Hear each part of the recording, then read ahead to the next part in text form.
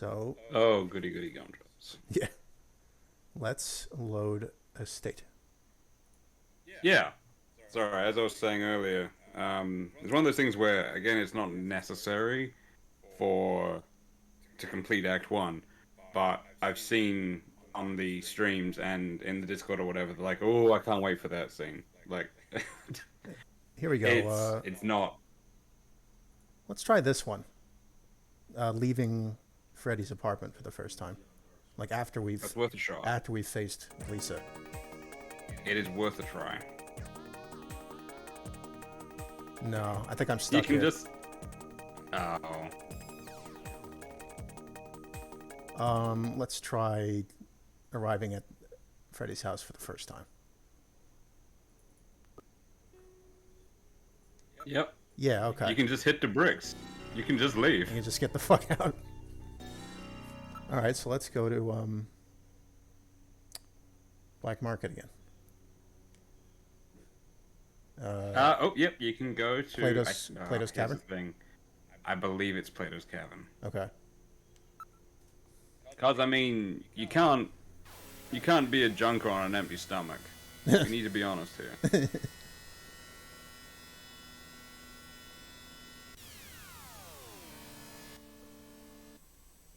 Oh. Forgot to make a Steam announcement for what that's worth.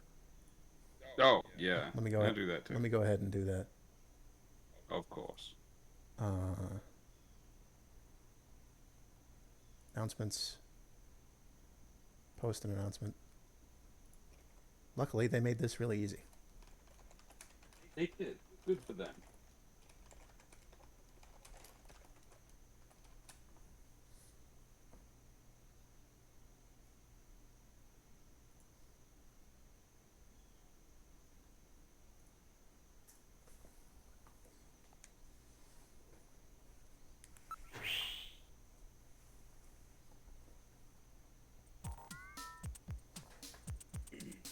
We're at There Plato's we Cavern. go. Yep. Now it's time to start having a sniff around. Sniff. You know, you have the smell option. There you go. Now keep sniffing.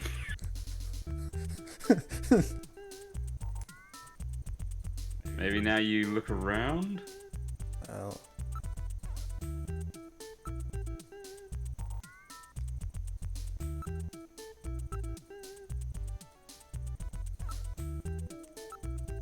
Maybe you investigate. investigate the food Quite a stand. lot of- Oh, food stands. There we go. Neo Kobe Pizza. I like how that's highlighted. Excuse me.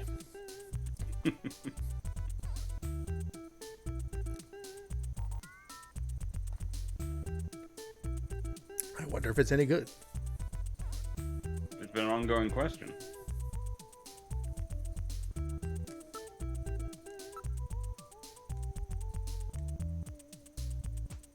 What?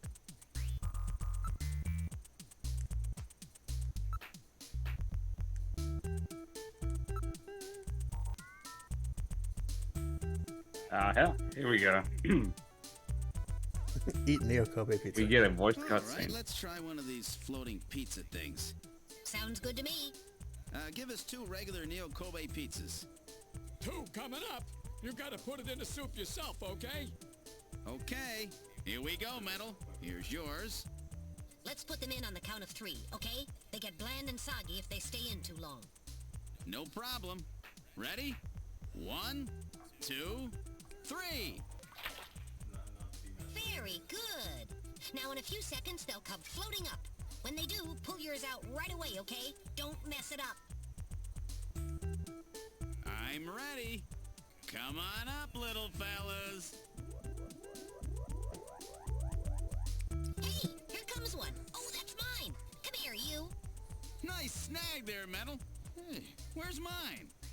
Oh, this is unusual. Oh. I wonder what the problem is. I want my pizza. Where's my pizza? What's the problem? Yours not coming back up? My pizza? Hey, really sorry about that. Happens every now and then. You'll forgive us there, won't you now, buddy? So, Gillian, perhaps we should go. my Neo Kobe pizza. It sank just like the rest of this city's gonna. Let's get going, Gillian. I can't believe that. I'll never waste my money on one of those stupid things again. So yes, for a lot of people, this has become a defining scene for Gillian. The ultimate oof. And interestingly, Neo Kobe pizza has become sort of, I guess you call it like a fish custard of sorts amongst Snatcher fans. In the early days of like these screenshot Let's Plays, one of the other forum members was just like, fuck it, I'm gonna try this real quick. And all they had was like some, I think, chicken noodle soup and like some leftover, make at home oven all cheese pizza. They just like dunked it and it was pretty good. Huh. And it's one of these things that me and Scum have actually done a few times since. Mixing up different types of pizza and different types of soup, and quite a lot of Snatcher fans now do this. That honestly sounds interesting. Is that something? Oh, is that I mean- is that something we could try, Malcolm? Neo Kobe pizza. Oh, you dip a pizza in soup. Yeah. Huh.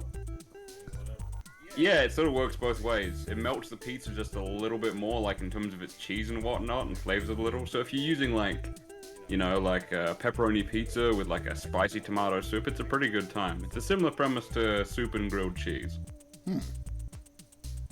I think it's not for everyone, but it's nicer than you would think, considering it's something that's, as far as I can tell, Kojima's criticism on overly gimmicky food.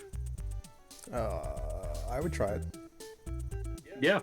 Yeah. I make the fish custard comparison because a few people have said some people have gone through the original Japanese version of Snatcher and said that it's just a dumpling dish. Now, I don't believe that to be the case, because in the original Japanese version they say Neo Kobe Yaki.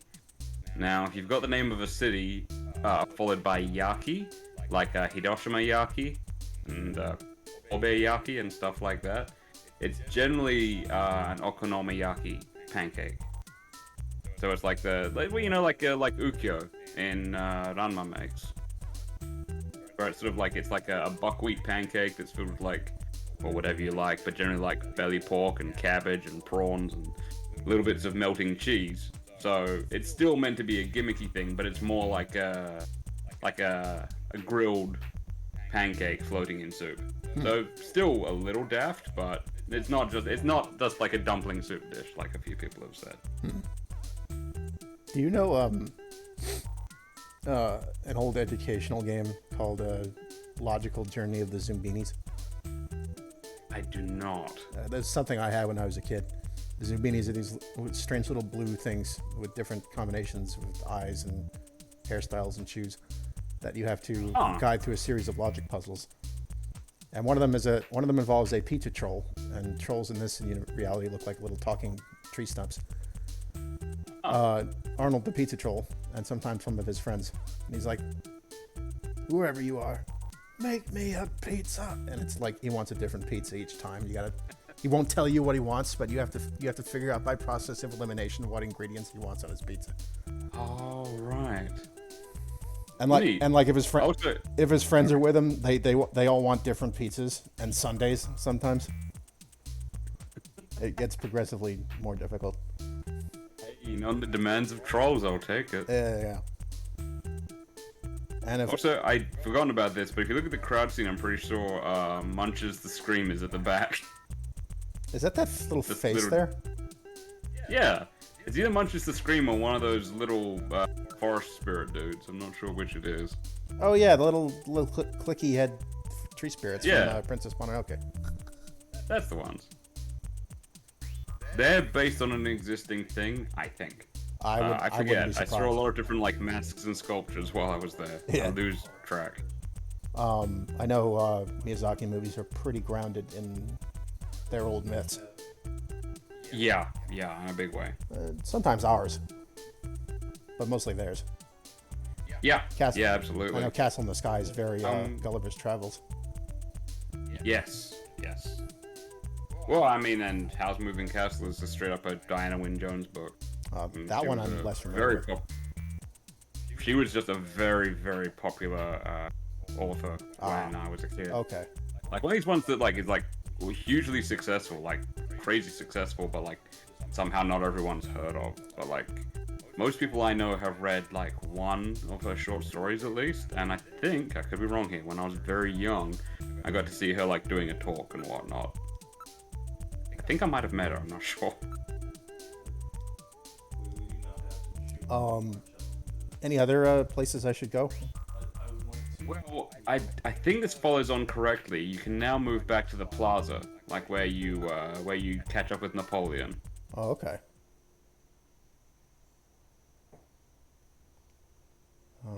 If this doesn't work, we won't worry about it too much. Oh, but while I'm here, I'll get some errata out of the way real quick. Okay. Yeah, last time on Snatcher, I talked about Sugi being Japanese for next. Ooh, so snow Sugi would be next snow. You actually I got that wrong. That's Tsugi with like a T sound at the start. So there's Tsugi and there's Sugi. Sugi you just actually means already like... corrected yourself on this. I did on this? Well, not in this stream, but you corrected yourself on the Sugi thing. Oh, right. Yeah. Well, the other thing is that I said that I thought Rick Baker might have been trained by Harryhausen, and that's not him. Okay. Rick Baker is the guy. He's more makeup than special effects, as far as I can tell. But I mean, what he's probably best known for is a combination of the two, because he did the amazing transformation sequences in American Werewolf in London. So that's Rick Baker's work. Okay. And he also famously did the makeup and special effects for the Thriller film clip. Oh, okay. And the last correction, or I guess, I don't know, when, like, last time when you were talking about the guys from Contra, and they're called Bill and Lance, you said their full names, and it didn't click on me until I was going back through the recording that their names are Bill Reiser and Lance Bean. Yeah. Which all but confirms the fact that they're based on fucking Aliens actors. Because it went over my head because I thought of the actors to include, you wouldn't include Paul Reiser as one of your references. Now, which one was Paul Reiser? He's Burke. Fucking Burke? Okay. So it's like, if you're making like a reference to like aliens and cool marines and whatnot, you don't include fucking Burke. Yeah, you do not include. Yeah, so Jesus. No wonder why that one went over my head. Yeah, so it's Bill Reiser and Lance Bean. So like if they'd named Bill it, Paxton, if they had named him like, I don't know, who played Vasquez? Jeanette Goldstein, and Bill Goldstein would be a fine name. Yeah, doesn't sound like the name of a top special forces soldier, but there you go. No, I suppose not. Although I have played a game where the head villain is called Bill Stein, which sounds too much like Ben Stein for me to take seriously. Bill Stein. He's not like a corporate enemy. He's like this Darth Vader knockoff. Oh, what the hell? And he's called Bill Stein. That's even weirder. It is. Oh, it's a weird game. There's like this dinosaur character in it who like hits people with a bone, and like he turns out to be like one of the main character's dad.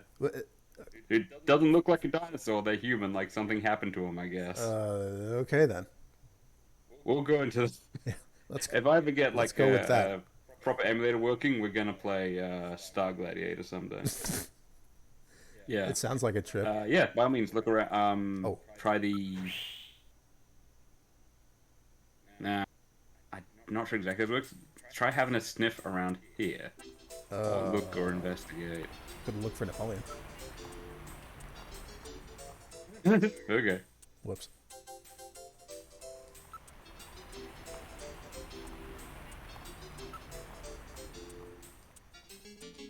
Okay. Where?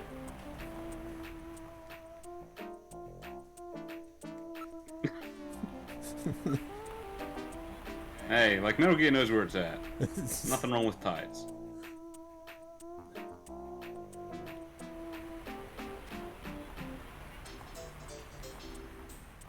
So yeah, I guess they're referencing Bill Paxton, Lance Hendrickson, Michael Biehn, and then weirdly enough, Paul Reiser.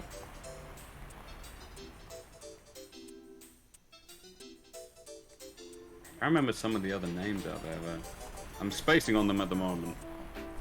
I know that the guy who played Drake shows up a lot. Like, he's just a working actor. Yeah. He's a surprising amount. I've seen him around. Mark Rolson, that's it. Yeah, Mark Rolson. I've seen him around. Yeah, Bill Rolson would be a fine name. Yeah. Although, I don't know, but because the name Reiser has Rai in it, there's a chance you can get a really good pun in that, in Japanese. The name Reiser is kind of cool. I think they picked that because Bill Reiser is a cool name. Yeah. As far as I can tell, Paul Reiser's a pretty cool guy, as far as I know. Yeah. I mean, it's hard to be worse than Burke, I guess. Well, quite. And I mean, it's affected his casting ever since, so you always expect him to be up to something, and it's like this shock twist. He looks like an apparatchik. Just like just a slime ball. Yeah. But he's very good at it.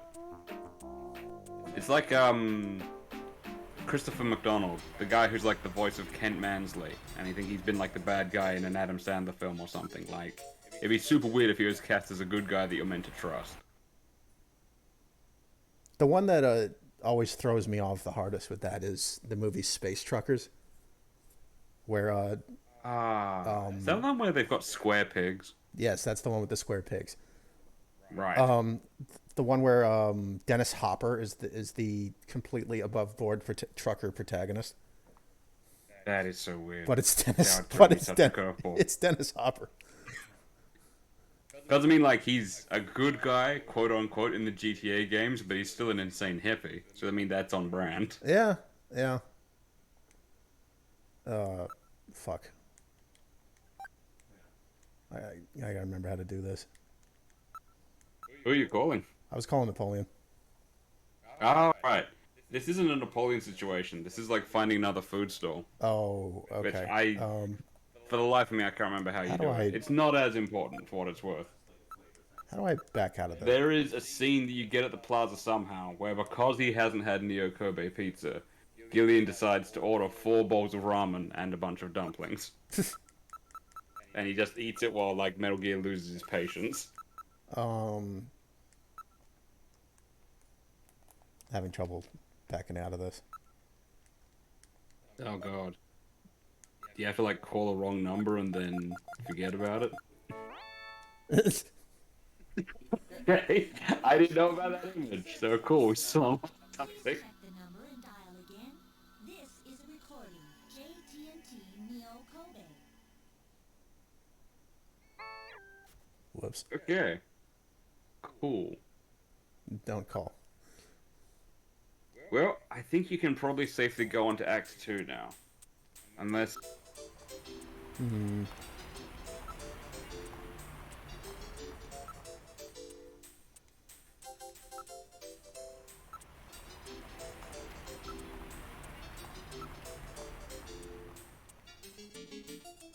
Okay.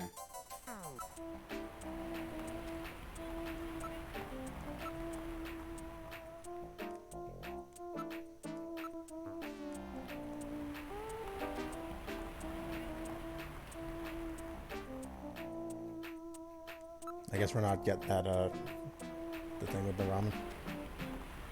I don't know. For the life of me, I'm not sure how to get it. This might be me being a dumbass, and maybe you can't even get it until...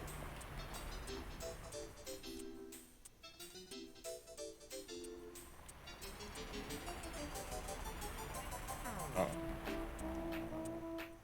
What did I do? You just... You followed a woman who was standing around looking like she might have been stood up.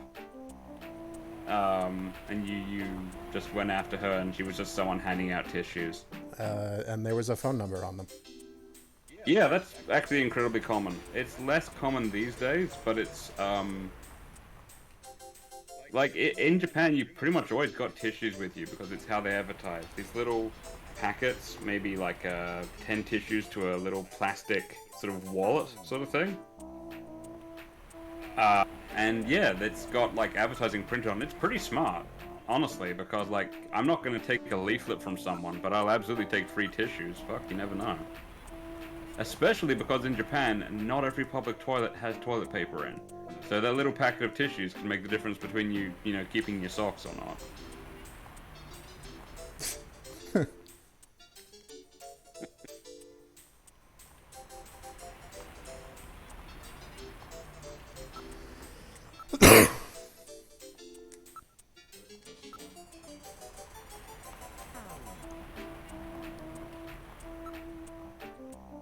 I have a good idea what this number is about, but let's see what happens. Big case of weapons on my fucking bag.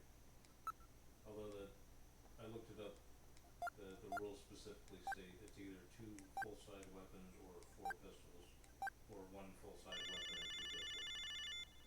So still, I guess I could like hold someone else's weapon too. I mean, that does make sense when you put it that way. Just John Doberman. be the weapons caddy.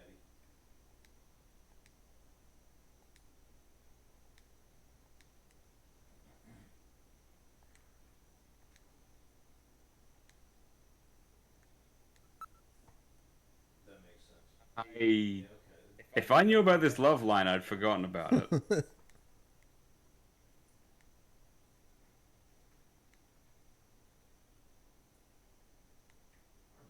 it came right up. How nice. Schwing. There's a reference that will last forever. What does the mono upgrade do?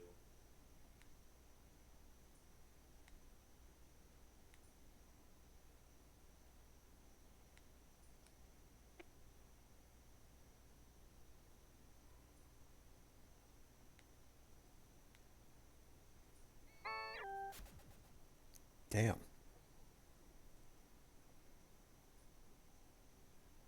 Joke's on you, Gillian's into that.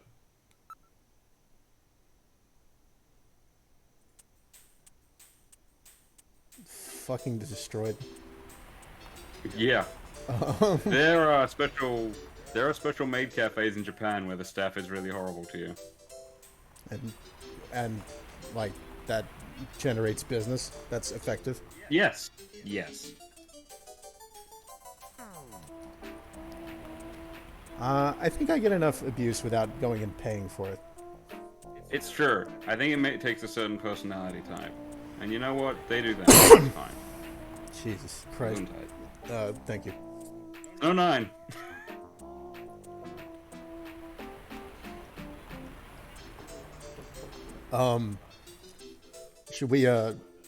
Should I look up how to get this scene, or should we move on?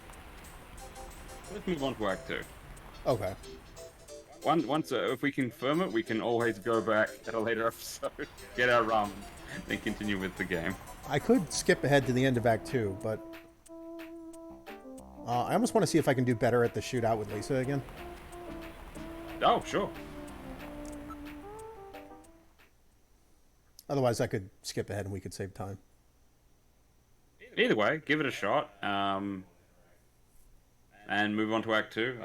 Look, it's up to you, seriously. Well, what does chat think?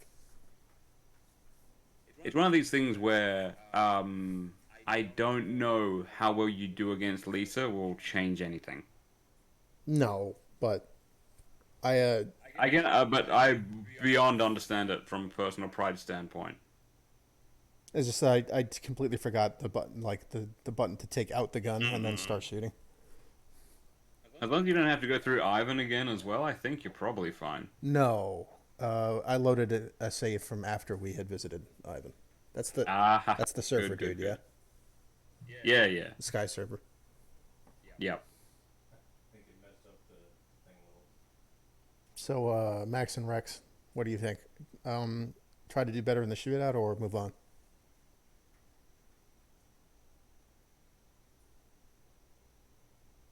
Max says go ahead and do the shootout again if I want. Okie dokie. Gibson's house. Freddy's apartment. Brilliant.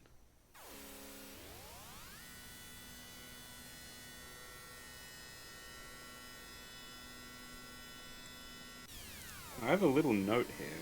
A note. Yeah, there was one of the voice actors who did okay, but like they haven't tried anything else.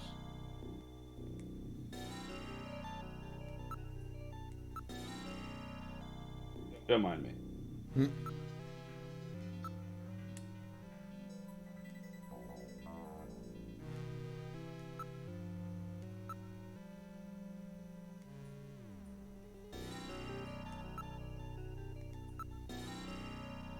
Oh yeah, Kim Han. The one of the voice actors, Kim Han. She's just a librarian now. So I mean, good for her.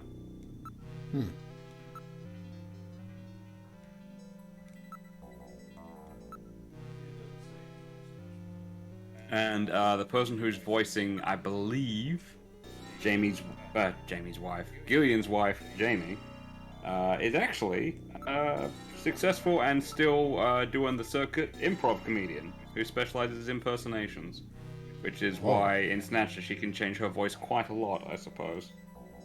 She's got a Bachelor of Arts in Theatre, and was voted and was a finalist, like in the top 4 of Nickelodeon's 2008 Funniest Mom Awards. Huh. Yeah.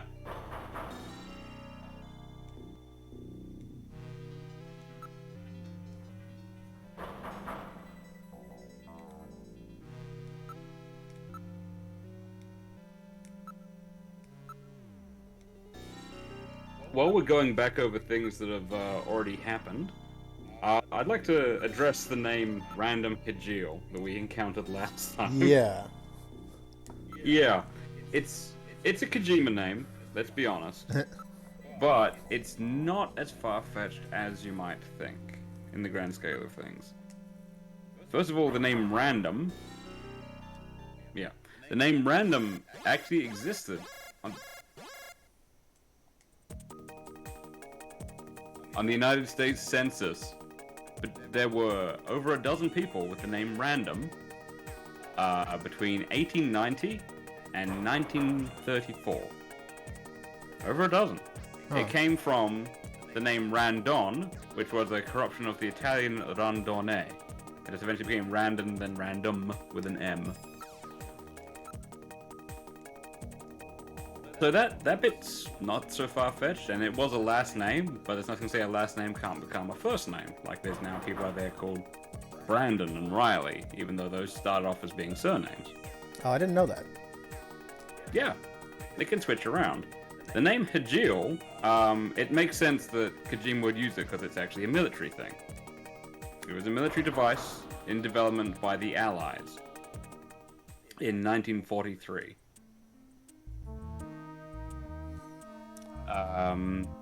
It was made as an alternative to parachute drops, because parachute drops gave the enemy too much time.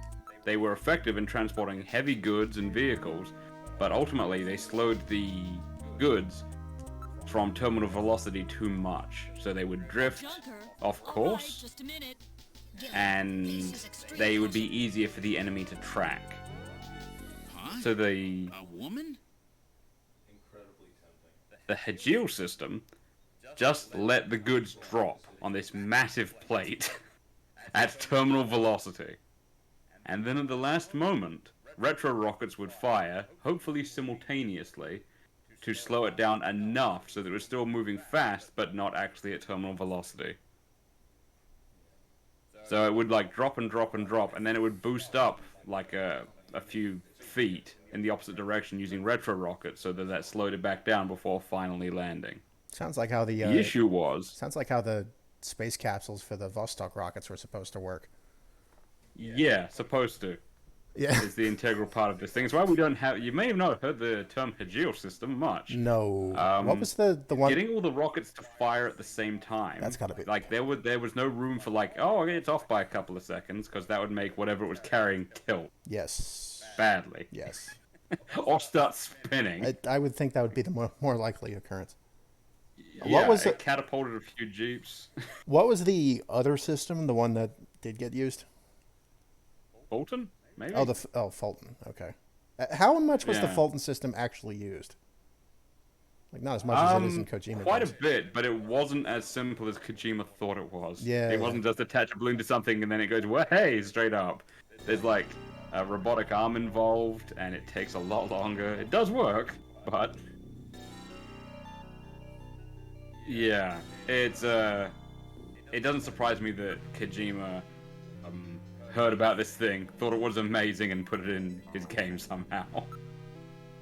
In the end, by the time they'd got it not setting things on fire or throwing their expensive stuff around, the war was basically over, and they were like, well, let's not worry about this too much, fellas. This is costing more than it's worth.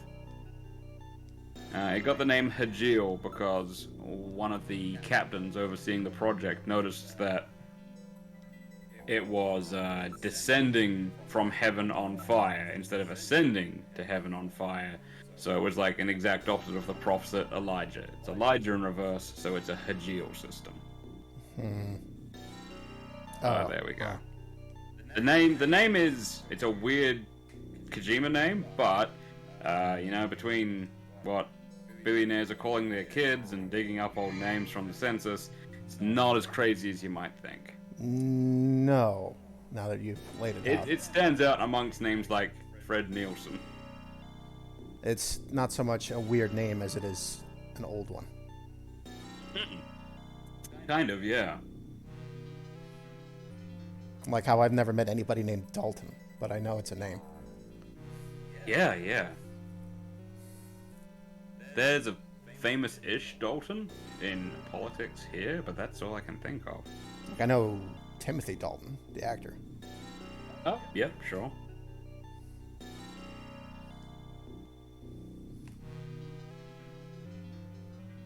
There are a lot of people called Jack at the moment. Either that or they all come through. I met a guy named Constantine once.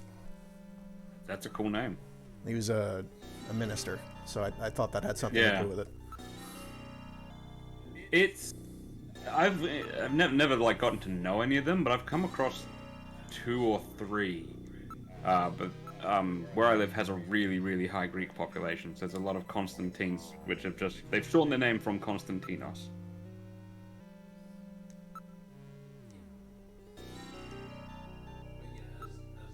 Yeah, looking at her now, it's kind of obvious that she's hiding that side of her face. I know. Like, once you know, you know. Yeah, it's but one of those things, but it's not. As I said last time, it's a pretty normal, you know, worried expression. Static. Yeah. Yeah. A lot of characters, like if you're playing like an Otome game or whatever, they'll just like hold a strange pose. Yeah.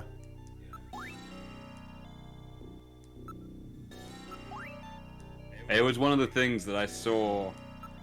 I'm not going to go into stuff like this too much, but there's a couple of people playing a dating game, and they were complaining about one of the girls in it just like had her forearm like resting under her chest, and they were like, "Yeah, I'm gonna stand like no girl ever has ever stood," and it's like, and one was saying like, "Oh yeah, I mean like I'm dating a relatively large-chested girl, and she never does this." It's like, well then. There's large and there's large, because past a certain size you do that subconsciously for the sake of your back. It is actually a legitimate way to stand. It's not just like an anime way of standing. What was that? Like a particular way of standing? Basically, it's one arm down by the side, and the other arm, so like forearm just like resting under the chest to hold them up. Ah. And that is something that sufficiently large-chested women do. Like, people don't even realize they're doing it. It's just like literally just alleviating some of the weight. The bust size where I live tends to the extreme low end. Ah. So I have not commonly observed the instinctual anime girl stance. No, or any other common behaviors of large-chested women in the wild. There you go. Well, it's been a subject of study of mine for some time. No. I would be studying this too, had I the opportunity.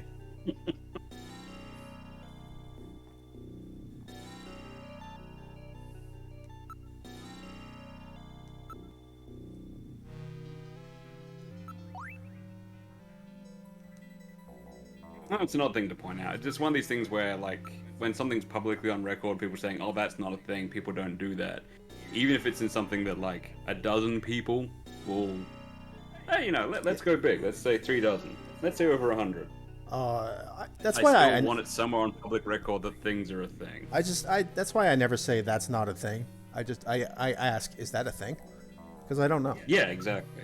I think I'm trying to catch myself doing that these days. I still slip up. Because, like... You would think something wouldn't be a thing, but then it turns out it is. Yeah. I try not to talk in absolutes. Aluminum Christmas trees and all that. Yes. Or, aluminium toilet seats, as it was. Is that a thing? I don't think it got beyond the testing stage, for similar reasons, because of course, like, heated toilet seats are a good time, right? Like, if you're in a country that gets, like, snow or whatever, a toilet seat that warms itself up, you know, first thing in the morning, pretty cool idea. In Japan, they were noticing, these aren't heating up quick enough, you know, these people are already sitting down and it's still cold, so it's like, we need something that heats up, like, instantly. So they made them out of aluminium, at which point they just caught fire. I need the hottest toilet seat you have. No, that's too hot.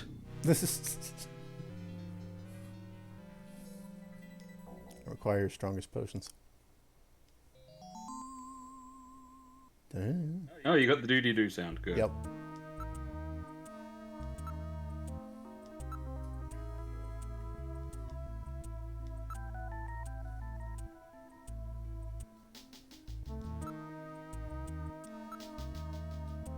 So I guess her intent would have been to just deflect Jillian, get him to leave. Yeah. A Snatcher, it's one of the things that they play up a little bit with this particular scene, which is good. Which is, if a Snatcher can avoid blowing its cover, it generally tries to. Right. They're sneaky. Yeah. Yeah. Because, I mean, like, once you're rumbled, you're rumbled. Like, she only attacks when it, you know, it's... We have incontrovertible proof that Freddy's a Snatcher. Yeah. Yeah. And in the case of Lisa, it's one of these things where she was made into a Snatcher for a very specific reason. In quite a horrifying way, but even as a Snatcher, she retains a lot of other day-to-day life things, like her and Freddy are, I think, actually kind of a couple, even though they're both Snatchers. Weird. Yeah, you hear a little bit in the radio play, and they retain a lot of what makes them them. They've been deep cover for a while. How long is a while? It's one of the things that... Well, there's a time skip in the radio play. So you don't know how soon it's been happening, but it could have been between 6 months and a year in Lisa's case. Because this is a radio play only thing. It's not really mentioned much here, obviously. Because, I mean, it's probably a retcon. But it's one of the reasons why, you know, an ace junker like Gibson got taken out. Is because he was sort of looking into Freddy, but Lisa's actually an old friend of his. On the ongoing trail of how much John Jack Gibson's life sucks. I said in a previous episode that, like, Lisa Nielsen used to be like a brothel madam. It was Jean-Jacques who caught her, and Jean-Jacques who got her to clean up her act. And he used to visit her when she was a waitress and stuff like that. And she would, like, you know, give him free coffee. And generally they were, like, slightly flirtatious friends. So he would have gone there looking around for one sort of Snatcher, and found someone who he thought to be a friend, and that would have probably meant that they got the drop on him, managed to disarm him, and damage his navigator. Because Little John was also... Little John and Lisa Nielsen also knew each other. So that's like where the Snatcher effect works. They picked Lisa Nielsen because it would help them get the drop on Jean-Jacques. It's horrifying, really. It's part of the whole Snatcher problem.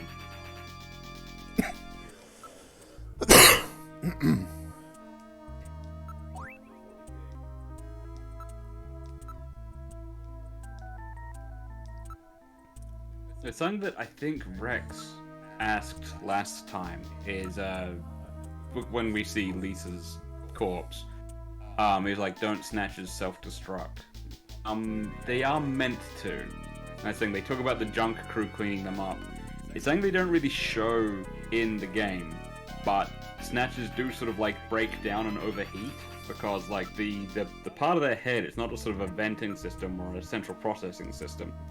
Snatchers generate an insane amount of energy and heat. It's what powers their weaponry, what makes them so strong. That sort of thing. They're very fast, they're very agile, so they've got like this huge energy issue. Again, they expanded it more on the radio play, where a Snatcher gets hit with like a non-blaster weapon. Like, you just have to be a really, really good shot with it, and it disables their ability to cool themselves down. And so the Snatcher keeps functioning for a little bit, because, I mean, it's been shot with a non-blaster, but then it can't control its heat systems and essentially cooks from the inside and basically burns up. Huh. So it's the one, because they talk so much about not being able to study Snatchers because they self-destruct. It's not like an explosion self-destruct.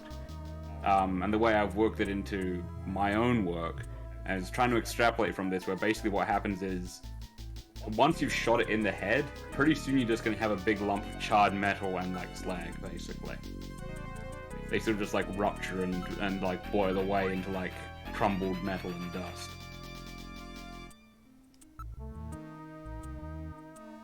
Now see, if Jean-Jacques spoke more about his personal life, that would potentially be a huge giveaway.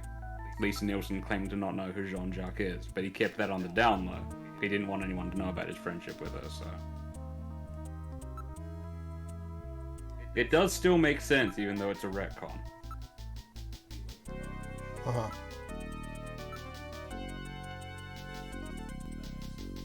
I'm trying to remember how I got to investigate the bathroom. Hey, for the life of me, I can't remember how you move on from this. It's just like look, investigate, ask.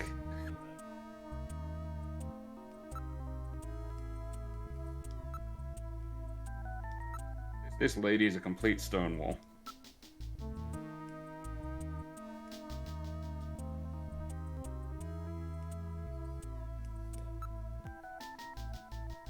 Is she based on an existing person as well?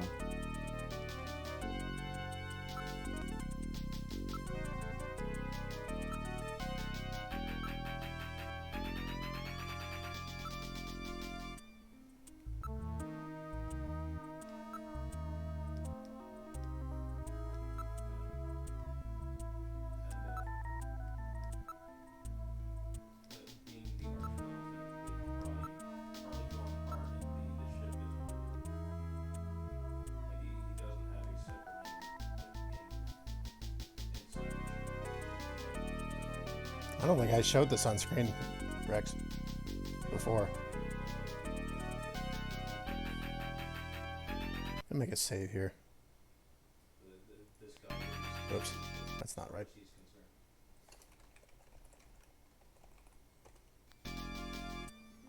Suppose I could try it.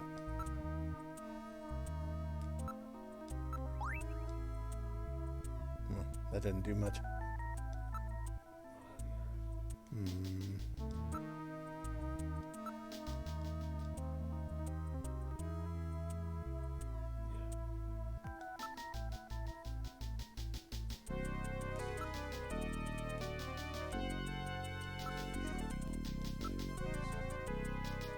I mean, yeah, when I've got a toothache, I just jam the palm of my hand into it the whole time as well.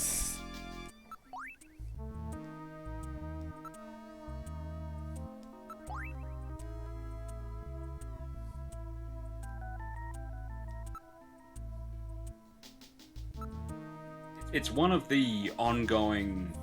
we can't get a solid answer, because you may have noticed that, like, having a blaster is meant to be a pretty big deal. It's a big part of being a junker. It's like the blaster is like an incredibly sophisticated and restricted piece of technology, because it's an insane bit of portable weaponry. Anything stronger is like much larger.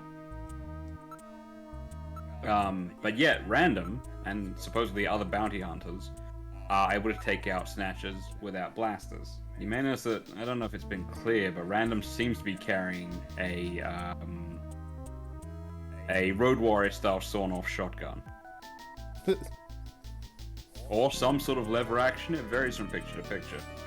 Now, I've studied Japanese websites, and the most consistent theory that people seem to be saying, I say seem, my Japanese isn't that good, is that it's not so much that the shots are that powerful. They are powerful. He's using a slightly modified weapon, but it's just that his shot is that amazing that he's getting their central processor like dead on. So the shot doesn't have to be as powerful because his accuracy is so good. So that's why random's so good, is because he's really accurate. Like Blaster, it's such a big shot, and the whole thing is so powerful. You can glance it. Enough to prove that our Freddie Nielsen is a snatcher. True. Without more evidence, we cannot get a scanning warrant.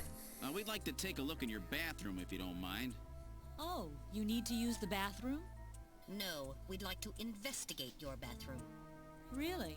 Whatever. Please, go right ahead.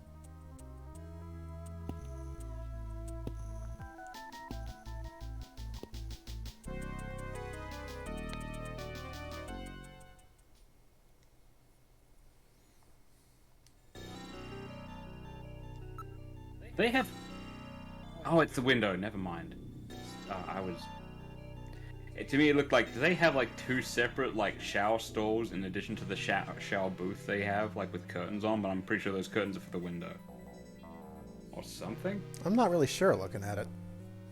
Yeah, like, those could be curtains, or they could be, like, a hallway, I guess, leading to another room with two separate doorways. I am pretty confused by this design, I'll be honest.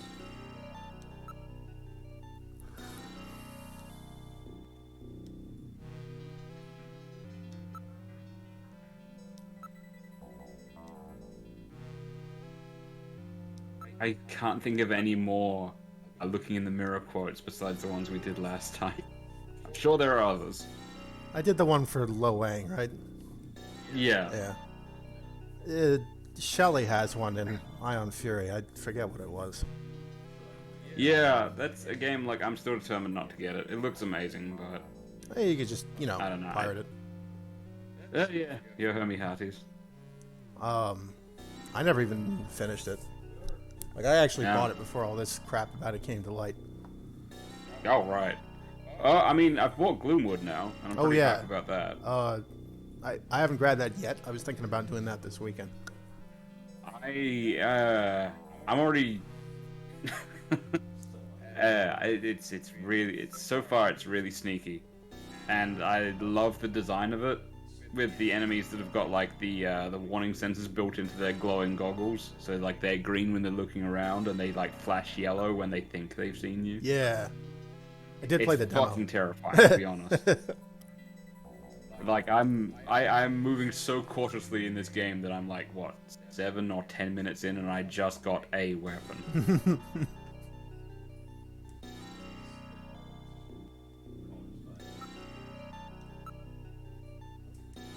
I love the inventory system, though. The inventory system is awesome. Yeah. And I look forward to getting into it more. They're very proud of that mechanic. The mechanical suitcase. Mixing a few different games together. Da-na. So we're getting, as far as I can tell, a bit of Thief and a bit of Resident Evil, which good combination.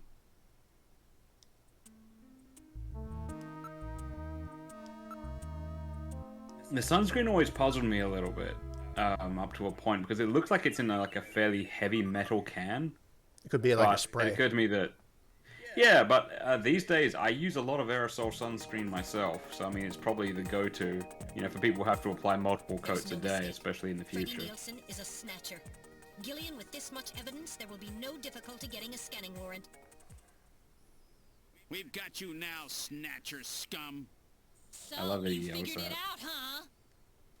Who's that?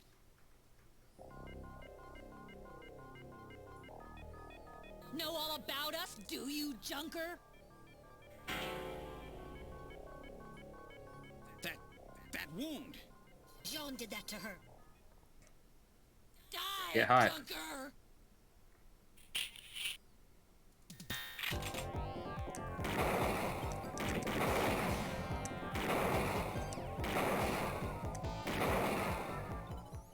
Oh man, nice work. Thank you.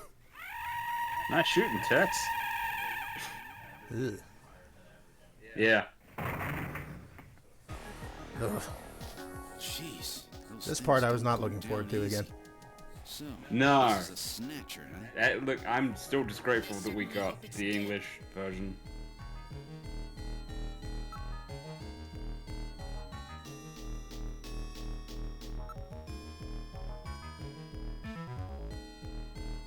was Lisa and Freddy who killed Jean. Freddy, that's right. So where's he? We can contact the junk collection team later. Let's get out of this apartment for now.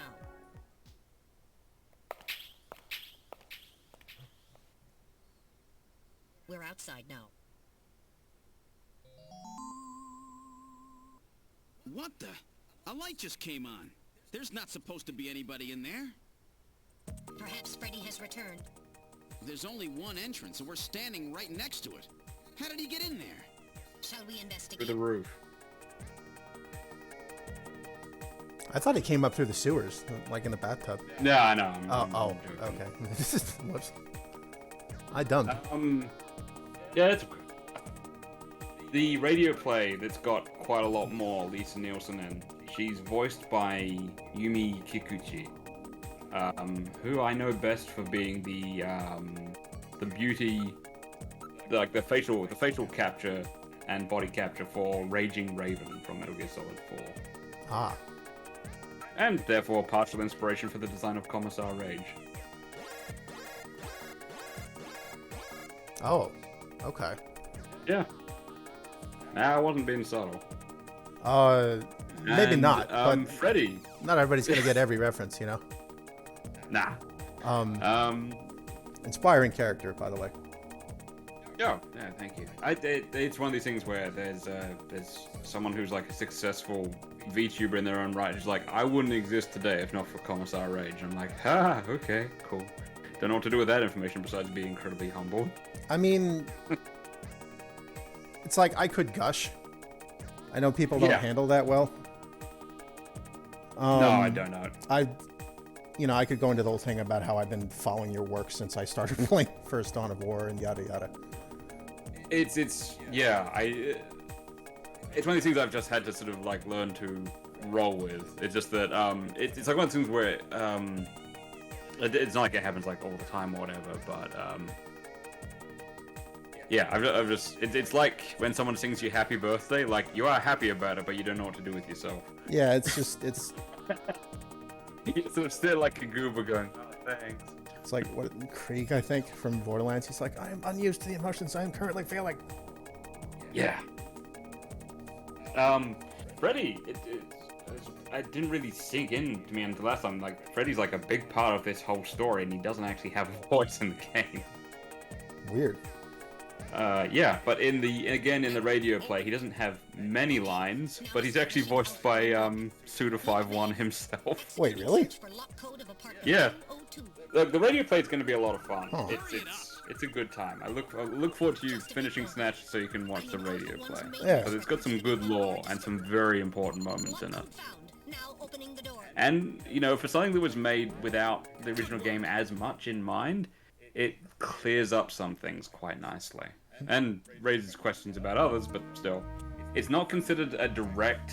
It's like a reimagining, because there's actually contradictions between the radio play and this game. So, in my own case, I've picked and chosen which bits make the most sense. But, yeah, it's Goichi Tsuda just putting on sort of a, just sort of like a tough guy voice, and honestly, not just by my assessment, but by most people's, even though he has less to do, he's a better voice actor than Kojima. It's hard to tell, because it's hard to tell if someone's a good actor or not if you don't speak the language.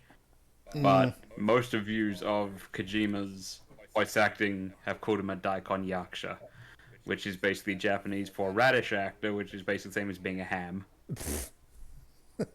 I think he does fine. I know he's not an actor, but he's putting a lot into being Little John. I mean, to me he sounds fine, but to Japanese people apparently he comes across pretty hammy. Watching radio play stream confirmed. I don't know about that, Max. Rex says he expected more green on Lisa's Snatcher skull. Ah, that's a good point. They haven't altered the graphics as much there. There's a cool thing they do in other versions of the game, where when she first stands in the doorway and she's in silhouette, one of her eyes is glowing as well. It looks really scary. I read motion. This room. Damn. Where is he? Doc Brown. Behind you.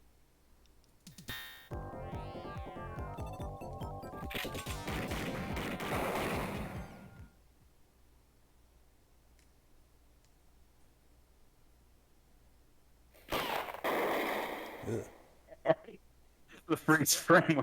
That was close. You're lucky I was here to save your skin. Who are you? Me? Random Hajil, bounty hunter. Bounty hunter? Yes, Gillian, a bounty hunter. As the junker I love profession that is Gillian so does the fucking dangerous, snake their numbers repetition have thing. fallen dramatically over the past few years. As a result, the government decided to put a price It on hadn't really snatchers' occurred to me. I don't really mind that in I'm order talking to over this encourage time, private but citizens I'd to forgotten in Metal cooperate Gear with Solid them to 4, track them down. Snake Naturally, wears these the bounty hunters must youth-based register with the camo and wears a authorities. trench coat, so he basically looks like Gillian for one scene, which I think is intentional. Oh, I know what you're talking about. You got it. Yeah, it's the one that everyone uses for like when he suddenly turns old again. Yeah, it's like I take him out. A very useful You gift have in the my legal case. obligation to state your bounty hunter registration number. Please do so now, immediately. BH75001 Random Hajil. That's RANDOM. This is another quite a good cultural thing they did between games. BH75001, Random Because Hajil. Random, That's confirmed. I his officially what his recognize actual you as a legal bounty hunter. speech to you in Japanese, he's not really being that rude or talking down to you. Like in this, he's like sort of like, just relax, rookie, and calling you like Junker Boy and stuff like that. He's not doing that in Japanese, Just relax, Rookie. but he's being incredibly cool and standoffish. He's like keeping you at arm's length. He's calling you Junker-san, which he's not really doing as a term of respect, but he's just like, this is just a job to me. And he's using very, very cool, disinterested language, which is not really as rude in the West, so you have to do that sort of cultural adjustment. It's much ruder in Japanese to talk to you the way he's talking to you in the Japanese version. So they actually have to make him kind of like actually actively rude in the English version to get the same feel, if that makes sense. oh, Track 'em down and you It's quite a good little adjustment the translation team did, because he's not being patronizing in Japanese. He's just being very cool, like in the original sense of cool, where he's just like you mean seen? arm's length Don't you and know anything about it? being a little on the unfriendly side. He's being businesslike and disinterested. I owe you one. So they actually had to make him like actively rude, which is a neat little touch. It shows like a really good understanding of the translation. A Snatcher controlled hospital, eh? There's bound to be more than a few of them in there. In both languages, Random is one of my favorite performances in the game. Honestly.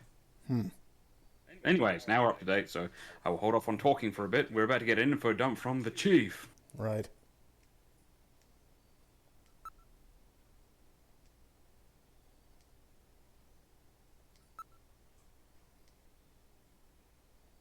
I'm not even sure that the in-game saves even work. I think I tried to load one from the menu and nothing happened. Oh, yikes. So it's a good thing I've been saving states. Act 2. Act 2. Sure. Kure. Kure.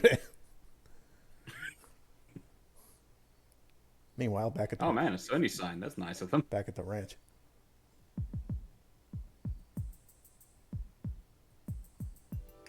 Okay, let's try to sort all this out. Metal Gear, would you mind helping out? Not at all. Now projecting recorded video images. Gibson calls in and you two immediately head for the abandoned factory in the M District. But when you Immediately. arrived, Gibson had already been killed by someone, or something at the factory. From hair and skin samples recovered from his body, you determined that the perpetrators were two snatchers, one male and one female. In addition, from a floppy disk containing notes from Gibson's investigation, you discovered that snatchers have a crucial defect. Gibson was apparently killed because he had learned about this weak point. And this weak point is a key difference between them and real humans. Their artificial skin cannot tolerate ultraviolet rays. Long-term exposure causes it to become cancerous, a form of melanoma. This severely limits the places and times that they can operate to midwinter when daylight hours are their shortest, and of course at night. And it looks as if it will take at least 6 months for them to develop a new skin which overcomes this fault. So their biggest weak point was that they had to keep themselves protected from ultraviolet rays over the past 6 months. Gibson really put his earlier training as a science cop to good use in figuring this one out. And that's why they use plenty of sunscreen, even in the middle of the winter. As a result of this, it becomes clear that there is one thing they must have to continue their survival. And that is medical facilities, where they can treat artificial skin which has become cancerous. And it appears that Gibson may have located a hospital used for this very purpose. In an effort to determine where Gibson had been investigating, you analyzed his stomach contents, found buffalo meat, and headed to the only place in the city that serves it, Outer Heaven. Isabella Velvet, a dancer at this place, gives you a description. The only time you see that graphic Put together a montage of the man Gibson was a nice trying picture. to track down. Yeah. You then ran this montage through the city's data bank using Jordan. And that gave you 2 suspects, Ivan Rodriguez and Freddie Nielsen. But from the condition of Ivan's skin, you determined that there was no possibility he could be a snatcher. There was Although no he was a member evidence of Team at all Rocket. of melanoma. But as he was in possession of liquid sky, you turned him over to narcotics. Following that, a search of Freddie Nielsen's home turned up large quantities of sunscreen. Nielsen's wife, Lisa Nielsen, turns out to be a snatcher, and you dispose of her. And you confirm that the skin cells found under Gibson's nails were from Lisa. Freddie Nielsen also turns out to be a snatcher, and you dispose of him as well. The hair sample that was found in Gibson's hand is confirmed as being from Freddie. So you are able to determine that these 2 snatchers, Freddie and Lisa, were the ones who killed Gibson.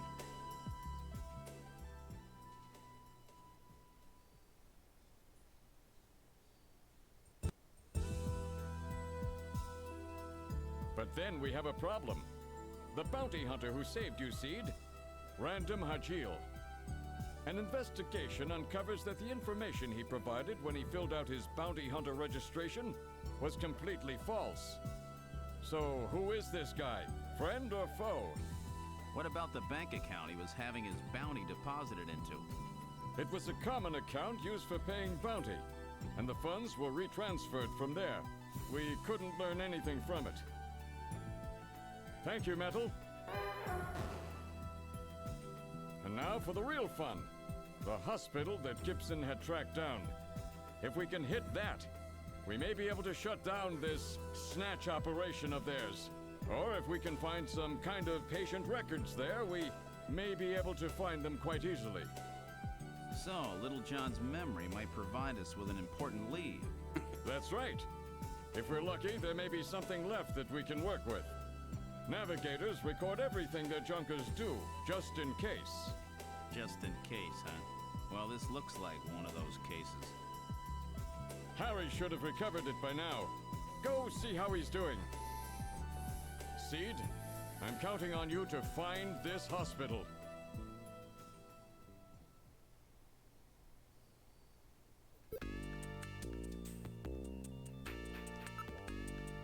They plug into Little John's memory and just starts playing Get Low at them.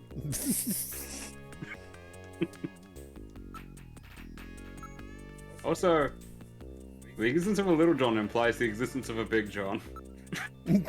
No. Big John.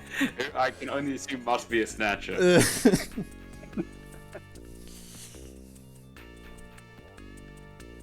I'm here, click me.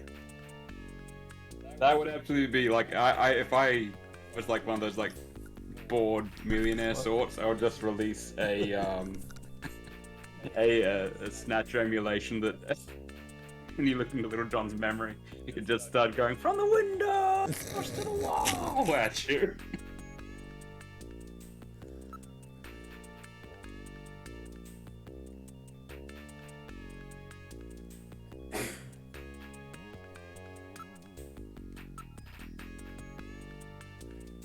No, in Japanese, Random Hijio is actually voiced by the late great Kaneto Shiozawa, who, his career was cut tragically short because he died from a cerebral hemorrhage after a bad fall in his home. Oh, Jesus. But he was the voice of like Omor Fang, and he did like all these charismatic. Sorry. I've got Little John's memory all ready for you. Well, were you able to get anything from it? Just relax. I'll put it on the monitor for you now. I'm afraid it was almost completely destroyed beyond recovery. Those snatchers, they sure do a thorough job. What do you mean? Wasn't there anything left? Like I said, just relax. I was able to get one video image out of it. I don't have the slightest what this is, but it's definitely got something to do with Jean's investigation. This is it. So, Gillian, do you have any idea what this is? Hospital Olean? This is almost certainly the Snatcher-controlled hospital that Gibson was looking for. You ought to run the name through Jordan, but if that hospital is not legit, the data won't mean anything. This city is packed with unregistered hospitals. The sign in this picture looks curved. This word Olean might continue past the edge of the image. I've stored this image. You can view it at any time. Just use the graphic memory command on the possessions menu.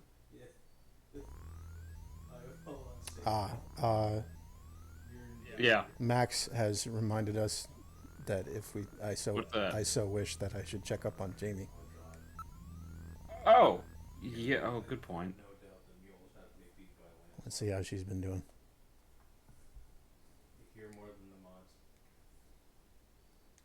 She'd have very different hours to you. I would have thought. I mean, she works a regular sort of job at a pharmacy or whatever, so you're pretty much always going to be waking her up, I think. Still a good idea.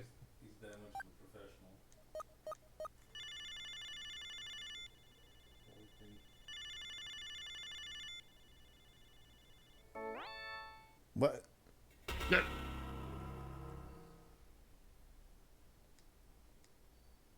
Bet I surprised you, huh? Don't worry, this is just a tape.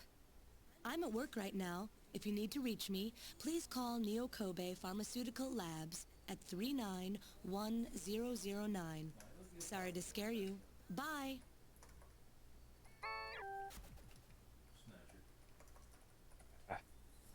I think it's a nice touch, because, I mean, it shows that, like, her and Gillian were together for a reason. She's obviously got a fairly decent sense of humor. Now, on one hand, I questioned the existence of a Snatcher mask. So it seems like that would be a very uncommon item. Yeah, you would think. If you were... Yeah, well, like, people would be, like, scared of Snatchers, right? Yeah. But, at the same time, you know, there's joke masks of all sorts of terrible things in the real world, and if you were trying to play down a genuine menace, you would actually try and, like, soften the blow by making them sort of like, you know, it's just a joke, they're not real. So, I mean, in a way, a Snatcher mask does kind of make sense. You'd want everyone to think they were an urban myth. Yeah. Either that, or Jamie had it custom made just to fuck with you. I think that's a possibility. I mean, it's a real possibility.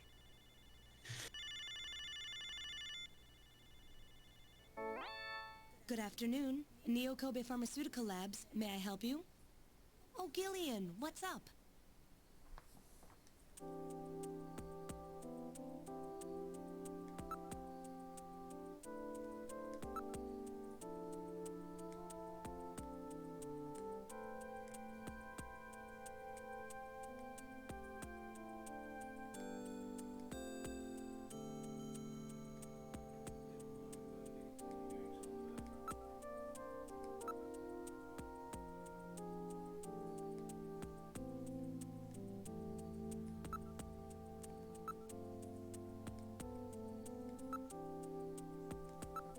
Maybe you actually do need to call her to progress.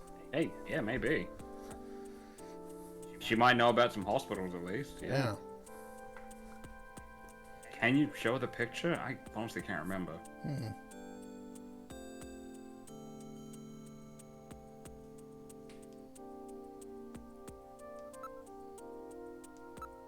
Hey, nice one.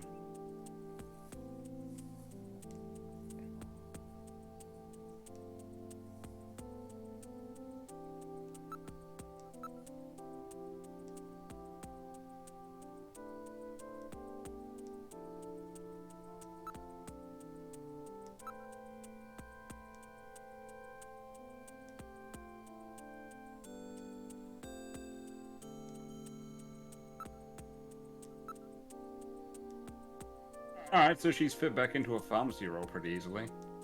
It's good to know.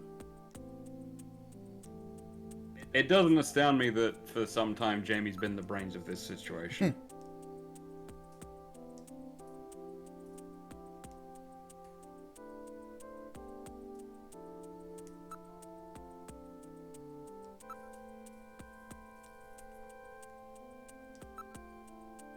Do you show it to her a second time? Will that do anything? Or... Ah, okay.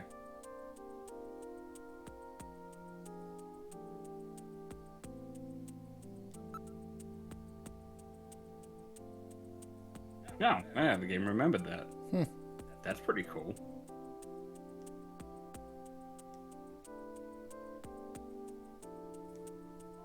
Oh. Shut down. Fuck. You're just gonna show us some cash over the phone? I don't think so. Probably not. It's like those Facebook pictures that people take where they put like a 20 and then like run it and then pad it out with a bunch of singles.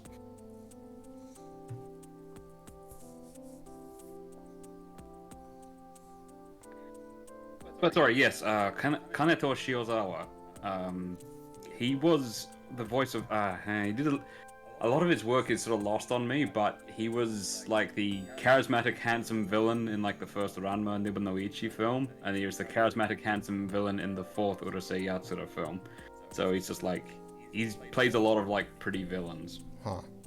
He's also Grey Fox / the Cyborg Ninja in Metal Gear Solid, the Japanese version. Okay. And unfortunately, his tragic death in 97, I think, meant that he didn't really do any projects after that. But he had a very cool voice. He had this wonderful sort of bored Tokyo playboy sort of voice. Huh.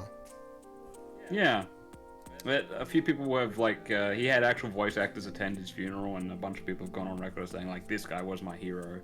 He's why I got into voice acting, so I'm glad he was in this. Sag, Max says. Yeah, it is. Max also said something about English. Jamie having to borrow a hospital compendium. Oh, well, I mean, Maybe she works at a pharmacy, so it might not be hers. Yeah, maybe not. It's really enough. Sorry. What were you saying? The English voice actor, Jim Parks, pound for pound, one of the hardest working voice actors in this game, because he's being like random, he's being Napoleon, he's being a few phone people, he's being the doorkeeper, so he's spreading himself pretty thin. I think he's doing a pretty good job with most of the roles. But Jim Parks is actually still around. He's on Home and Garden TV, hosting a show called New Spaces. New Spaces. Because his real passion in life is gardening. Oh, well. And awareness for seasonal affective disorder, which his wife is plagued by. So he's trying to call attention to that. But he's still a working, sort of performing sort of dude to this day. Makes me want to watch some HGTV just to see if I can catch him. But we'll see. He's all about house flipping now. Huh.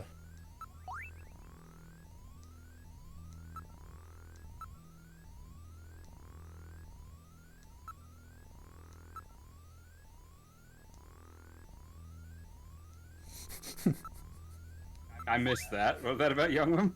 He was saying we should go investigate young women instead of old timers like him. Oh, wow.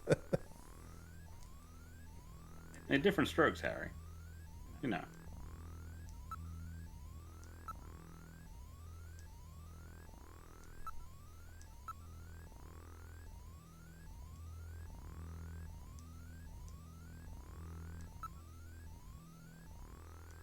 as has been accurately pointed out by previous Let's Players, a fan going that slow ain't doing shit.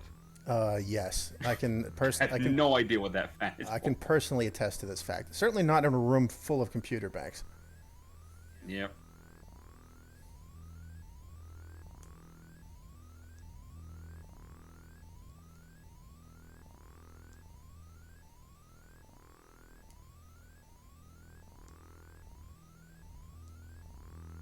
Oh, they confirmed that in game. I did not know that. Okay, so he's got a modified handgun and he's a good shot, a ray gun. Yeah. Neat. Oh, good to know.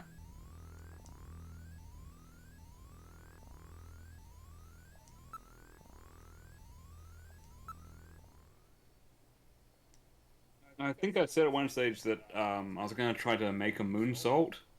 I'm going to worry about that in a later session because Act 3, that'll be the time when we're going to... I encourage you ahead of time to find something interesting to do while we experience Act 3.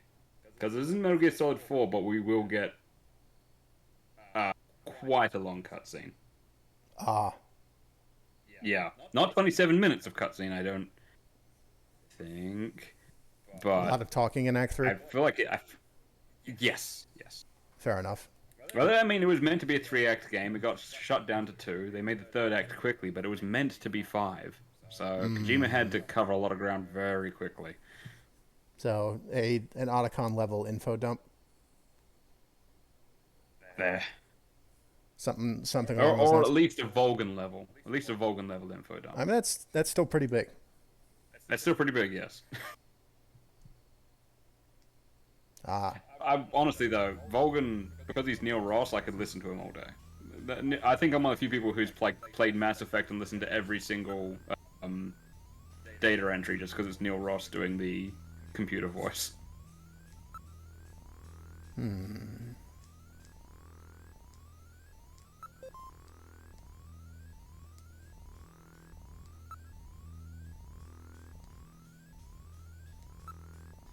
Out of curiosity. Sure. Ooh, good idea.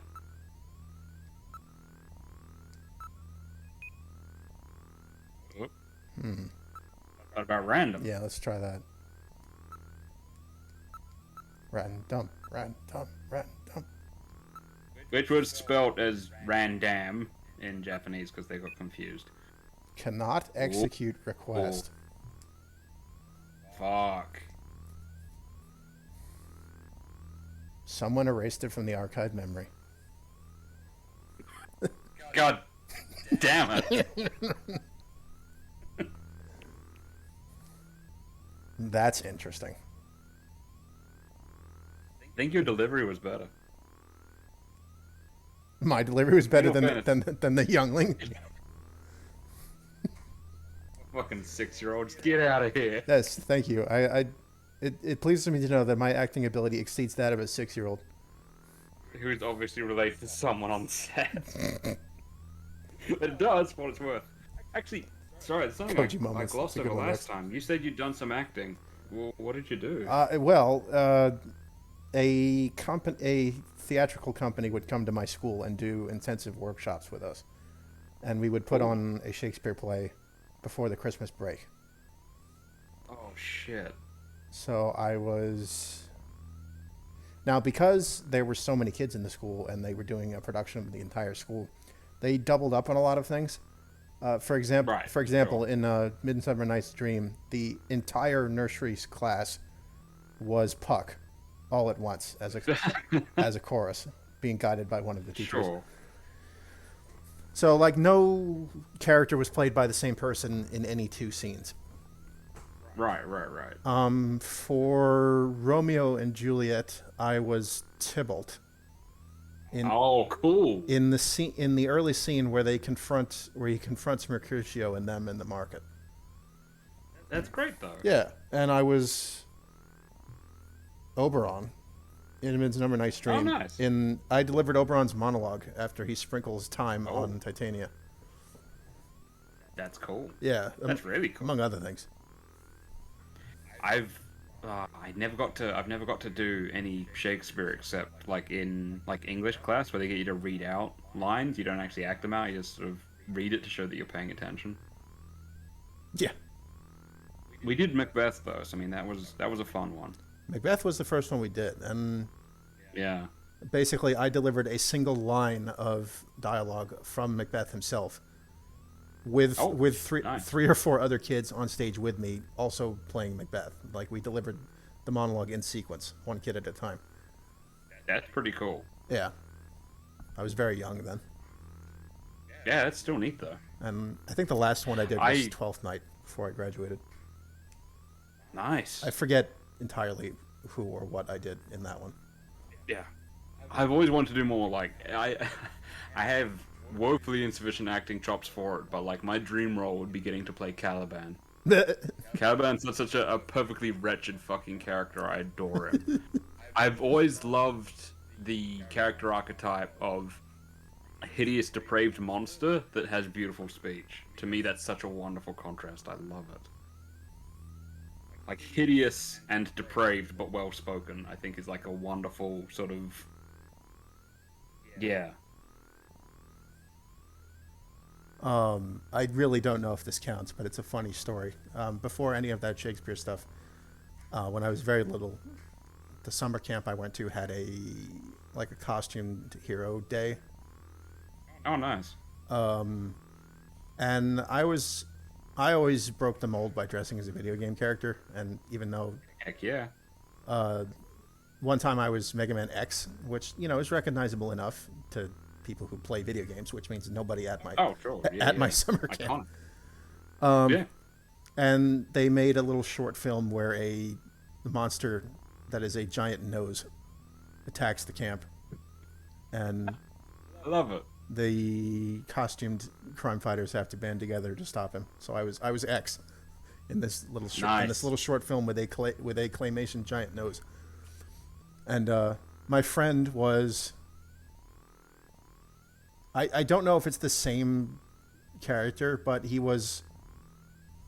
He called himself Sergeant Pepper. And I do not know if that was the Sergeant Pepper of Sergeant Pepper's Lonely Hearts Club Band or not.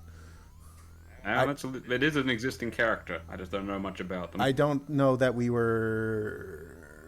that it would have been so cerebral a reference for us as little kids.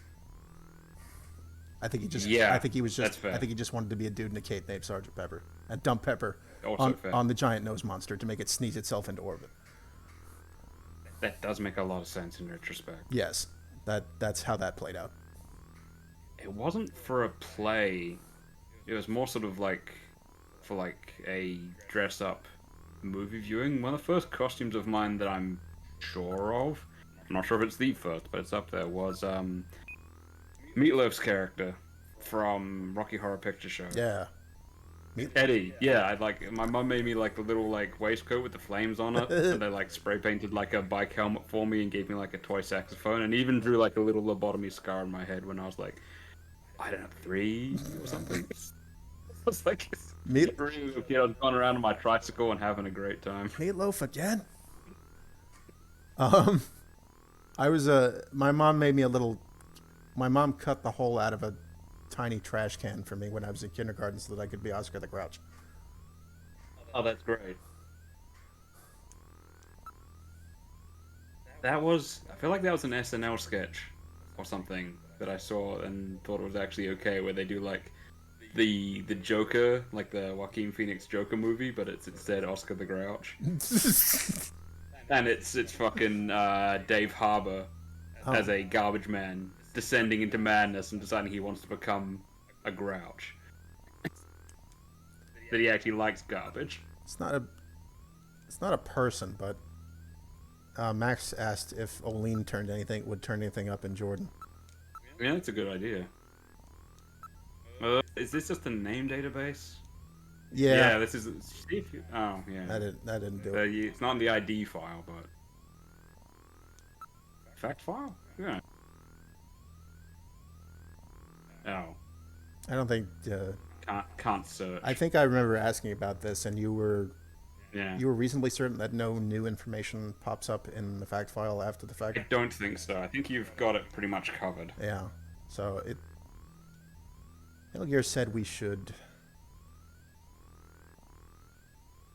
What did Metal Gear say to do? Like, it wouldn't turn up in No, if in doubt, you can ask the chief. Ooh, I remember. We need to call up Napoleon. Oh, yeah. Again, Jim Parks, doing his damnedest. Napoleon doesn't sound a damn thing like random. No. Not in the slightest. No, yeah. Let's see. 39. I'm very glad I wrote down all these phone numbers. 0118999.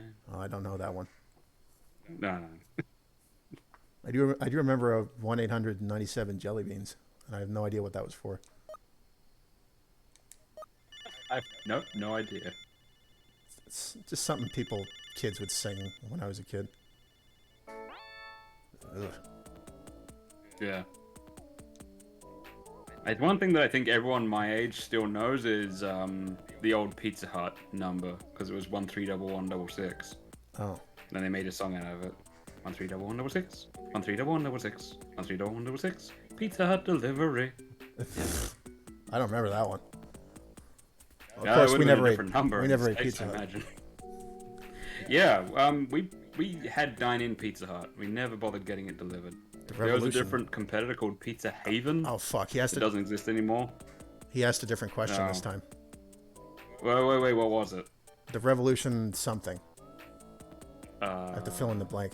Has ended? I'm gonna have to look at the Napoleon file again. God damn it. And then he's gonna ask a different question again. Well, I think it has ended.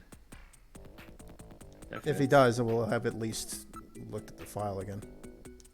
Yeah, it's true. Damn it. Is ended. I fucked it up. Semantics.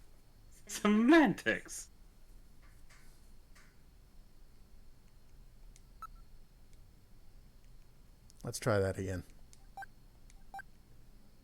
Seems like you asked for the password when you bloody met him before. Yeah, I wasn't expecting that. I was gonna say, if you've been snatched, Napoleon already has bigger problems.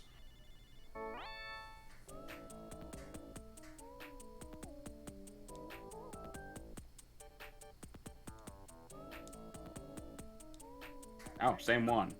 Outstanding. Does he not ask a random question? I don't know. I guess if we do this again, we'll know for sure. Yeah.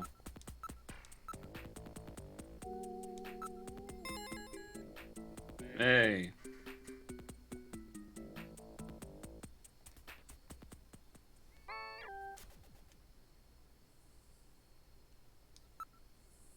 Back to Alton, I guess. Yeah, I guess so.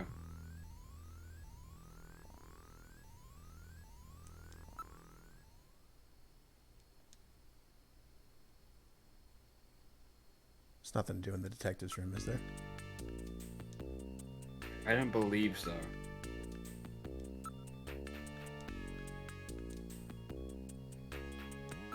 That was one of the things that I did, just in my version of Snatcher, that I stand by as being a neat little touch, is that the detective's room is bathed in artificial sunlight, which basically means that you keep your vitamin D levels up when you're a junker, and also it means that there's no snatchers can be in there.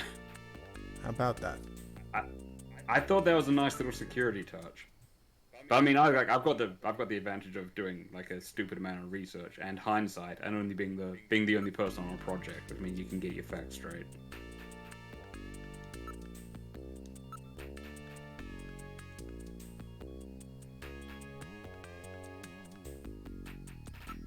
In a city with a 5 million population that's this big be frantic? I mean, if they're packed into a small enough space, I guess. It seems really tall. But I mean, it could still be squeezy, I guess. I mean, it is kind of like scrunched onto a couple of artificial islands, right? It is, it's true. Which may be a reference to the Kansai airport that was being built at the time. It's a pretty cool idea. It's like, if we don't have enough room for an airport, you just build an island and the airport goes on that. Well, there you go. Kansai Airport's lovely, by the way. If you ever get a chance to go to Japan, that'll probably be where you end up. And I would very much good like to time. go to Japan someday. Hey, look, I don't imagine we'll get a chance to, but if we ever sync up our visits, that would be cool. Take you around Osaka and Kobe. Seems like getting myself over to Australia would be a task in of itself. Just to meet you there. Travel vice is just versa. getting tricky. Yeah. Yeah, exactly. Travel's getting trickier and trickier these days between the expense and whatnot. I would end up having to apologize because, I mean, like, Australia, there's plenty to do. In my specific hometown, I mean, it's great if you want to eat.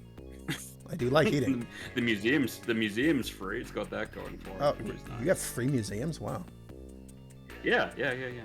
The art gallery and the museum don't cost anything. They are pretty cool. That's nice. Yeah, I think it's the way to go. It means that they're not as fancy as some other museums. Real talk, the museum in Melbourne is really nice. I could try to dig up the former offices of the developers of Submarine Titans. Sure. It's true. Yeah, actually. You could ask around my hometown and you would know someone who knew them, pretty much. Just stand by the bowls and say, hey, does anyone know the developers of Submarine Titans? Sorry, I said stand by the bowls. The bowls are in the central part of the city. There is a shopping mall with two massive steel bowls balanced on top of each other that are called the Moles Bowls. The Moles Bowls. So they are the bowls. So you will often say to someone, if you're meeting them in town, that you'll meet them by the bowls, and then you'll be fine. That's great. Yes, it's quite handy. Oh, It's a proper landmark. We have a duck. There's That's good. There's a town about bit of a drive, but everything is here. There's a town in a town. I won't say the name, but there's a famous info booth there that is in the shape of a giant duck statue. Hey, that's kind of adorable. So it's it's the duck. I don't know if that is a place people meet at, but it is. I think most people meet at the bowls, but there is also a sort of it looks like a low poly steel pigeon in a similar area. It's giant. I know a low poly. It's not even really a statue of a deer. It's just like an abstract representation of a deer's head eating a tree branch. Oh, nice. Yeah. Is it Chicago that's got that fucking blazing-eyed horse statue in its airport? I would not know. It's this one airport. You can see it as you fly in or whatever. It's this giant metal statue of like a rearing up horse with glowing red eyes. It's pretty metal, honestly. I see. We would not be able to go back to Plato's Cavern now. Yeah, exactly. Or almost anywhere else from Act That's 1. what got me concerned.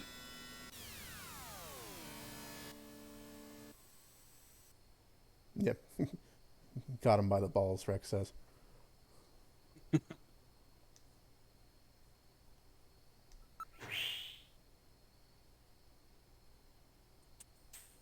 Hey, there's a Santa over there. Well, he's not out of season at least.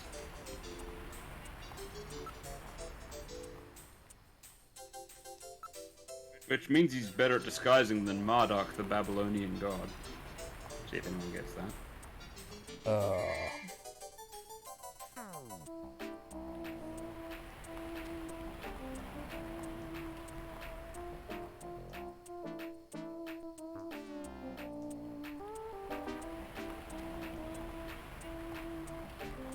Damn.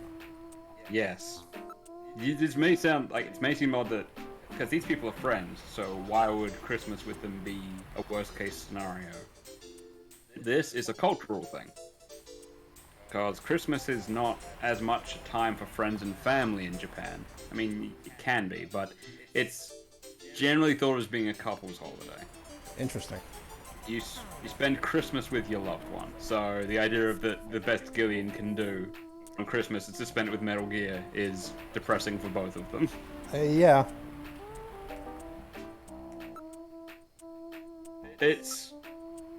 I'm not going to call it peak weebery, but it is something that me and Scum do as well. We do have the regular Christmas with like family and whatnot, but we do also have a separate Japanese Christmas where we stay in and get some beer and fried chicken and strawberry sponge cake.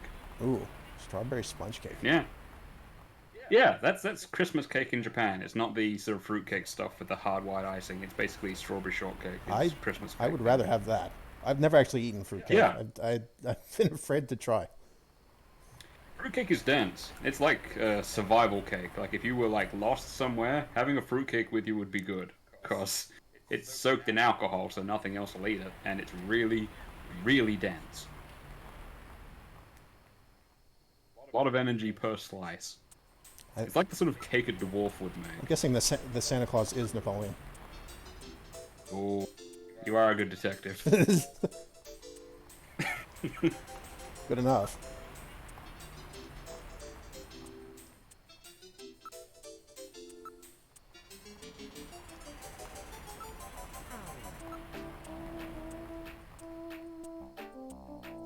But no, like the Japanese Christmas, it was originally you meant to eat like roast chicken and get some like 40 ounces of beer and watch television. Now, KFC in Japan was like, well, you meant to eat chicken at Christmas, why didn't you just eat some KFC? And some people started doing that. And now that's sort of become the new tradition. It's not so much getting a roast chicken, it's literally getting KFC, some 40 ounces, and watching television with your loved ones is Japanese Christmas. Weird. Which, you know, Christmas-wise, I mean, I wouldn't do it here because KFC in my country is not amazing. A lot of people swear by it. KFC, I don't particularly care for it. KFC where I'm at is downright vile. Right. Whereas in Japan, it's delicious. Weird. Go figure. Yeah. On the other hand, supply and demand or quality control, I couldn't tell. On the other hand, we have very decent Taco Bell where I'm at. Some people I know can't eat Taco Bell. I love Taco Bell. I tried it only once in Winnipeg, and I don't think they gave me their best shot. Maybe not. Nah. It was cheap, though. I gotta give it that. Kept my dad alive for years. You're no Santa. How'd you guess? What are you doing in that outfit? What are you talking about? I'm quitting this job. It's too dangerous. Somebody's after me. I'm gonna end up dead, just like Gibson. I think Napoleon looks much nicer like this. A bit, yeah.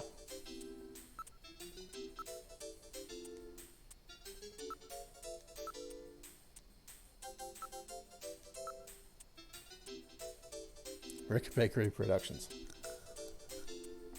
Yes, Rick Bakery. Same people who work with, what's her name? Velvet. Isabella Velvet. Yeah.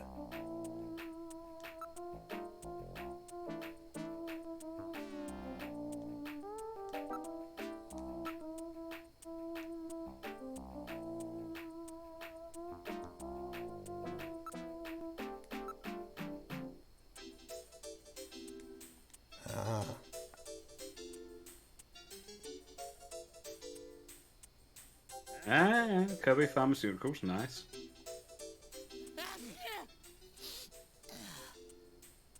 Now, is he sneezing because of the cheap plastic beard or because of Snow 9? Oh, I wonder about that. I can't wear those fake beards. Makes me itch to hell and back. It's a weird thing. I'm not sure I've ever worn the damn polyester Santa hats. I hate it. I just want to find it. I just want a goddamn cotton Santa hat. Yeah, exactly. They don't make them like that so much these days. I have worn a fake beard, it occurs to me, but that's when I was like a little kid, and I had to have a beard for a stage production thing, and they literally just spirit gummed some hair to my face. It was hell getting it off. Oh, fuck. Since then, I don't think I've worn a fake beard. I'm at the stage where, like, if I'm going to keep on doing, like, costumes and whatnot, I'm increasingly going to have to look into hair pieces and wigs, depending on the costume. Yeah. At this stage, I could still do a Saul Goodman costume, but that's about it. I got away with cosplaying the Warlock from Project Warlock just by growing my hair out a bit. Oh, that's cool. But if I can shift a bunch of weight, I do want to try going as the Sorrow. Ooh, that's a thought. Yeah. Trouble is, like, I could lose some weight, and my build's still going to be wrong for most characters I want to play. It's like this. I mean, it sounds like a humble brag, but I'm sort of shaped a little bit like late season 24 from Venture Brothers. So like, if I wear a Saul Goodman suit, even if I get the rest of it, like, I'm just going to be like kind of on the broad side. I mean, there's a point at which, like, cosplayers have, you know, words. There's a point at which, like, a given cosplayer is not going to look like the character they want to dress as in some way, shape, or form. True. Like, you see plenty of people, like, you know, cosplaying a character that's like true. They can be like different short gender, or different not as weight. muscular. There's like, Yeah. I mean, there's a ton of like black cosplayers out there who like dress as the characters they want, even though they're not black. And it looks great, doesn't it? Yeah. Yeah, that's a point.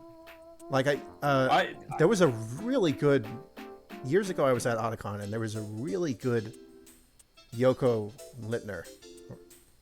Nice. Who was played by this. There was like one black Yoko Littner cosplayer, and she was honestly the best one. Yeah. And there was a ton of Yokos that year. That was back when Gurren Lagann was new. Yeah.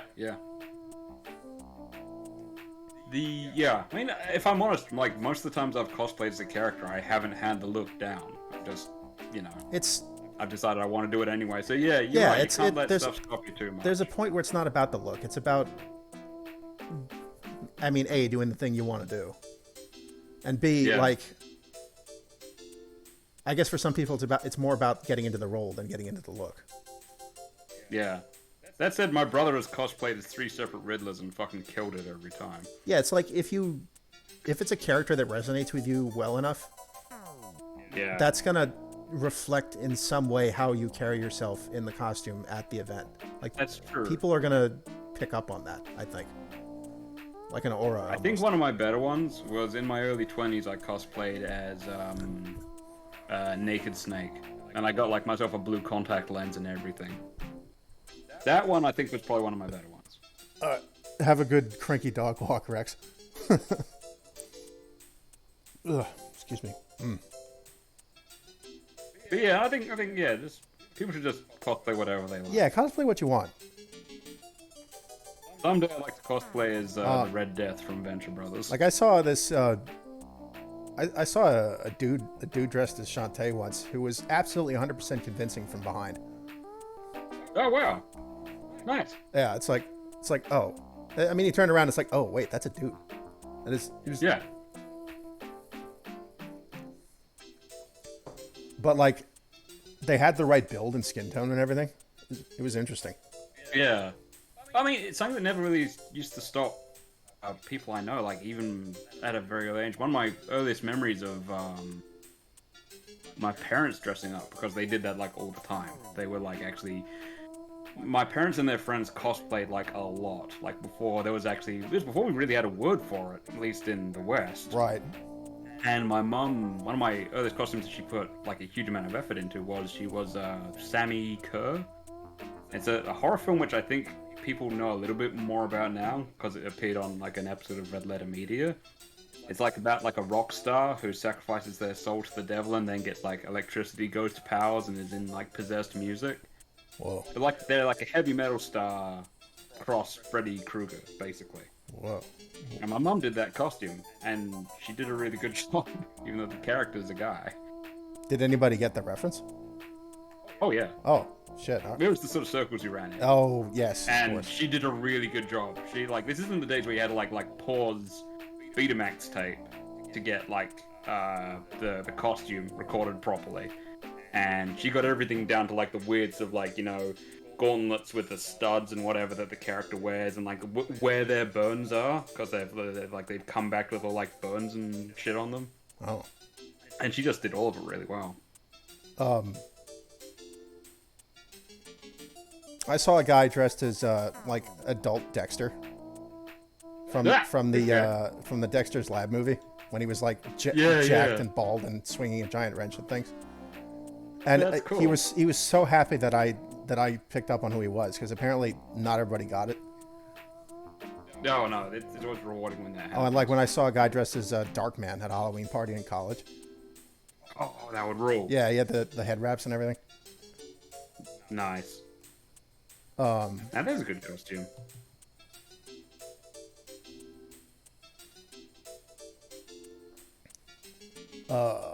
Nobody recognized me as the Project Warlock character, unfortunately. Oh, that's a shame. But on the other hand, you know, before that I was dressed as the Doom guy, and I got stopped for photos like every couple of feet. That rules. I even ran into another Doom guy, and he had I had a chainsaw and he had a shotgun. He even had a thing where like part of his helmet was busted open, and he had one. Oh, that's cool. And he had one eye contact in to look like he had an invincibility power up going. No like way. He had the gold. He had the gold eye in one eye. Holy shit. Yeah. Yeah, that rules. I didn't go that far. I did have a red key card necklace that I've since misplaced, unfortunately. But it was just a little prop I whipped up. I could make another one. Yeah, it's a point. It's fun making props, honestly. Yes, something I've enjoyed. I have a very nice, I have a very decent chainsword prop still. That is, unlike many of my cardboard props, has stood the test of time. I think because it has a core of mahogany scrap wood. Mahogany. Yes, mahogany.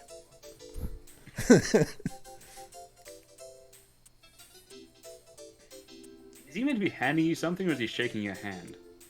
I would think more likely the latter, but I don't really know.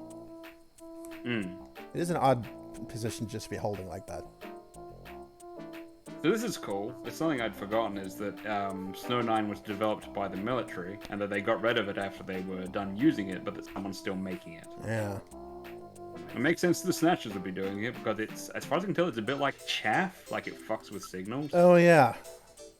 And Kojima has used chaff before, and again. Yes, he has. It's not something it's not an element that comes up outside of military stories, really. I don't believe so, except in the farming sense, when you're literally separating the wheat from... Oh, yeah, that kind of chaff. I'm more accustomed to the military definition by this point. Chaff and flares, countermeasures of various types. With me. I'd say ultimately yes. I had some old military flight sims that my dad had when I was younger. Where it doesn't. You could release chaff behind you. I remember. That. Yeah, or flares, and the distinction actually mattered back then in those sim games. Yeah, because one would be like a lock-on system, the other one would be a heat seeker, right? Yeah, chaff would disrupt radar and therefore spoof radar-guided missiles, and flares would be used to divert heat seekers. Yeah. Bringing up Battlezone 98 again. Battlezone 98 has a variety of lock-on munitions and a variety of ways to spoof them. Oh, nice. There's a type of there's a solar flare mine, it's called, which not only releases a damaging plume of vertical flame, but it will divert heat-seeking missiles. Oh, neat. Yeah, among other things. Battlezone's weapon list it would be a whole conversation in of itself. It's kind of like Interstate and MechWarrior that way. Yeah, I can dig that. Huh, the wind blows the Snow 9 into the city from outside of it.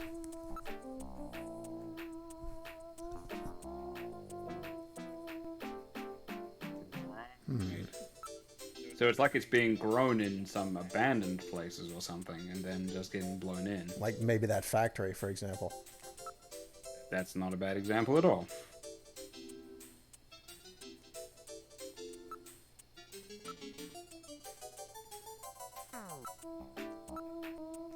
I assume... Why is he... I assumed he's just like... There's like that popular misconception that Napoleon was like super short. Maybe that's it.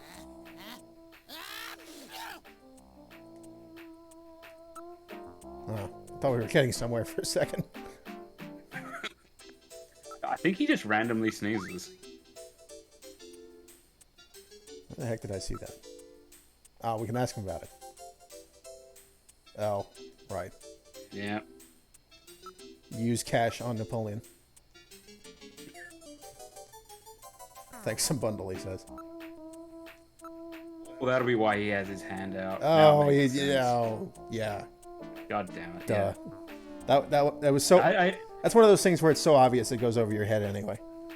Yeah, I mean, between playing this game and watching Let's Plays of it, I literally never made the connection. I always thought, is he shaking hands? Is he handing over a gift? Or... Yeah. No, he's...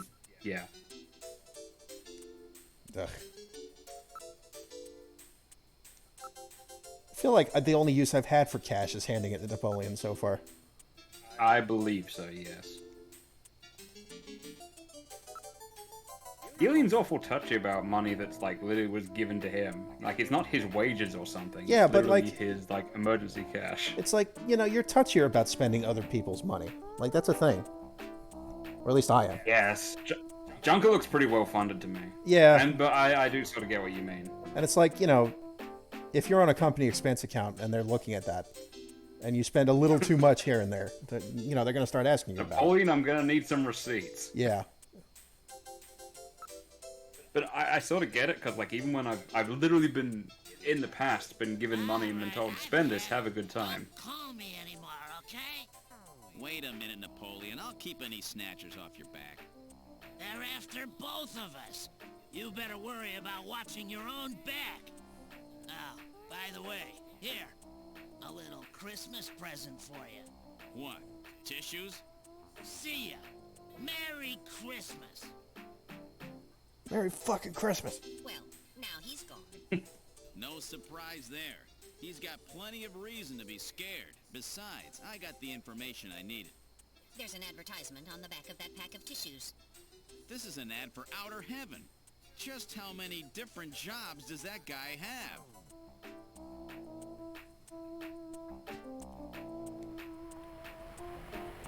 Alright. I guess we're going Time to... to straighten out this mess. Yeah. Maybe you can look around now so you can get a bite. Oh, yeah. Let's see if we Maybe can... now's the time.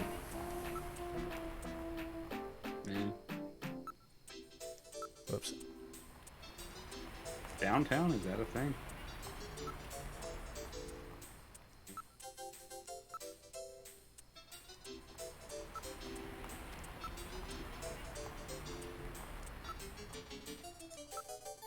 Look, there is a ramen shop over there. Oh. Why Hey. don't we grab a bite? It does not appear that any tables are open at the moment. We will have to wait. Hey, I got a table opening up over here. Have a seat. That spot looks good. Let's take it. All right, boys. What'll you have already? Give me 4 of these. Why does he sound... What? 2? 2 will be plenty. That's all right. Give me 4. Really? 2? 2 will be more than enough. And a bowl of ramen, too. Would you listen to what I'm trying to tell you here? My wife's always telling me, boy, you really have an appetite. Let's just eat and then leave this place. Come on, Gillian, hurry. Save this audio. Come on. Good stuff. All right, let's go. This was an important scene.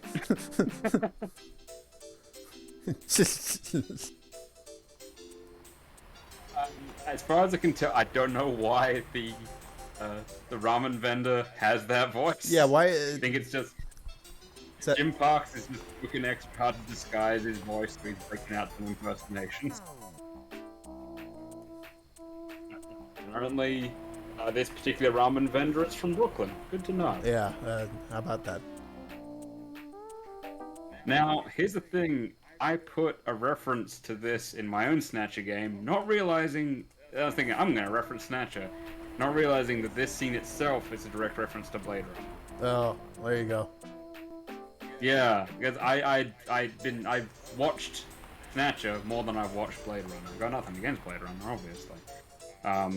But like I actually rewatched it, and that bit at the start when Deckard's like asking for 4 of something, and the vendor's like, no, 2, and Deckard's like, yeah, 2, I want 4, and the guy's trying to talk him down to 2, and Deckard's insisting on getting 4 of something.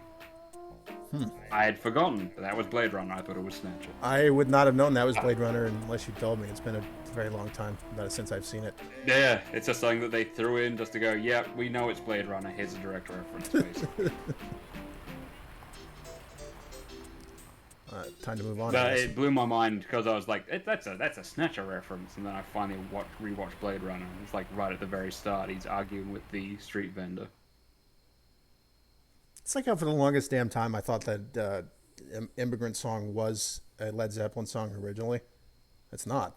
It's not? No. It is in fact a cover. Huh.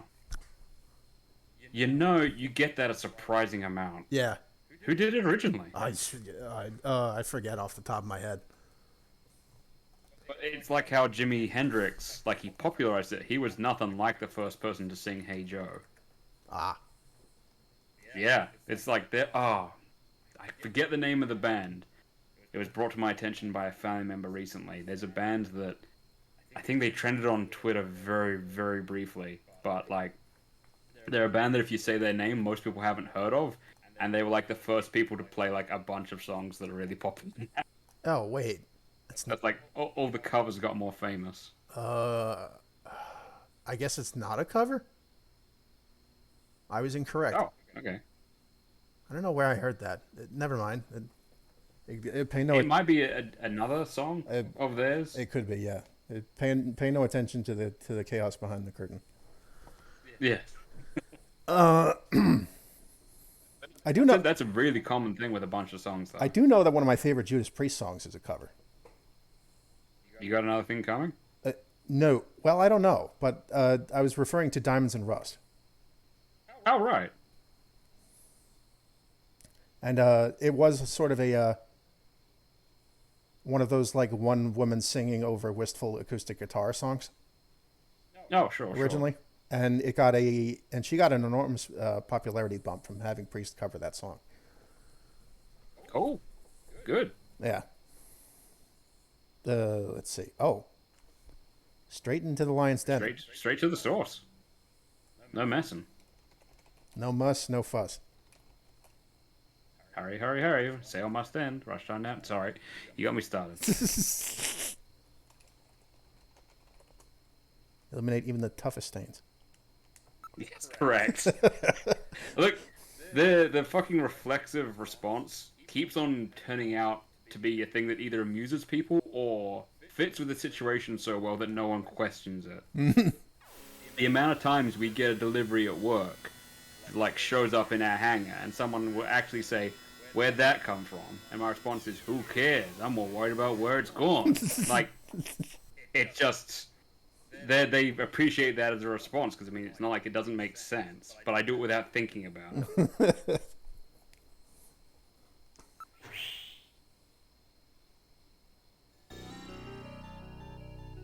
Yeah. That's an odd-looking hospital. Yeah. It also doesn't look like the picture.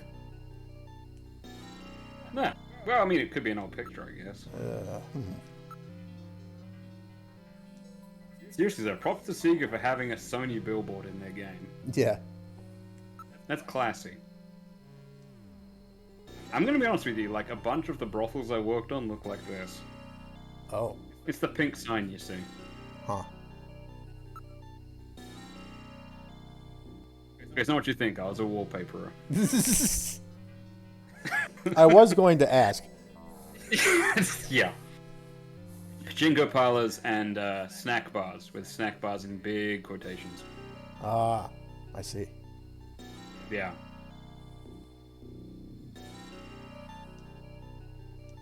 I could go for some snacks. Yeah. It's just about a legitimate business. And yeah, the actual snacks are good. Oh, do they actually have snacks at those places? Yes. Oh. I never really thought of that. But the thing, that there are some snack bars that are legitimately just snack bars. Like, you literally go there for, like, you know, a cold highball and some fried food. That's it. You can sort of generally tell by the look of the signage and the establishment as to whether it's snacks or snacks. Ah. If it looks like this, it's snacks with quotations. But there are also snacks, as in food. It gets confusing because that terminology exists in Japan as well.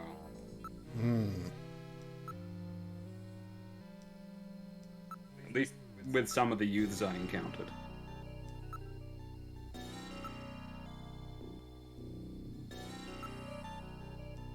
It was graphic design, construction, and wallpapering, and I mean we did a lot of like banks and whatnot as well, but a lot of our business was pachinko.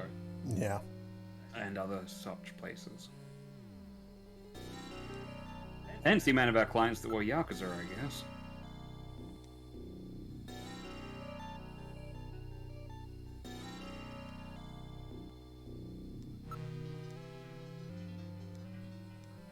Sounds like animals. Weird. Animals is a pretty broad spectrum term. I mean, if something smells yeah. like a cat or smells like a kangaroo, there's a big difference in those scents.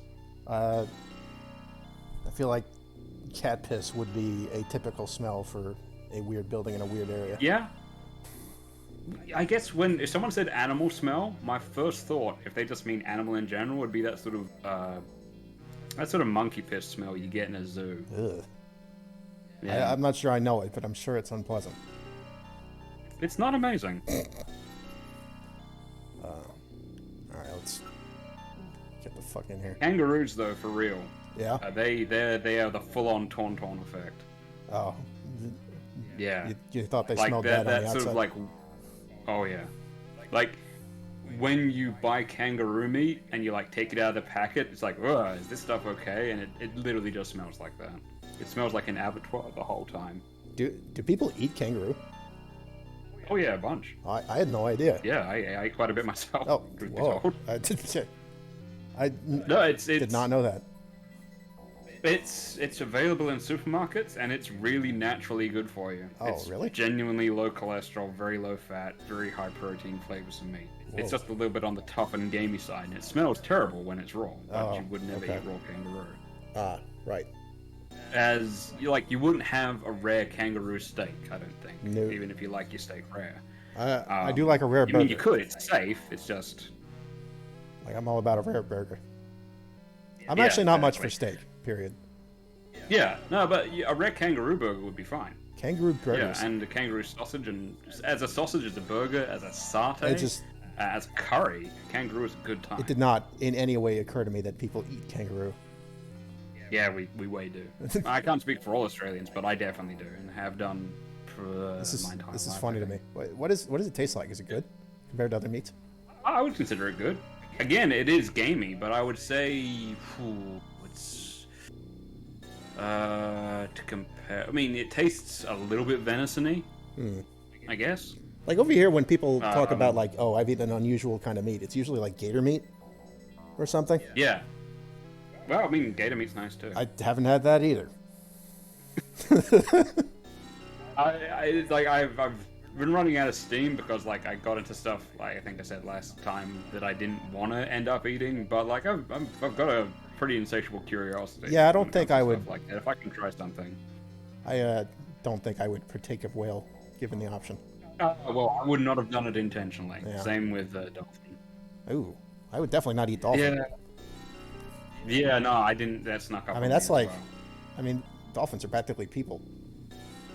Yeah, I know. I mean, a lot of them are assholes. It still doesn't mean Yeah, I anything. mean, a lot of people are assholes. That's how you know. That's how you. Sure. That's dolphins have passed the asshole test. Yeah. They're intelligent enough to be jerks, Yeah. not just, following their nature. Yeah. But no, it's not just that, like, it's kind of weird eating something that's that intelligent. Yeah, it's also it's- that dolphin has a prohibitively high amount of mercury in it. Ew. I would not have touched it had I known. Jesus. Rex is Yeah. back. We were discussing Welcome back, Rex. alternative meats. Yeah. Describing kangaroo meat gets tricky past the point, because it kind of tastes like kangaroo. It's the same as like how crocodile is. People say, oh, it's like chicken and fish. And I don't find it to taste like chicken or fish. To me, it tastes like crocodile at this point. Okay, Kangaroo's in a similar category. It's its own flavor profile. Yeah. The main thing with kangaroo is it's got a really bad smell. Well, no, it's not like the worst or whatever, but it's got an unusual smell and it's raw. So. That is true, Max. Max was providing a more effective summary than I was of what we just did, which was speaking to Napoleon, who was disguised as Santa Claus. Yes. Because the mean old snatchers are after him. Yeah. So he's going into proper hiding now. Yeah. And apparently they're after us as well. I mean, that figures. I mean, it makes sense. Probably know we're coming. Yeah. We've killed a whole once. That is quite a hairdo. Yes. On that woman on the left. Yeah. Yeah, it doesn't look like the place from the picture. All right. It doesn't. And there's a dog there. Yeah, there's a... Oh, well, that explains it. That person has a penguin. I just noticed that. So they do. Maybe it's Masato. Is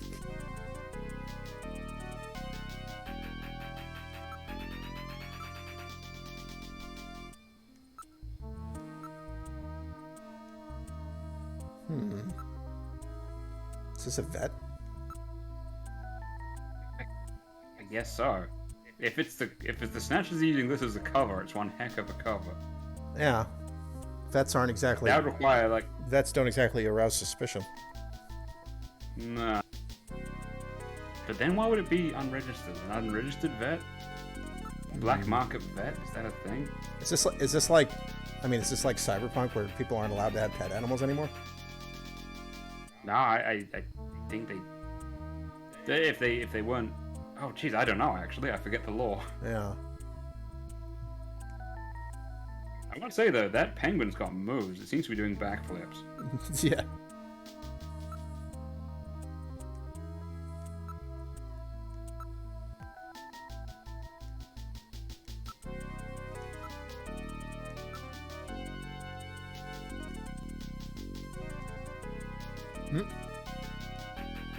It's a slightly odd observation, but that, for a lobby pot plant, that thing is freaking huge. I guess. I've seen lobby plants that size. Yeah, okay. Oddly enough, my high school had a few. Huh. I'm not even sure my high school had a lobby. But then, schools are shaped very differently the world over. Yeah, there's no real standard for it. And you can tell because some of them are laid out like absolute shit. Yeah, yeah. That was the weird thing.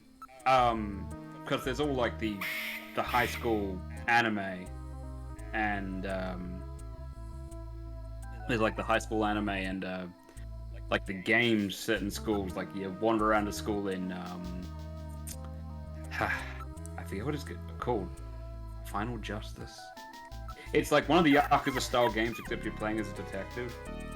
And like, how come, like, in all this pop culture, in all these films, in all these anime, the schools keep looking the same?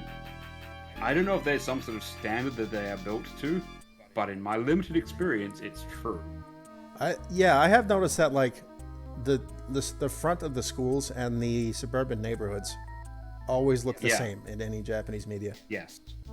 The place where I worked, the small company I worked with, was directly opposite a high school. And it had like the big sort of concrete walls and the central thing with the clock, and besides that, it was like a brick building with the balconies and whatnot. And the and the houses are all little two-door square blocks with like a small privet hedge or something. Yep. And like I know. I gate, went maybe. to a sorry. And like a gate out front. Yes. And it does actually play the King Kong Kong Kong, or like start of school and end of school. Oh yeah.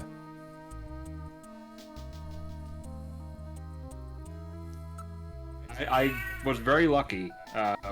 They were doing the Bunkasai sort of culture festival while I was there one day, and so like during my lunch break, I was like, "Is it cool if I go there?" I'm like, "Yeah, no, enjoy it," because like I've never been to like a Japanese culture day. Like you see it in all like the films and anime and games, and I was like, "What's a culture day like?" It was cool. it was cool, but I was obviously terrifying to them. Is that like what they're talking about in slice of life animes, where they're like, "Oh, we need to get our project together for the school festival"? Yeah, it's exactly that. It's like it's meant to teach, kids about like running a business, and like it's like a group project that's actually cool. Like you try and balance things out through the school, so some people are doing performances and some people are doing food and whatnot. So it's like going to like a fun fair or whatever, but it's all like they had to organize it themselves. It's a pretty cool idea, honestly. So it's not like the projects I had in school, where it served mostly to highlight people's individual social inadequacies so they could be laughed at. Yeah, or ones where you learn that if you're in a group project, you have to do all the fucking work. Yeah, or that. That was the other kind. Look, I'm sure there's bits of that, but there's like it's more of a real world application, because it's like if you're doing a food stand, you gotta not make a loss supposedly. So you gotta like make sure you cut your costs in the right place, charge the right amount, order enough napkins, make sure you've got enough cooking oil, all stuff like that. You gotta figure out, rent a barbecue. It's kind of a neat idea. It's like a lot of adulting to be done. I kept trying to buy stuff, and I kept on getting stuff for free. From a mixture of, the town I was in was not a big cosmopolitan sort of a town. In a bit over a year there, I saw one other foreigner, and they were there by accident. Now, there must have been other foreigners. They had an English language school there, but I never saw them. And I was sure as shit the only one at this cultural festival. And this was like... I was like, what, a head and a bit taller than all the other students, and twice as wide. And even in my early 20s, I had a full beard and whatnot. So, yeah, I was like trying to pay for stuff, and they're like, no, just take it, it's fine. Like, I'm trying to pay for something. People just like, yeah, wow. It was like having an orc around, honestly, as far as I can tell.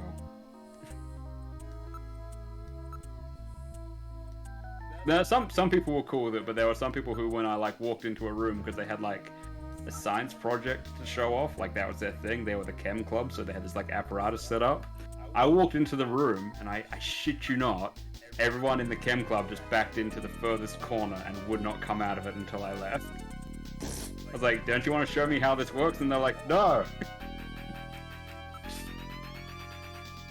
I don't know. I don't think of myself as a scary looking guy, but it's a matter of perspective.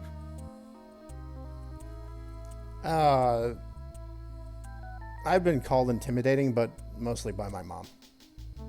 I've been told I don't blink enough.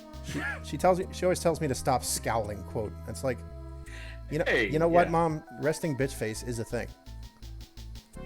Yeah. I think one of my more common appraisals of my default expression is Sam the Eagle.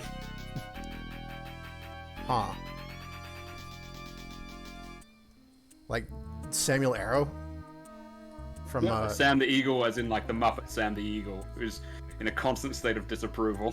Oh wait, I said Samuel Arrow because Sam the Eagle plays Samuel Arrow in fucking Muppet Treasure Island. Whoops. Right. Yes. But yeah, I knew what you were talking about. Right. Opens the door. He's like, "You are all weirdos." Ugh. And he just leaves. That's it. Yes. Just perpetually done Eagle. Yes.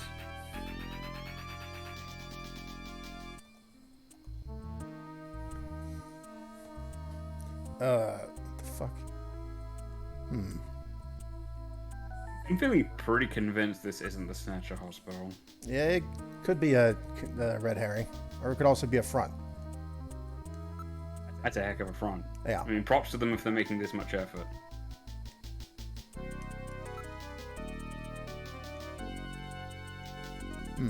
All right.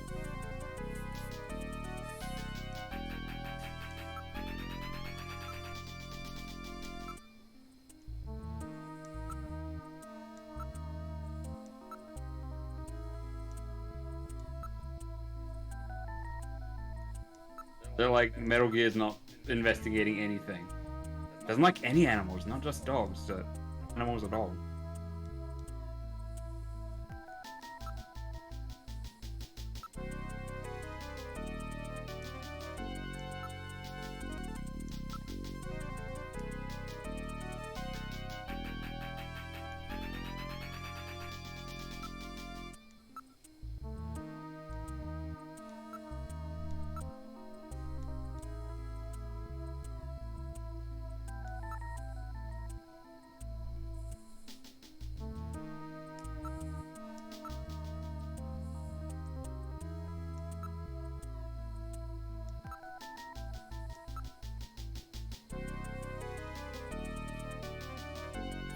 It's a I should say, actually. It's a tropical penguin. Oh. Cool. I mean, we got some penguins here in Australia, so I mean that checks out. Oh yeah, you got those weird like Antarctic penguins. They're blue. Right? Oh, yeah. they're blue? Huh. Yeah, effectively. Like they're very, very dark blue, but I definitely call them blue. They're fairy penguins is what they're called. Fairy penguins. Now, yeah, there's a small island on the south coast called Granite Island where there's a higher population of them. They've had to get protected because people kept on bringing their dogs to the island, and that was very bad for the penguin Yeah, not great. So, back when I was a kid, you could clamber all around the island and just naturally find little burrows of these guys, but now they've had to like cordon off everything because some people couldn't follow the rules, and now everything sucks. Yeah, how that tends to But go. back in the day, just seeing these guys wandering around in their little rock caves was pretty much the cutest thing. They are tiny. They're penguins that are about the size of a can of Monster Ultra Energy. Whoa. That's a tiny ass penguin. Yeah. Also, this cat has apparently been given a marsupial pouch. Oh, okay. It's a combination cat and handbag, apparently. Oh. Okay. Yeah, no, Japan would do that.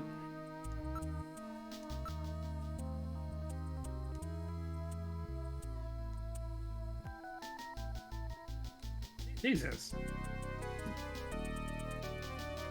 Oh no, Gillian's got a fucking point. Gillian's right this time.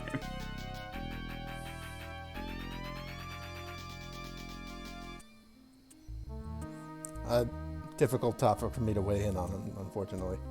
Yeah.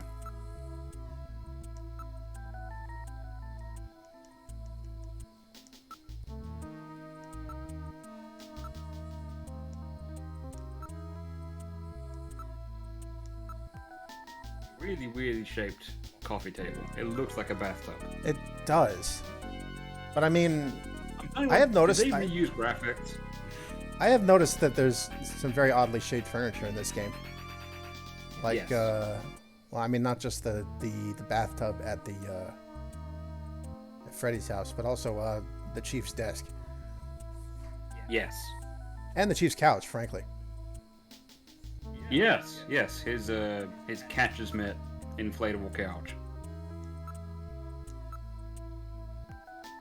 And the These whatever, people are just sitting on giant blocks of butter, which I guess would be comfortable. whatever the hell that I think you called it the TARDIS console at Lisa's house was. Yeah. Whatever the hell that's supposed to be I for. assume it to be some form of jukebox. Even that couch bed thing, whatever it was, at Jillian's apartment. Like, what even was that? These people, I guess need it's to. meant to. I assume to be some sort of expanding thing, so it can actually be like huge. I guess. the- Like, it looks like it folds out. The city needs to fire all of its furniture designers. Yeah. It's like hostile architecture is bad enough when it's directed at the homeless. When it's directed at like everybody.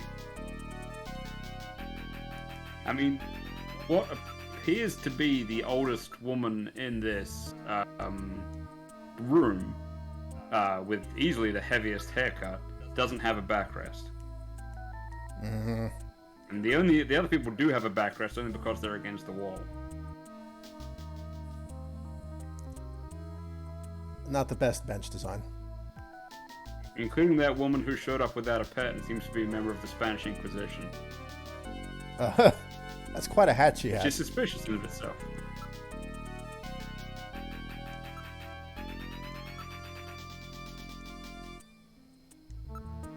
There is kind of a cool thing that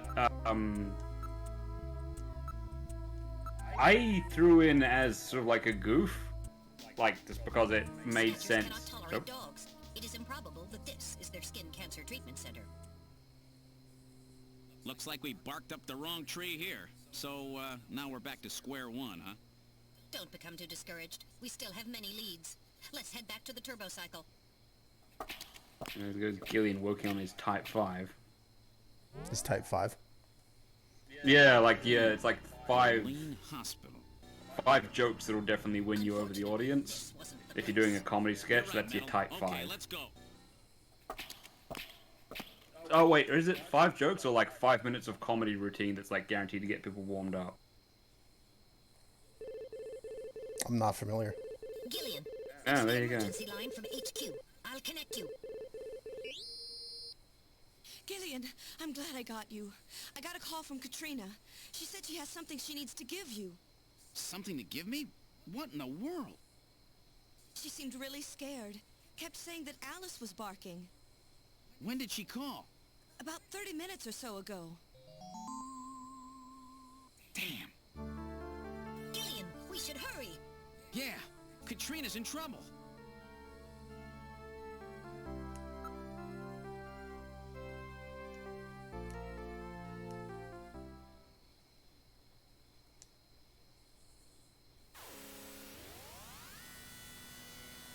This was a development. I don't like the looks of this.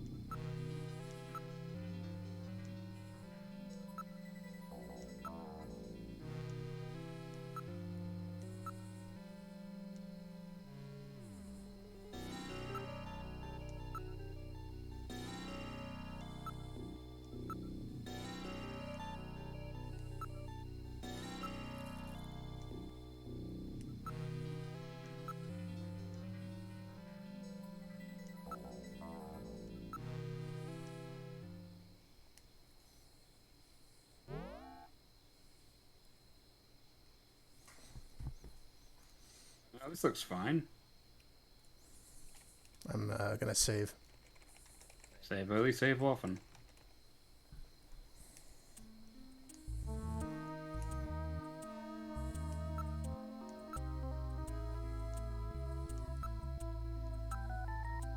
I've talked some shit about the aesthetics of Gibson's house, but that little corner unit, that's kind of cool. Yeah. The one in the back corner there. Yeah, whatever. I don't know what that is. Whatever that is, Some sort of yeah. booth? It looks like a booth. Or some sort of angled window? And we know he collects old Or some stuff. sort of- Does he just have a phone booth in his living room?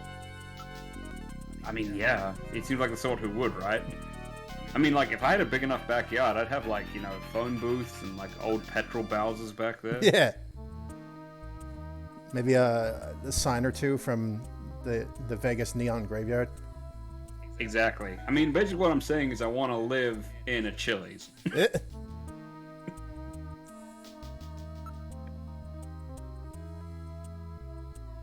And based on the outside of his house, I think Gibson does too. I mean, he collects old things, why not?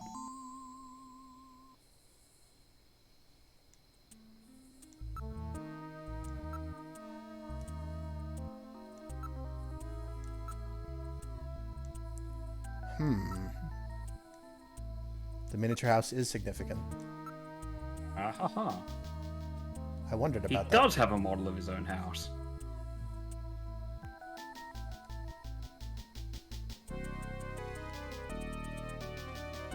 Search the house. Ah-ha-ha. See? And that's the same puzzle they put in Fallout 3. In the same place you find the John Jack Gibson corpse, it's got a key on it. There is also a house in the same town that has a tiny model house in it that you search. Uh-oh.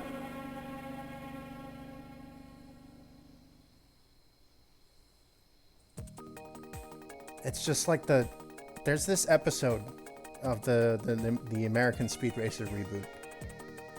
Oh yeah? That has to do with, well, something not unlike Snatchers. And there's a claw mark very much like that on a safe in the back of Mobile 5, the Speed's family like truck. Huh. Because Speed is transporting a prototype solid super fuel to be used in an explosive device to collapse a volcano. But a robotics expert named Professor TikTok wants it as a new fuel source for its bots. And they tried to get into Mobile 5 at one point, and the claw mark is the only evidence. Okay, cool. Yeah, honestly, a really good episode. Would have been absolutely terrifying in another show. Yes, exactly. Oh boy.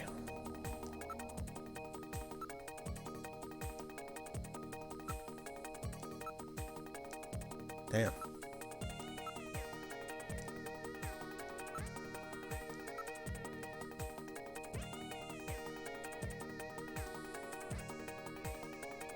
I mean, they've knocked over some paper and broken his lava lamp. Visually, it does not look like they destroyed the couch. No. I guess we'll have to take Metal Gear's word for it.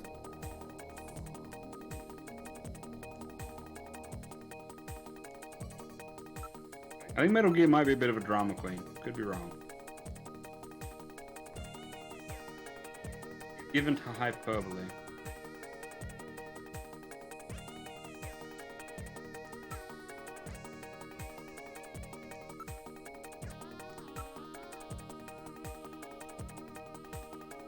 Uh-oh.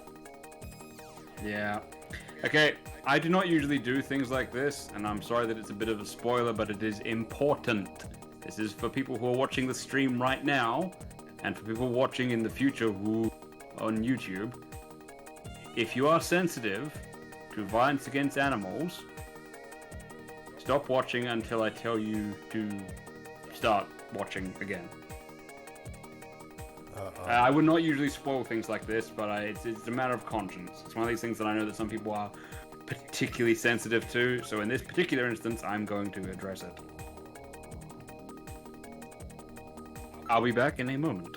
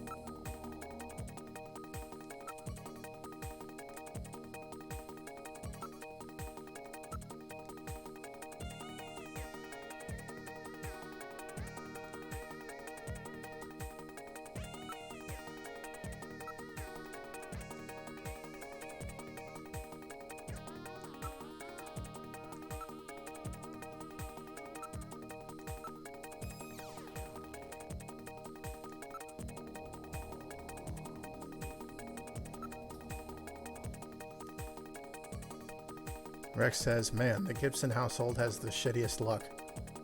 You're not wrong.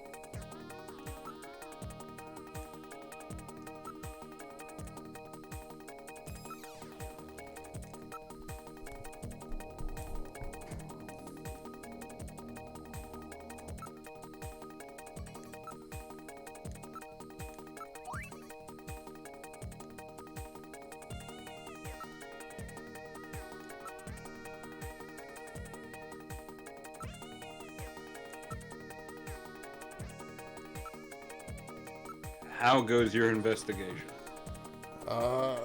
Trying to move forward from the discovery of the discarded collar. Yeah, this section of the game is kind of notorious for, like, trying to get the trigger to happen. Sadly. Try, and I'm not sure if this will work, try going all the way back out of the house and then all the way back in after looking around and investigating. Oh, alright. Yeah. I don't know why that would work. It's just this thing where you've got to...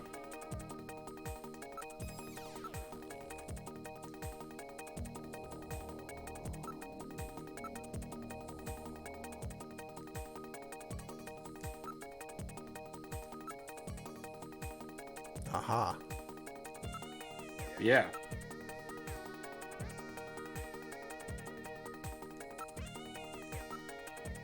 Those are small feet.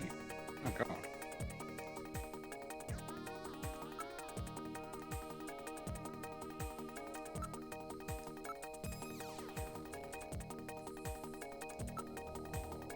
Okay, so we've accepted that Katrina is not here. That's good. Yeah. You made a break for her.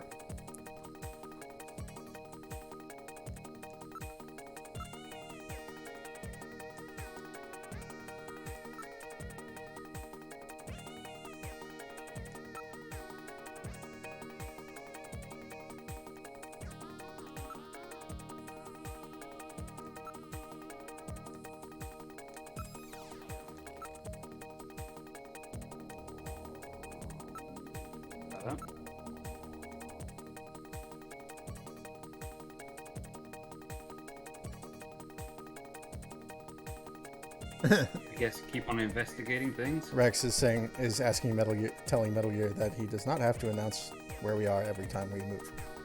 Yes. That's an ongoing gag in both, like, Let's Plays and referenced occasionally in my own work. I can see how it made more sense in the text-based versions of the game, but...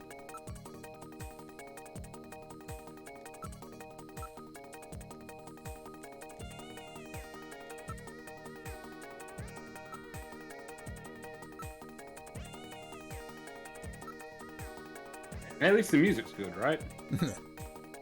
Oh, shit. I meant to...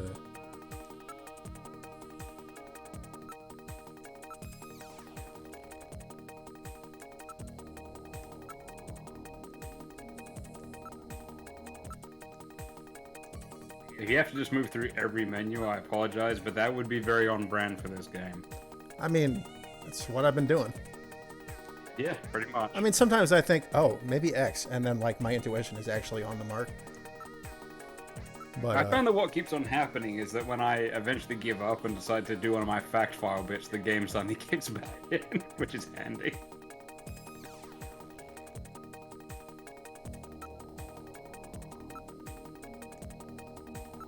One thing that's sort of neat and that works very, very well in the game's favor is, like, it's a legitimate question, like, if Gibson wanted you to continue his work, and if he wanted to expose the Snatchers, why is he doing everything in puzzle form?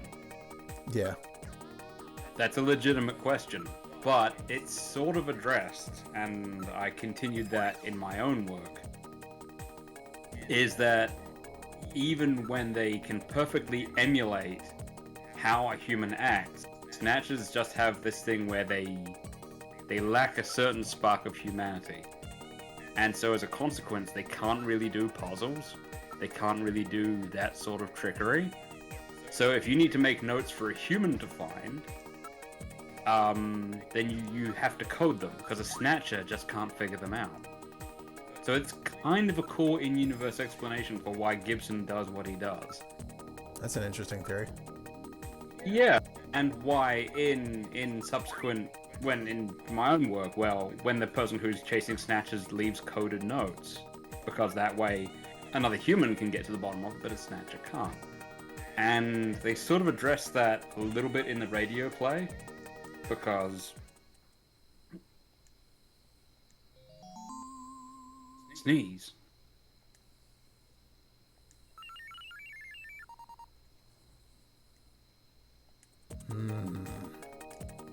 Yep. As if there was any quite doubt. clear the snatches. Yeah. No, I'm sure those are Katrina's giant claw marks in the wall.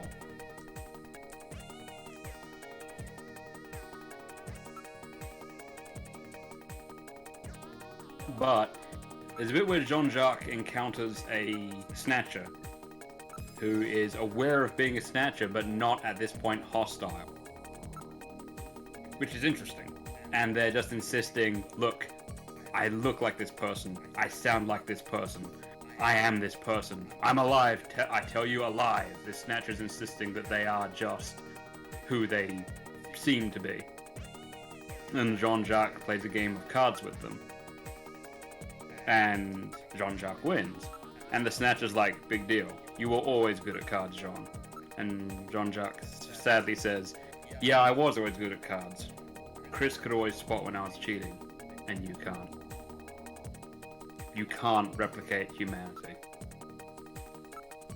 So snatchers, they just have this like real sort of blind spot for trickery and codes. So they address that in the radio play as well, which is kind of neat.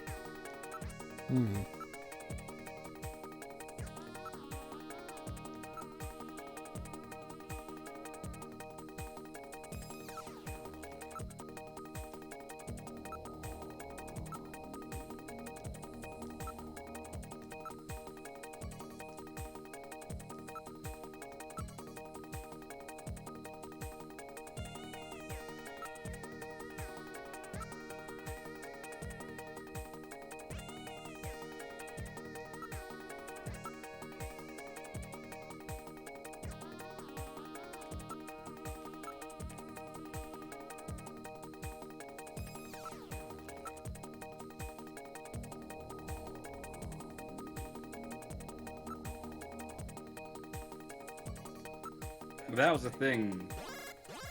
There we go. Gillian, I read motion. Use extreme caution. The signal is coming from outside the window.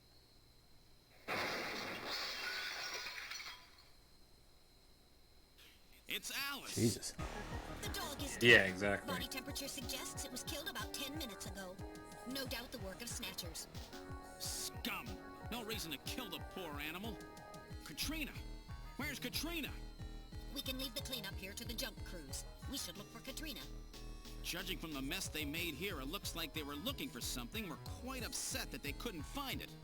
Perhaps that means that Katrina is still safe. That's true. If they had her, there'd be no need to turn the place upside down like this. Perhaps Katrina took whatever they were looking for and fled. I bet you're right, Metal. We've got to find her before they do. Let's get back to the turbo cycle. Okay. Content warning aside, for those of you troubled by such things, you can now resume watching. Again, I don't usually worry about content warning that much, but to me that one's a bit rough. A bit. This game's very Yeah. game's very graphic for the era. Yeah. I don't know, it avoided controversy only because it was around the same time that like Mortal Kombat and whatnot were coming out, so it's had more attention. Well, I mean, it's Snatcher was kind of a cult game comparatively. and I think it like maybe gets some cover from being like a serious like cyberpunk detective story. Yeah. Like, Blade Runner is Blade Runner's incredibly violent, and nobody I don't remember people giving it shit for that. No, that's true.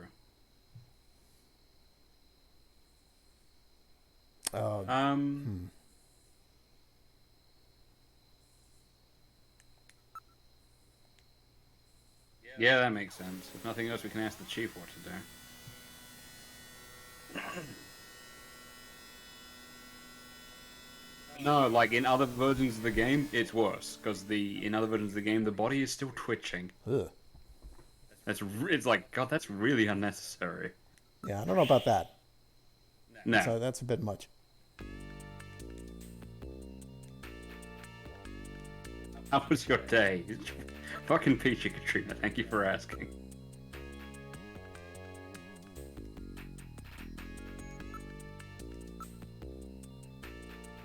Again with the architecture, her chair looks really uncomfortable. She looks like she's standing in front of a very tasteless fridge. Yeah.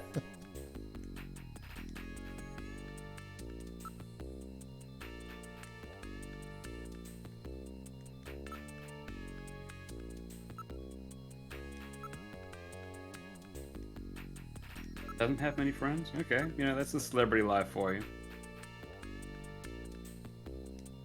Does Mika have any thoughts on random? I think I asked her already. She didn't seem to know Alright, much. fair enough. Yeah.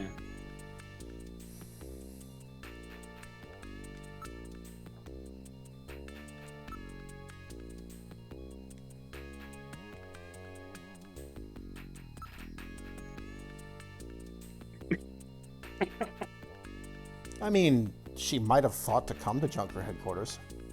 I mean, it's not a bad idea, is it? Honestly.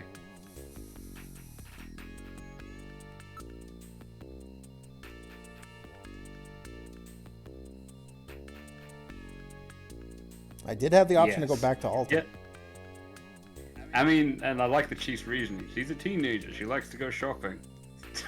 Someone just tried to kill her and killed her dog, and they just killed her dad. But, you know, women be shopping.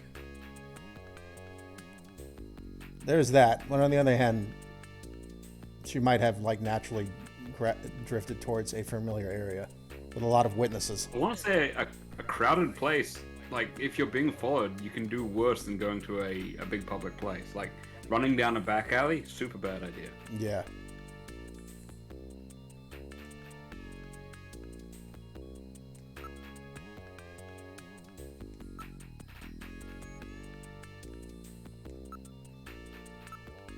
Could be somebody's name. Alright.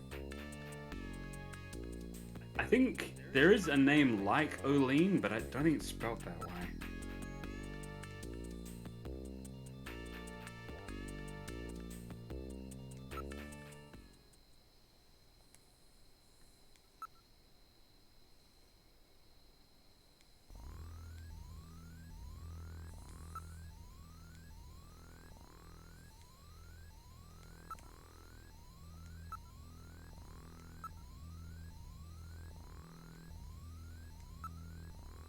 It's weird that she wouldn't call then. Mm-hmm.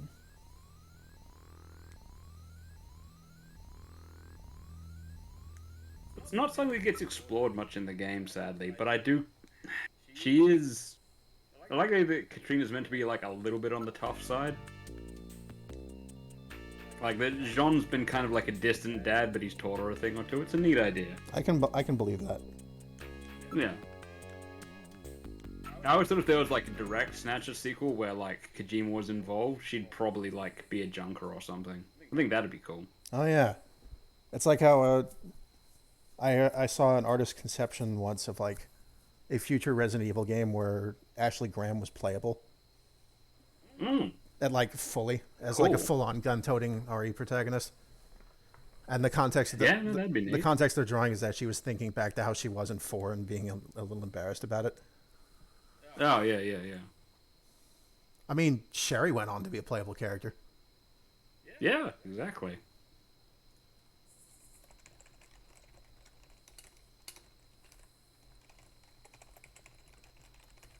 I could have this wrong, but thinking about Resident Evil, I'm pretty sure the guy who does Gillian's voice in Japanese is also the voice of Barry. That's funny if that's true. I mean, the voice acting's a little different in Biohazard than it is in Resident Evil. Resident Evil being famous for its English voice acting. Yes. But I mean, like, you know, playing two different tough guys with very large handguns. Yeah, sure. Yusaku Yada gets a fair few tough guy roles. It's only, like, recently that he's been playing sort of more, I don't want to say sympathetic, but, like, less action-oriented characters.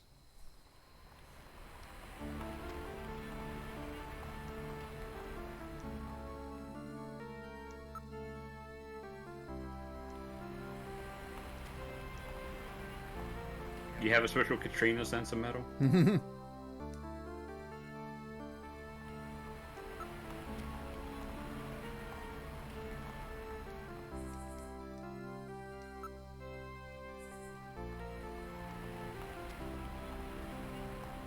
and splitting the party.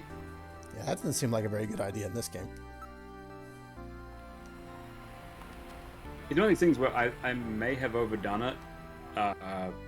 When in the Snatcher quest I was running, when people did that, I made sure that they would like panic, then they would try not to do it again. They're like, oh yeah, we'll just leave our navigator here in this place where there could be snatchers when it has no form of defense or whatever, or we go off and do our own thing. It was not particularly mature of me, but I made sure that like when they called their partner, that their partner was like, you separate from your navigator? What the fuck were you thinking at them? I mean, in more fairness, that's a very sort of Kojima game thing to do to the player as well. It's one of the things I think I addressed it in this game, but like it is a consistent thing in Kojima games where I think except in Police Noughts, you can be a creep, but the game always tells you off for being a creep, which I think is a really important feature.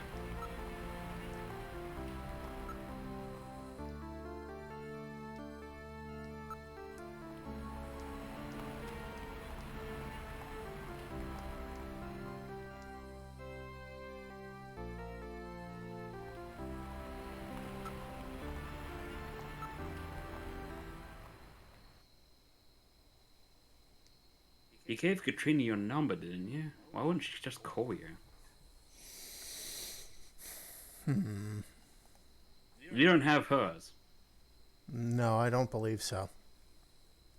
Yeah.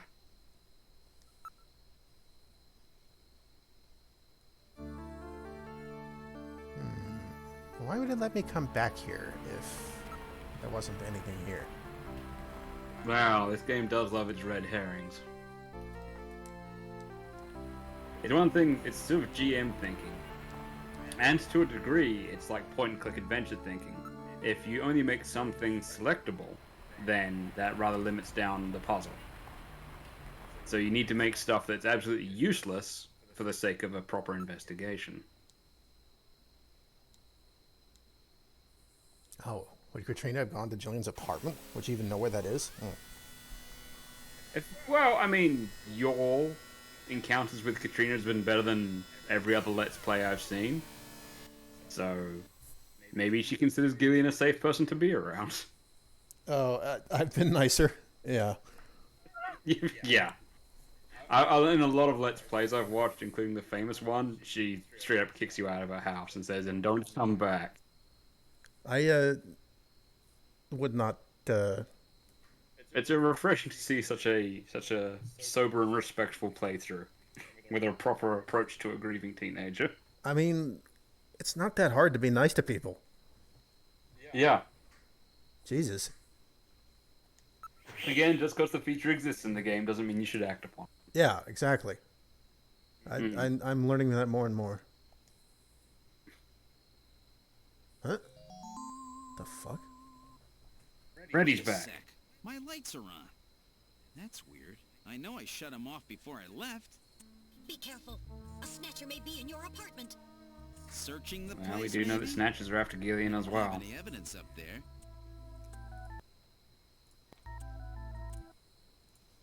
They're after his unusually large bottle of Hennessy that he keeps in within reach.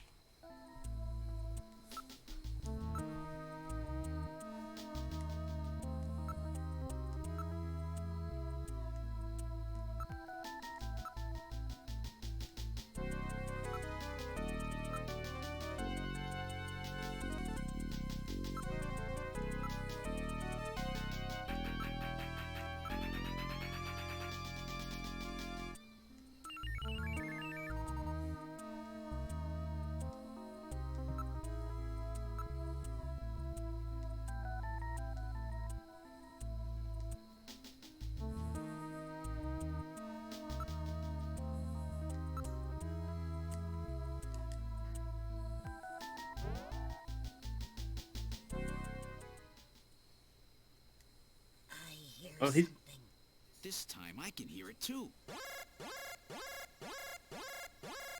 I read motion. Something is in there. All right, Metal. Lock the front door. We're not letting anything out of here. I want to say that is a pretty cool thing for Gillian to do. Like, if he thinks there's a snatcher in his apartment, he's like, now you're in here with me. That's a pretty boss move. I think locking the doors is like an unusually safety conscious thing to do if you think there's something dangerous in your apartment. I'm not trapped in here with you. Yeah. Gillian either has a massive bottle of Hennessy or a really big bottle of barbecue sauce. Either way, I approve.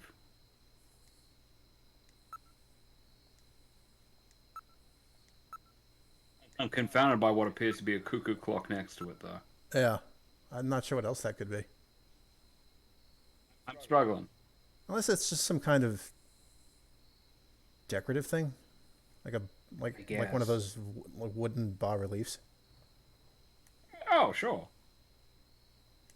Kind you'd find on in the table in the living room in your grandma's house.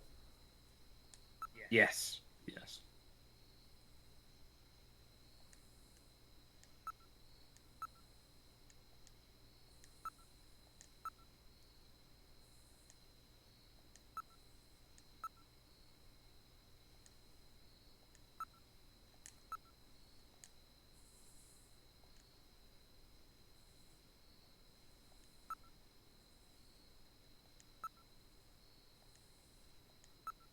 No, they're being sneaky. Nothing's being damaged or turned over.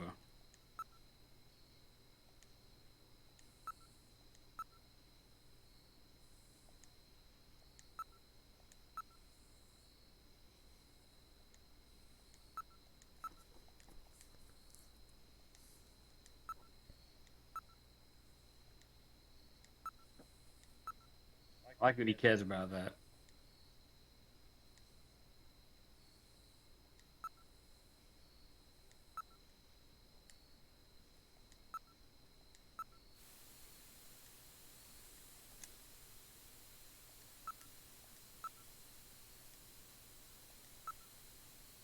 That's right. There's a snatcher taking a shower. I think I know where this is going. Oh, no. It's totally a snatcher. Is this going to be safe for Twitch? Well, now here's the thing. Yes, I believe so, because this is not the first time someone has streamed this game on Twitch. Okay. And the previous people to do it did also not get banned. All right, then. Or even pinged for it. And it's also not on Twitch's banned games list. Twitch has a banned games list? Oh, yeah, absolutely does. Oh. Yeah, you can't play like any of the... If a game begins with like Sakura or something or other, or if it's like one of those Hoonie Pop games, then yeah, you can't play that on Twitch. Of course.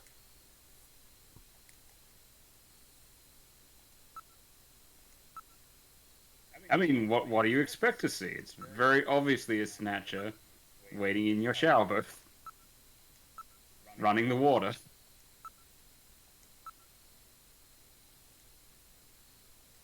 And they... By altering the electrical polarity. Are you ready? Okay, go ahead. All right. Now opening the blinds. Whoa! You pervert! Get out of here!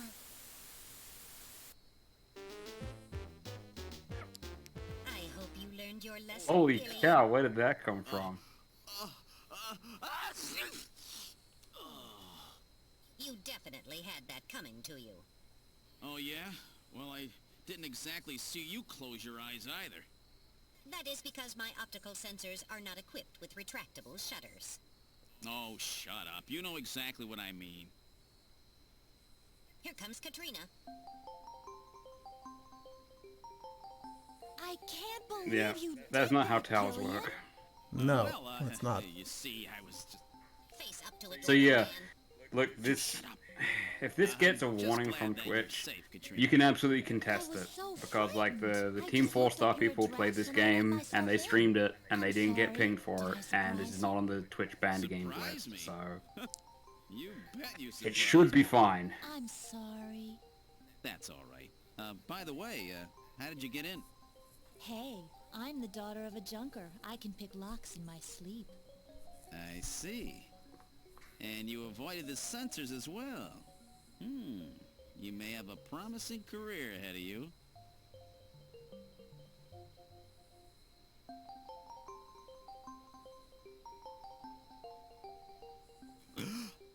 Ooh.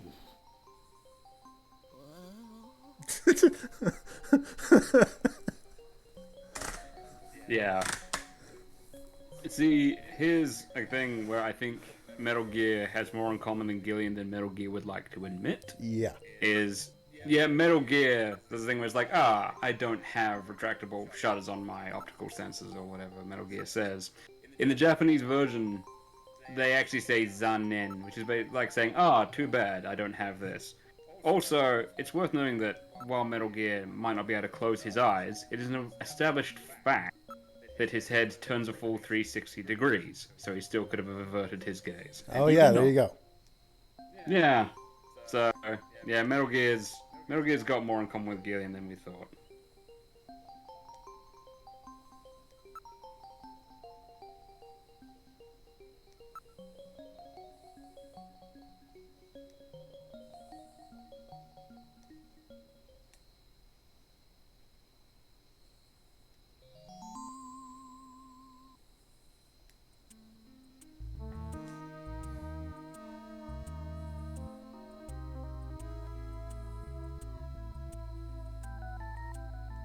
Now, there's a few differences between versions, again.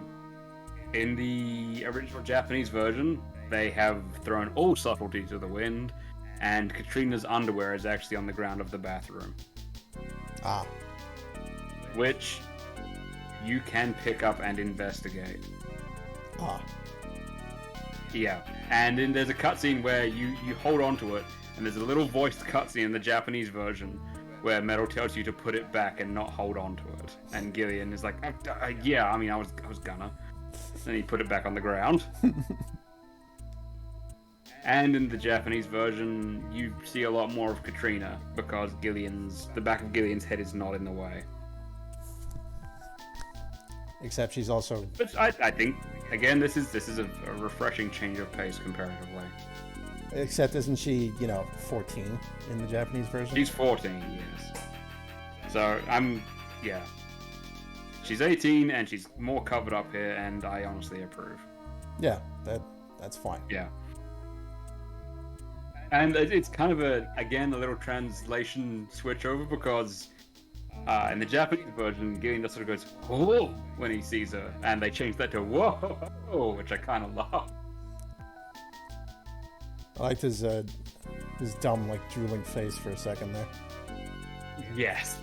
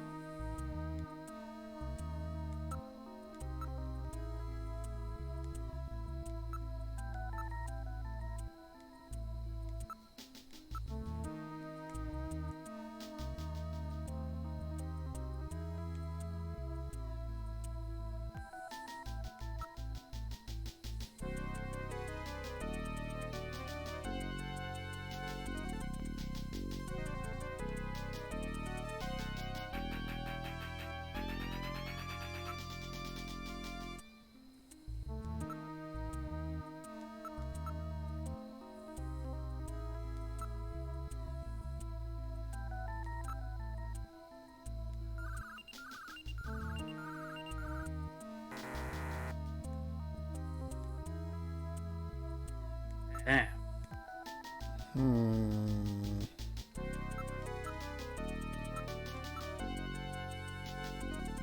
I'm having a thought. Dude.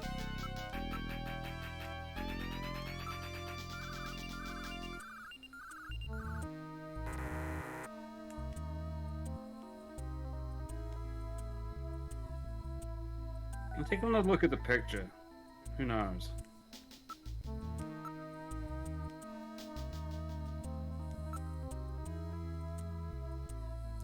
Don't have an option to look at the picture right now. Oh, dang.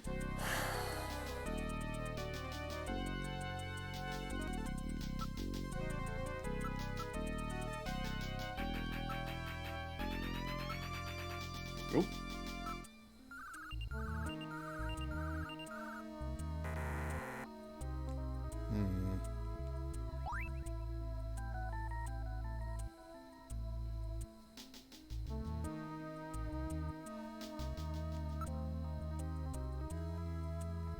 It looks really different.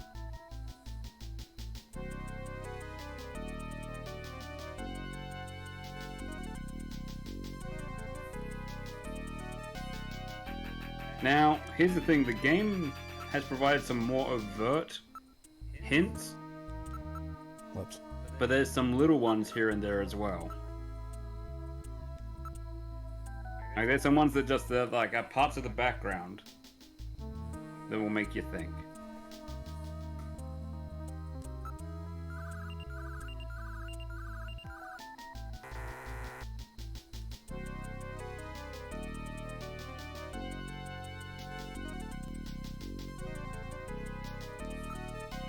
That's not how you spell Orleans. There's an R in it. Not that I think that's the solution. I'm gonna try it anyway.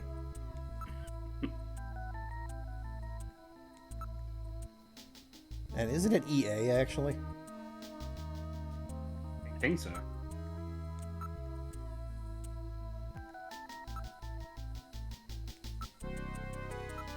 I would go to a hospital Orleans. I would absolutely do that. Get some Pompidou and beignets.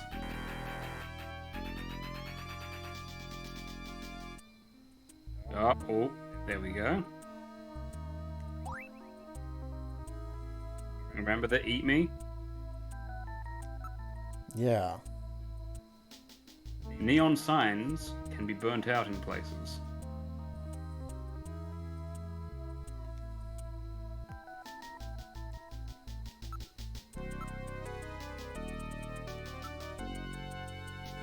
Oh.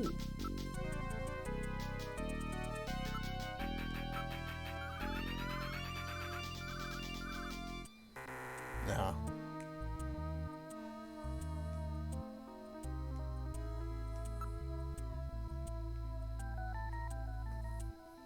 Okay, so part of it is burnt out. Good to know. But not in front of it. At least it's not. Nah, at least it's I not a guess there wouldn't suit. be room. Yeah, I guess not.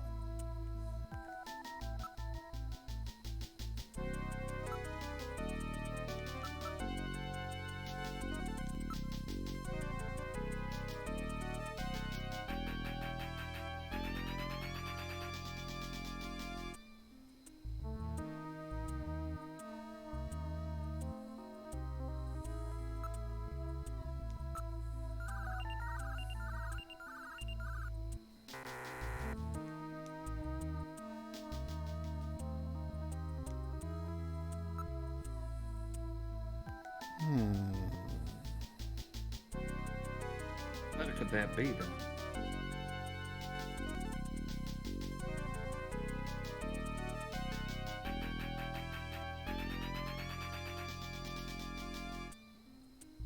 I guess it could be like Okeen?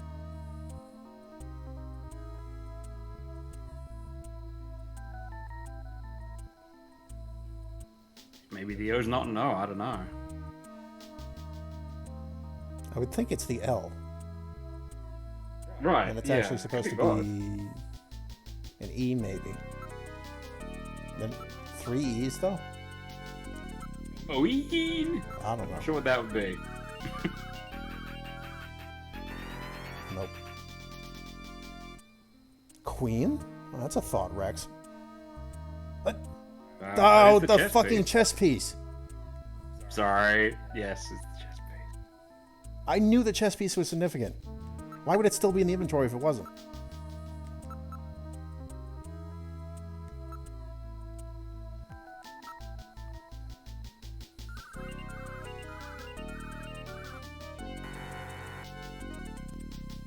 Huh. Maybe Queens? It's possible that it's Queens.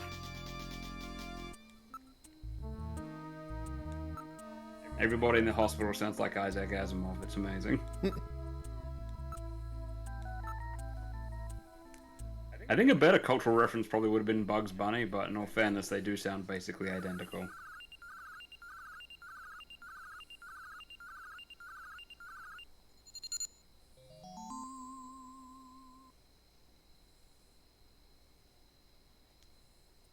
No, Rex was onto it. Unless he knew. He was just giving me a hint. I gotta tell you, having Rex in my games, it might have just been like just draft problem solving. Rex will do that. They are an asset to have in a quest thread because they retain and they think. I would not have thought looking at it that there was a stroke missing from the O. It doesn't look like there's room for one. It doesn't look like it, which I think that bit's a little cheap. Yeah, a little bit.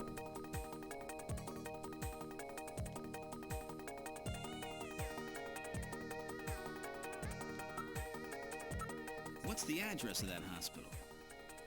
CX District, PHC 77. The director is Chinese. Name, Chin Shu O. Chin Shu O. He's probably a snatcher, too. So we finally found their nest. Gillian, please be careful. Don't worry, Katrina. You're safe now. They won't be coming after you. Just to be on the safe side, we will have Kobe police take you into protective custody. Gillian, I'm sorry about the way I reacted in the shower. Maybe if your timing had been a little better, we might have... Don't worry about it, Katrina. I think I needed a cold shower anyway. I'm just so confused. I don't want to lose anybody else. All right, let's go, Metal. We have to pay a visit to Queen's Hospital.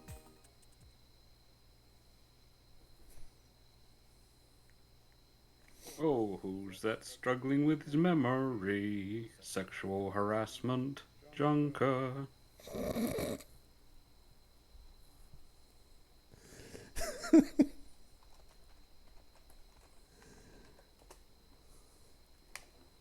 Yeesh. But no, I'm not sure about that last dialogue exchange. It seems really sort of odd and like it's jumping around a bit. But hey. Well, she's not, super pissed at me, so progress. Yeah, that's good. It's sort of a mixed thing, because on one hand, she did sneak into your place and not tell you. Yeah, and I mean, Snatcher hiding in your shower isn't the furthest thing, but you did, once it was revealed to be her, you did, stop and stare, so that's, I'd say it's pretty much a wash, no pun intended. I get it.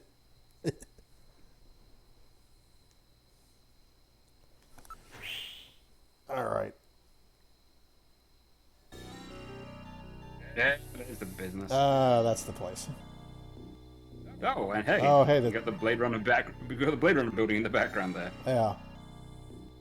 And the sign is not working. Oh, it was for a second. Let's see. Oh, neat. Okay, it's either the Blade Runner building or they built Bass Pro Shop in the middle of Neo Kobe. It also looks like the building from Bubblegum Crisis, but that could have also been a Blade Runner reference. I will say, I know that it's popular all around the world, but there's a few films that Japan still loves, so much, even to this day. They're still really into the first Terminator and really into Blade Runner. Mm.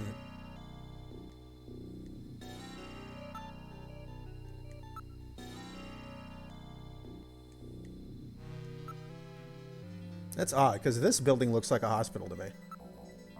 It does.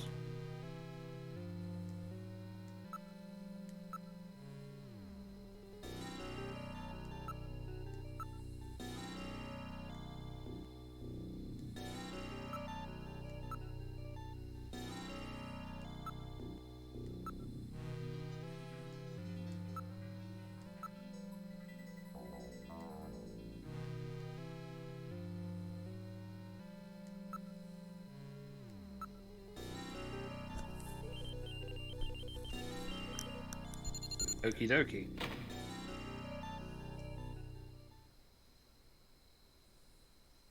It appears to be an abandoned hospital. Now things are starting to make sense. More on that later.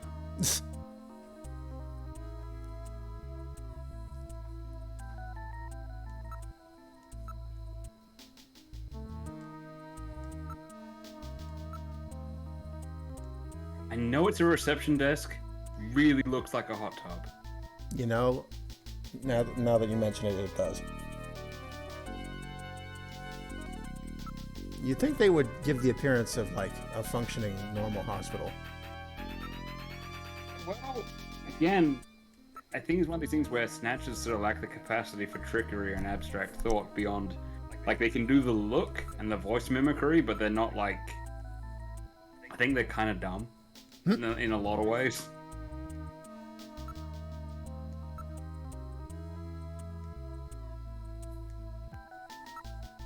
I think, like, yeah.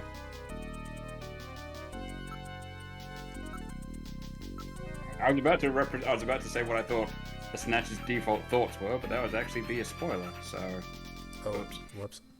yeah. Oh, again, more on that later. Pause for a moment while I take my vitamins. Of course. I'm on zinc and magnesium at the moment. I've got a multivitamin, whole bunch of things. Nice. And they're fruit gummies, so they're quite nice actually. Oh yeah, I got some of those ones.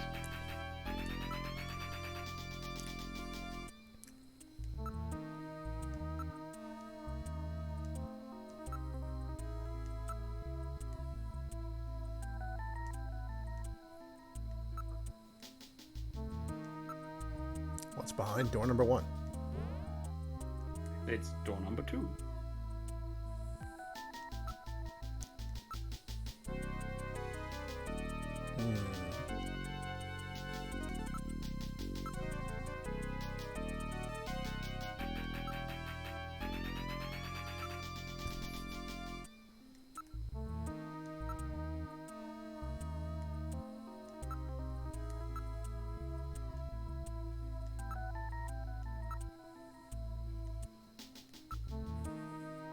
This room used to confuse me because I thought the stuff on the ceiling was a skylight, which on the first floor made no fucking sense to me, but I guess they're actually just like recessed lights or actually scanners or something. Yeah, that sounds right.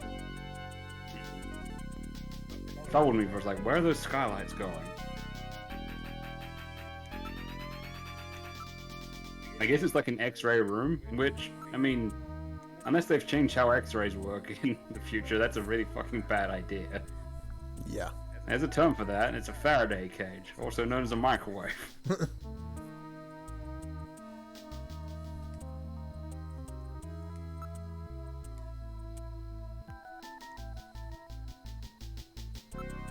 That's a really weird feature. I mean, it's kind of cool, I guess, but...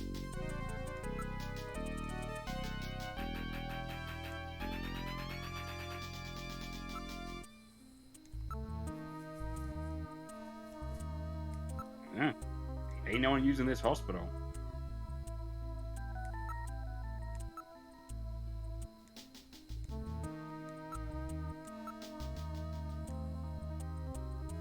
There's no Snow 9. Huh.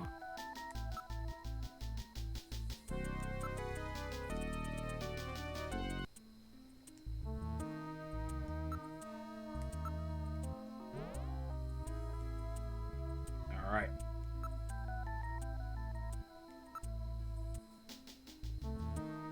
Oh. Pretty red in there. Ah, the cocktail lounge. Something might be hiding again. in those last 20 pixels, says Rex. You never know. I mean, yeah. It's obviously their photo developing room.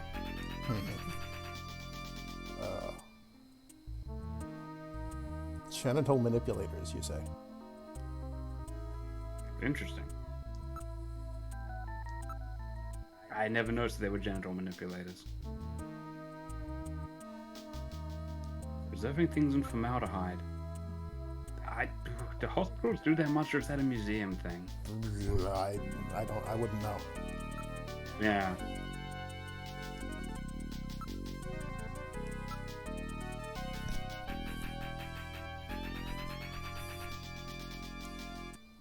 Okay.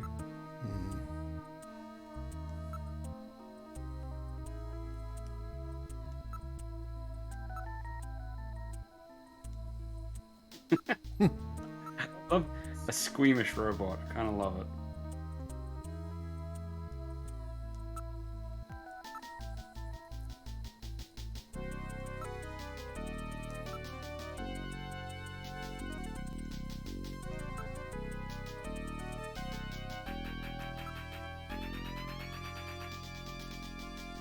So what I'm getting here is that nobody's around, or has been around for some time. Like, this hospital that ostensibly the Snatchers are using, like, it hasn't been used in a solid month, probably more. More like 6? I don't know. Yeah, the hospital's still standing. I expected somebody to try to shoot my head off the moment I walked in the door. Right? This is getting pretty strange.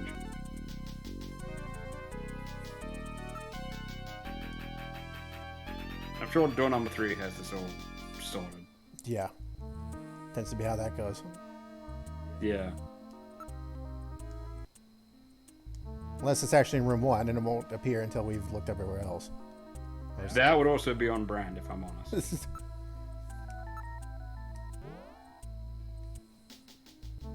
Alright. What's behind door number 3? Oh. Oh. Apparently fucking nothing.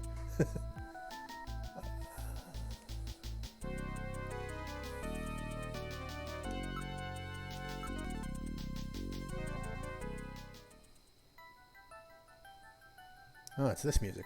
This is kind of a cool feature, honestly. Bit ahead of its time.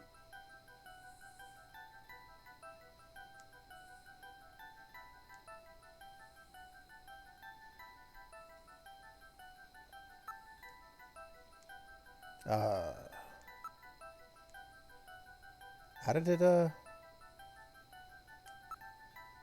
You gotta, like, use the directional keys or something? Oh, okay. It's the second button. Right. Which, I don't think has been used yet. Yeah. Unless I've been hitting that to cancel things. I forget. Oh, it's not that bad. I'm just... You hold the button down and you move it around.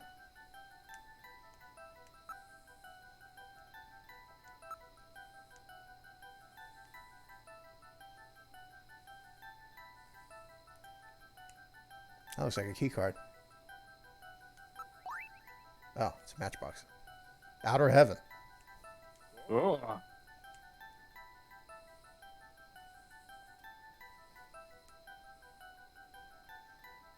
Hey, Napoleon was also giving us stuff from Outer Heaven.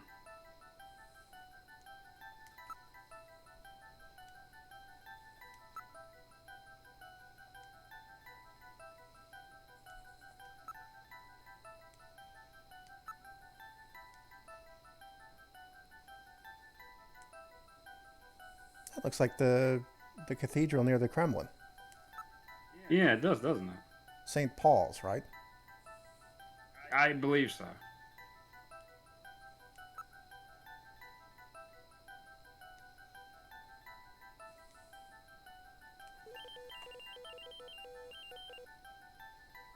St. Basil. Okay, I got St. Basil, the name's wrong, but I'm right. It's the cathedral in Moscow.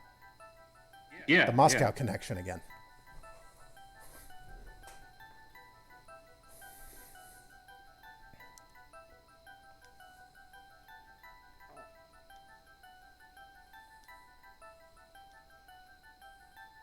Yeah.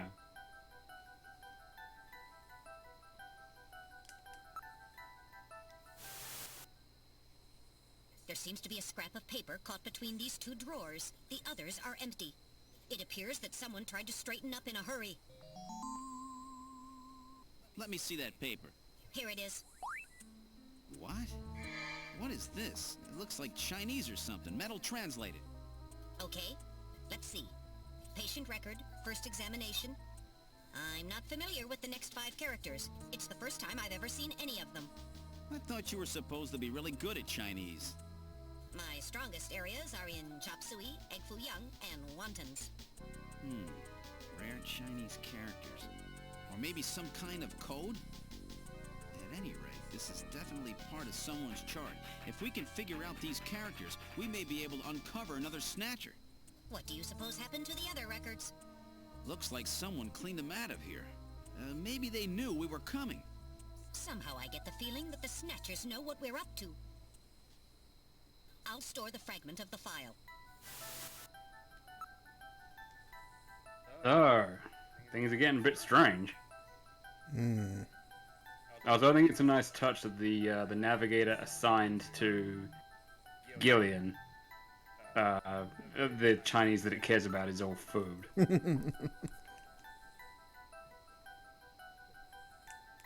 I don't think there's anything we can do. Does that desk look like it's on rails or that it's been scraped to you? It does. But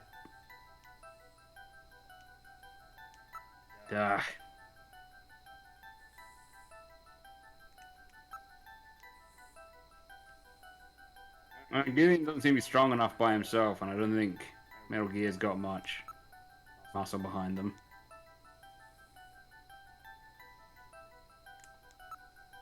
You may need a buddy for this one. You gotta go back. Hey, get out from behind that desk. Tina? Mika. Either way.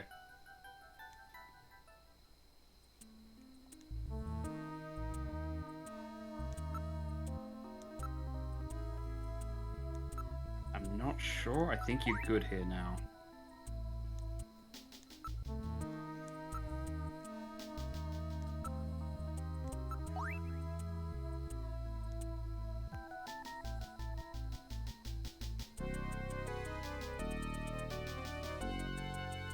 It would have been a massive bilingual bonus for any people who work on their Chinese, for what it's worth, because the puzzle has always been the same.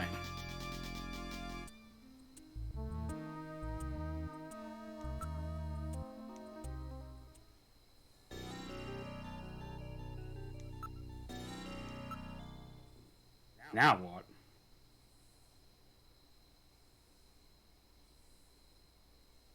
I guess I could talk to the chief. Yeah. I would have thought you could go back to Outer Heaven because you got the tissue packet and the matchbox, right? But No, I was thinking about that, but the option doesn't seem to be an option. The option has Weird. yet to present itself. Yeah.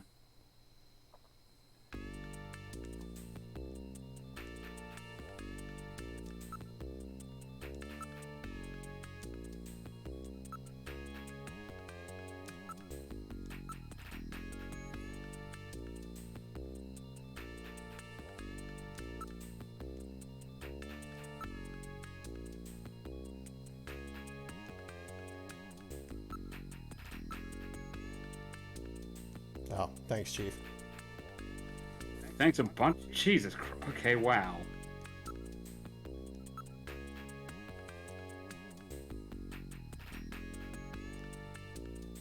That's weird.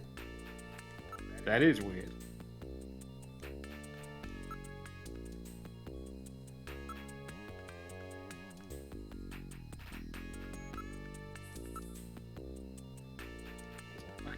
Wow.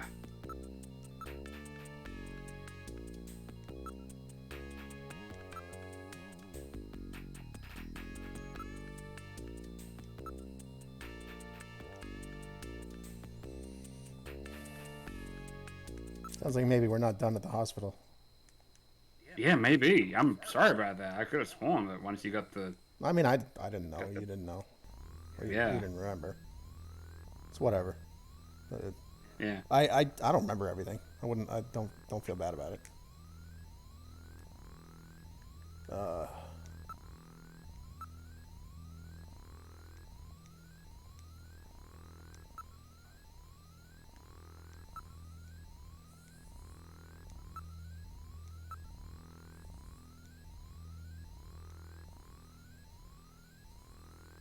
Petrovich. Yeah, gotta get a reference in there. Petrovich, yeah. Metal Gear fans. Yeah, isn't that the guy from Metal Gear 2? Just the Einstein-looking guy. Yeah. Pretty sure. I'm pretty sure that's the guy who went on to make Raiden his cyborg body. At least the first one. Yeah. Yeah.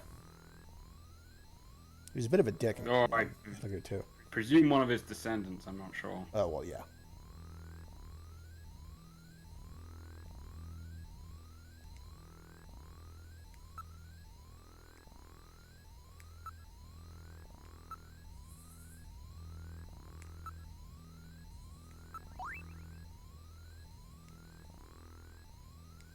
Mm-hmm. Napoleon did say to stop calling him. How are we supposed to ask Napoleon? He went into hiding.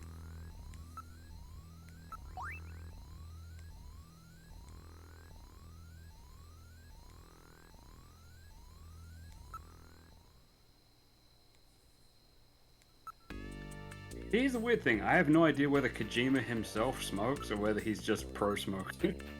Yeah, I don't know either. I've never seen him smoke.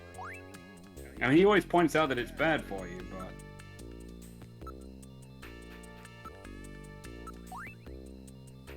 I want to say, though, that thing where you can keep insects away from your face if you're having a cigar, that is legit. Oh, okay. Yeah. They don't like the smoke? They don't like the smoke.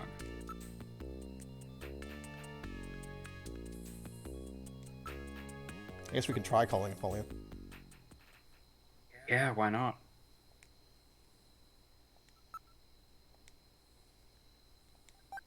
I mean, it takes longer than that to move out of a town and change your identity. Yeah. Wonder what he's going to ask me this time, if he even picks up. Yeah. What's that? The number you have reached is not in service at this time. Please check the number and dial again. This is a recording. JT&T Neo Kobe.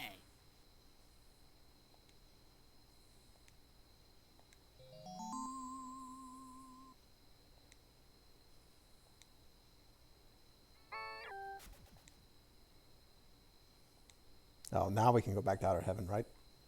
Yeah.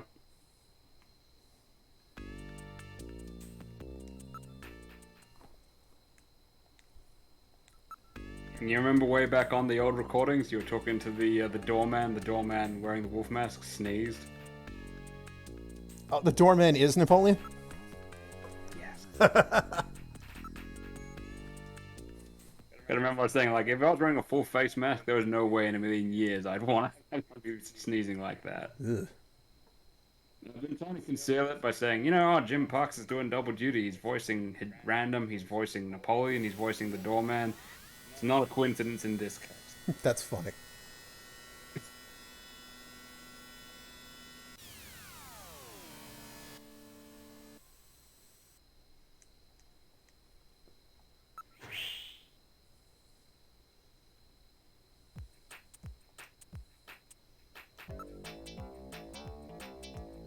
They've sort of hinted at it in the game as well, because he's in a similar-ish pose to when he's dressed as Santa.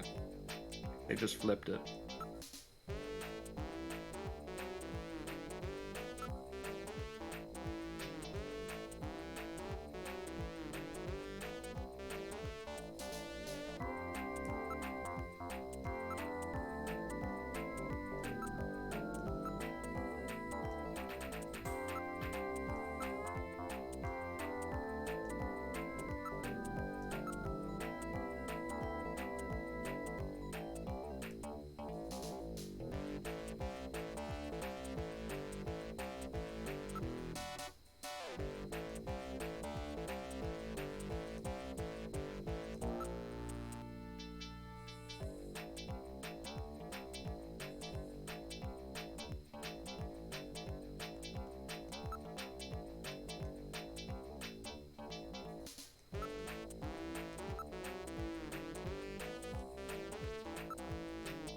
It's pretty bad proof, I will say.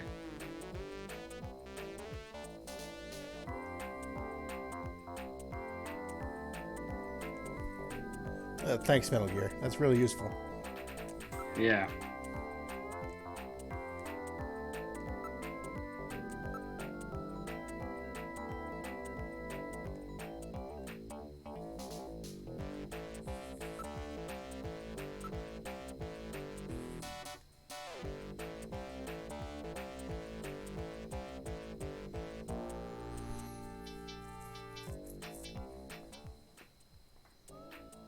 a seat, Gillian.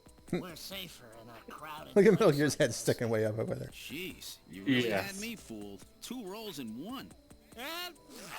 Gesundheit. His portrait's shook. Well, you know, you gotta understand. Being an informer isn't exactly the safest job on the planet, you know. That's why it's important to be a master of disguise, like me. Yeah, but I feel pretty stupid. I mean, all that time I was asking you about where Jean went, I didn't realize I was asking someone who actually worked there. Hey, I was just as surprised as you were. But I didn't know that Gibson had been here. You see, I wasn't working that day. Anyhow, it's not masquerade night today. Why don't you take that mask off, Napoleon? It's a little unnerving sitting here talking to a wolf. All right.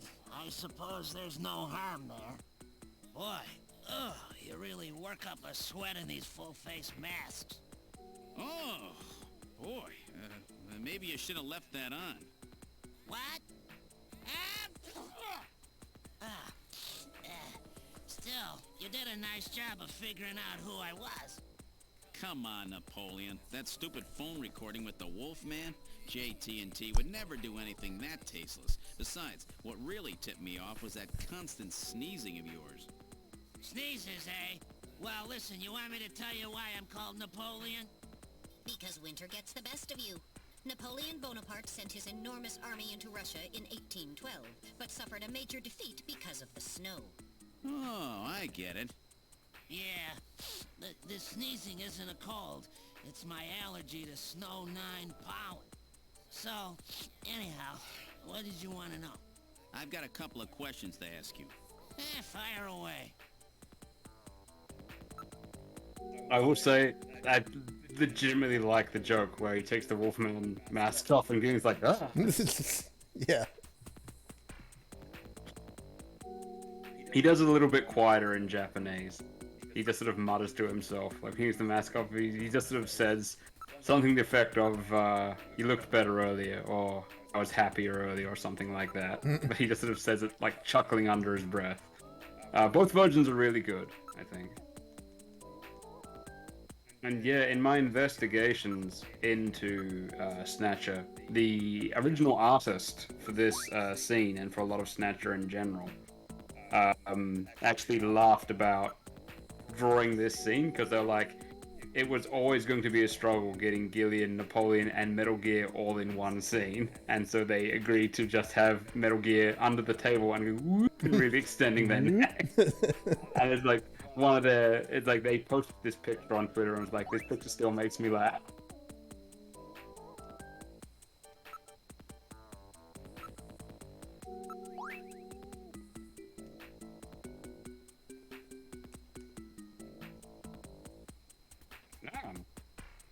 It's a bit cool.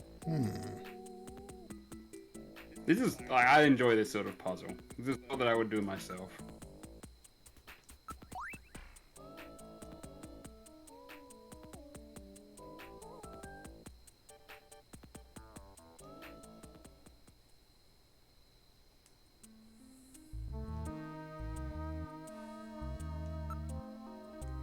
Sulfur, oxygen, nitrogen.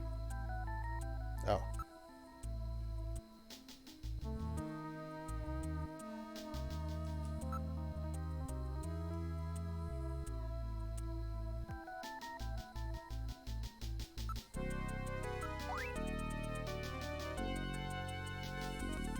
Beryllium, nitrogen, sulfur, oxygen, nitrogen again.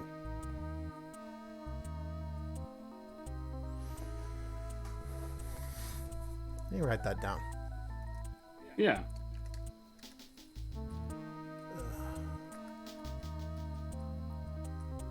Beryllium. Baloney. Sorry. Nitrogen, sulfur, oxygen. And nitrogen. Nitrogen, yeah. BNSON. Oh, beryllium's BE. BE.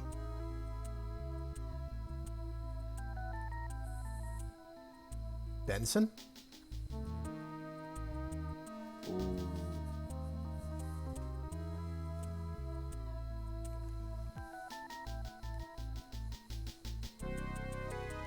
Yep. Huh. That sounds like a guess. I'll be perfectly honest with you. If this is what I think it is, I believe this bit was spoiled from me while I was looking for art references. Yeah, yeah.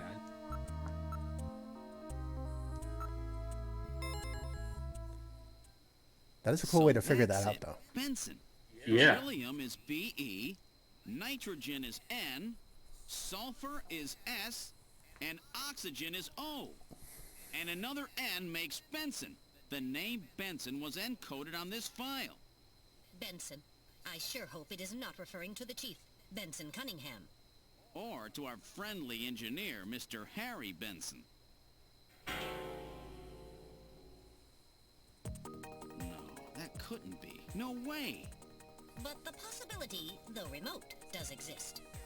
Metal, I want you to cut off all your data transmissions to headquarters now. Understood. Now disabling automatic transmission routines. Done. No further data transmissions to headquarters will be executed. My God.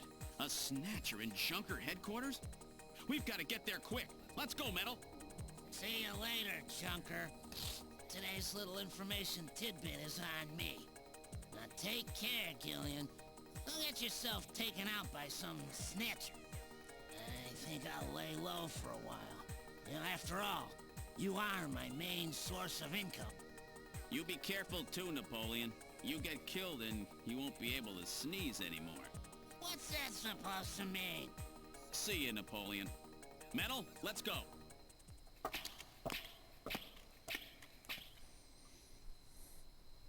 What wasn't spoiled for me is what the angle is. And I'm curious, and I'm legitimately curious to find that out. Yes. For years, that last line where Gillian says, you know, you die and you won't be able to sneeze anymore. I thought that's got to be like a pun that doesn't work or a mistranslation. No, that's exactly what he says in Japanese. The fuck? And Napoleon's response is the same, but it's said very differently. Like in that version, he's like, what's that supposed to mean? Like he's almost like outraged or whatever. Whereas in Japanese, it is just treated as like what it is, where what Gillian is saying is meant to be a cool line in Gillian's head, but it doesn't really land. So yeah, Napoleon is saying what's that supposed to mean, but he sort of mutters it to himself and sounds vaguely amused when Gillian says it.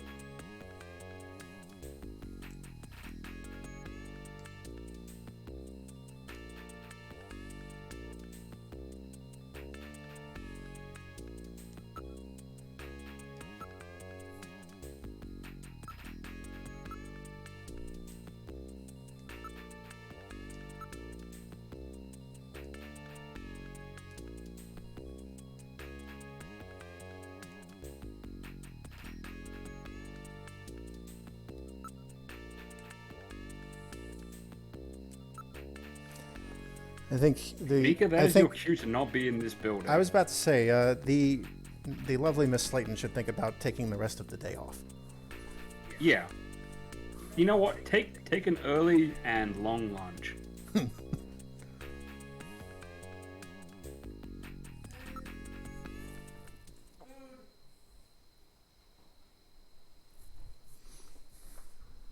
Yep. No sign of Harry.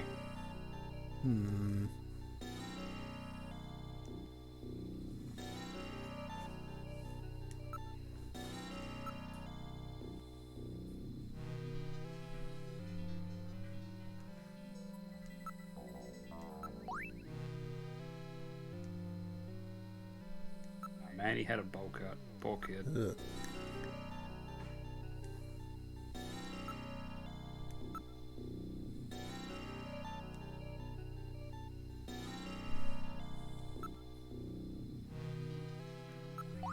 Matches. Oh shit.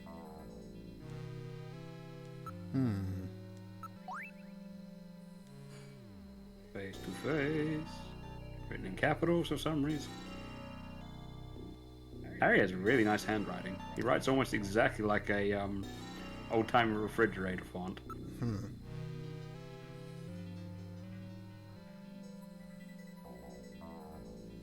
It is weird that there's 2 people with the name Benson in this company. Yes. It's one of these things where in a large enough job, I've had stuff like that. Like we've had to have like a bunch of nicknames because of the amount of overlap. But I mean, I have met other people with variations on my first name. So yeah, there is like 5 guys working here. So I mean, it's a little weird that they would be lined up like that. Yeah. Wasn't there a TV show called Benson and Benson, or am I getting confused? I don't know. What I do know is that there's some food, and I'm gonna go grab that real quick and come back. Yeah, do what you gotta. Yep.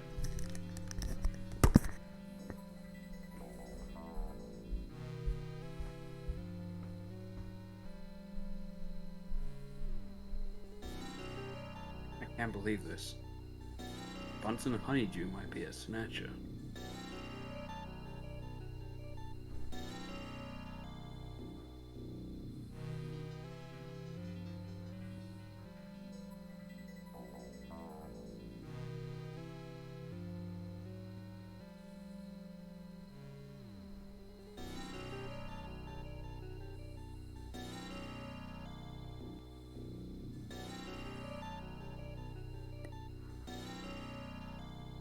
So yeah, I think I said at one stage that there's a drink that exists in Outer Heaven that it's like their trademark cocktail is called a moon salt.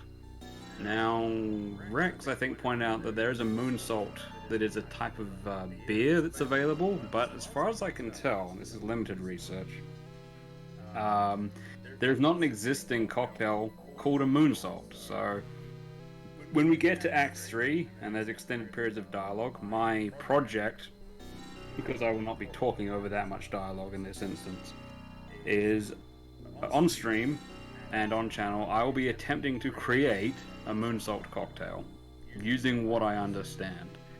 Possibly a combination of a few different existing cocktails, trying to adapt to what Japan's tastes are, but also what would go well with food, because that's how you have it in game, and it's described as hitting the spot, but 3 of them get you drunk. So I need to factor all these things into account as to what the moon salt cocktail is probably like. So that's going to be a fun little project for me, because I mean I've been making cocktails long enough that I have been able to adapt and adjust existing ones to people's taste, like doing variations on a Cosmopolitan, doing variations on the China White and things like that to suit the taste of different people that I'm serving drinks for. But to actually invent a cocktail outright is relatively new territory. I've made a few sort of punchy style cocktails for Scum, but that's about it. So this is going to be interesting. I'm looking forward to trying to invent a cocktail and then imbibe it in real time. So I hope that's something that people can look forward to.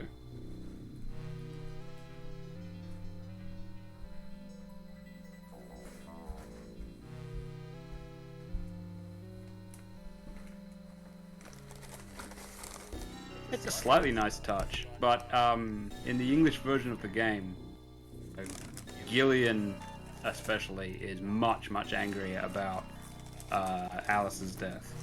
Like, he's still pretty pissed in Japanese, but he's actually like mad in English, which is kind of a nice touch. It's more in keeping with what the audience would expect, I think. I am back with Burger King. Oh, I am not amazing at filling. I was talking about booze. I say talk about what you know, and I know about booze. Oh, yep. Talk about what you know.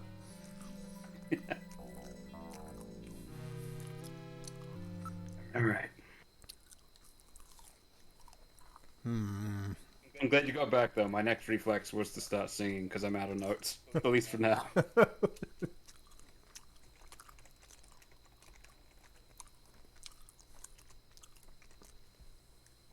I do have other notes, but they apply to later in the game. Oh,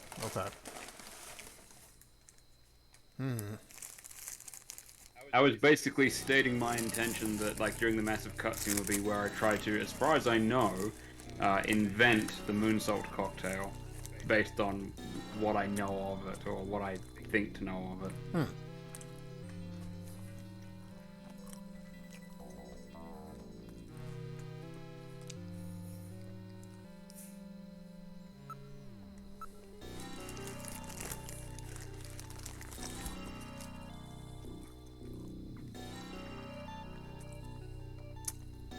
Depending on how, what kind of material that is or whatever, that looks like it might actually be a comfortable chair. Real, yeah.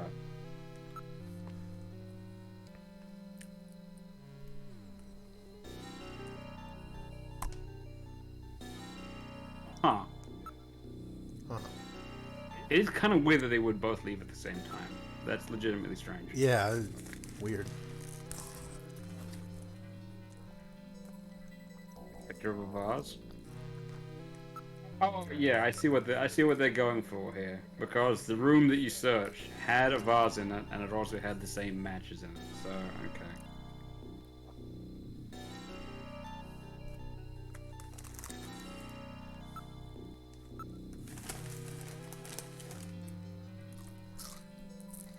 It's hard to imagine the chief getting out of his chair for the first time in forever.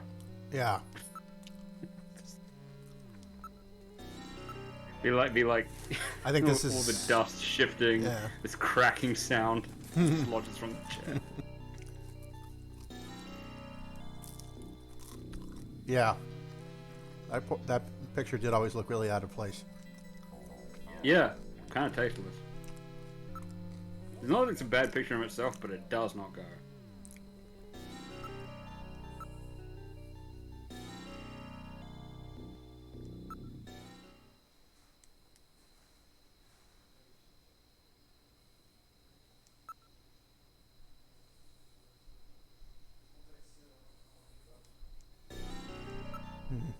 Yeah. Looks like things are a dry hole for now.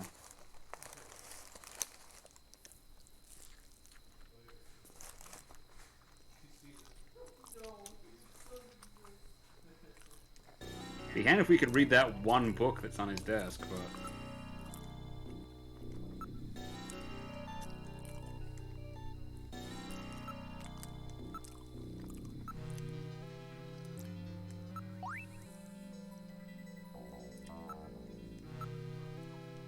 It's reassuring, at least, that the tasteless picture in the chief's office, as far as I can tell, is not particularly Russian.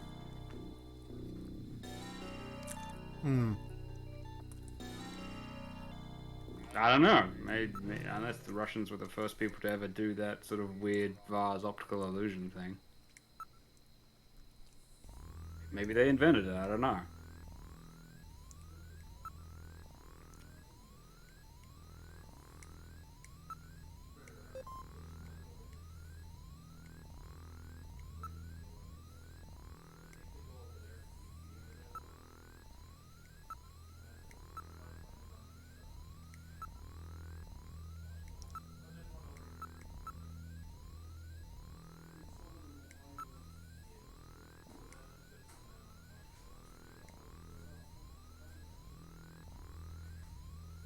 How tall was he?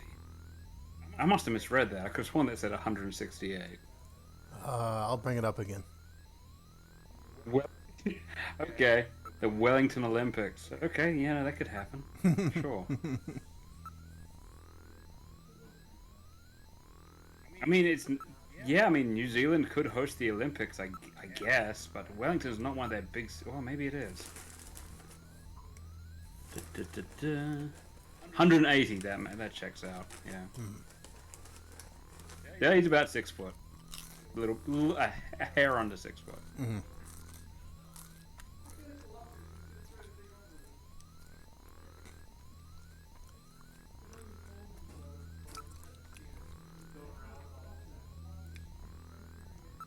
I wonder which country he represented in judo.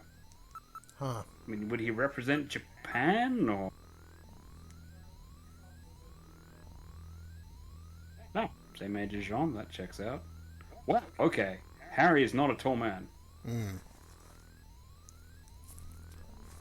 O negative, good for him. Universal donor. If you ignore the alcohol content, I imagine.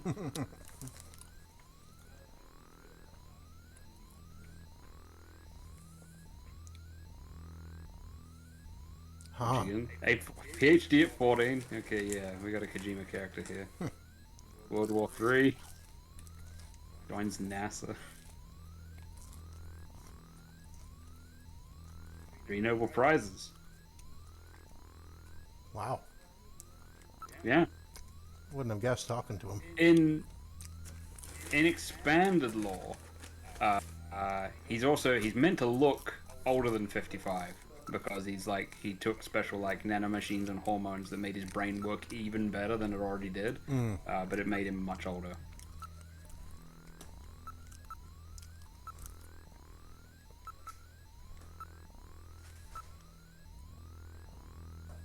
Yeah, there we go.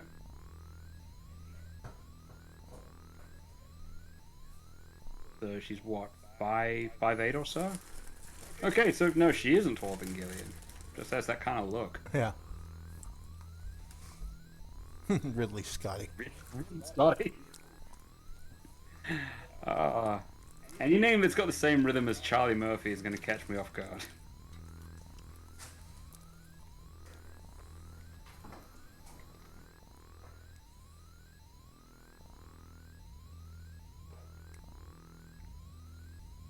So she does holo advertisements. Naked So, pistol. if I was to, astoundingly, I don't think anyone's drawn a Snatcher version of the "You Look Lonely" scene yet.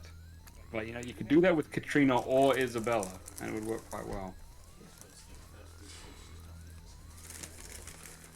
The you look lonely scene. It's the meme format, the thing from the Blade Runner 2049, where there's like that holographic advertisement talking to him, but it's like the same model as his girlfriend, so it's just upsetting him. Yeah. It's become synonymous with despair, I think. I saw one version of it that was one of the girls from Lucky Star talking to the girl from Wata Morte, and it worked oddly well. Ooh.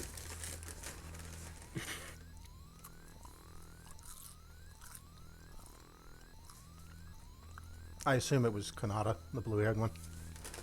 Yes, I believe so. Yeah, usually is.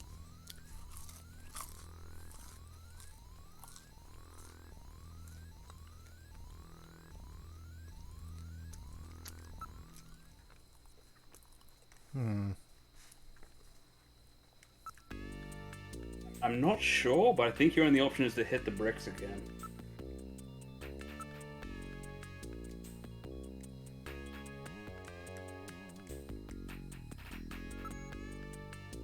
Gibson's trying to lecture her about snatches. She's had this job for like 5 years. That's how snatches are, Mika. I know. Gillian seems to keep forgetting that Mika outranks him. Yeah. He also the He's a game. lieutenant or something. The game seems to be forgetting that he started today. Yeah. That's the tricky thing. I think these events are meant to be happening over multiple days. Like, it's just implied that, like, whenever it's like how in Metal Gear Solid 3, every time you save the game, that's meant to be Snake sleeping. Oh yeah. And I believe it's meant to be the case in Half-Life as well, as pointed out by Ross Scott. The fact that the time of day keeps changing so much in Half-Life is really weird if you play it quick enough. Yeah. Yeah. I see what you mean. So, I mean, to me, a junker is probably meant to be nocturnal, but I assume you're actually, like, resting and whatnot. Either that or you're having one hell of a first day on the job, my god. I mean, it happened to Leon Kennedy. True. True.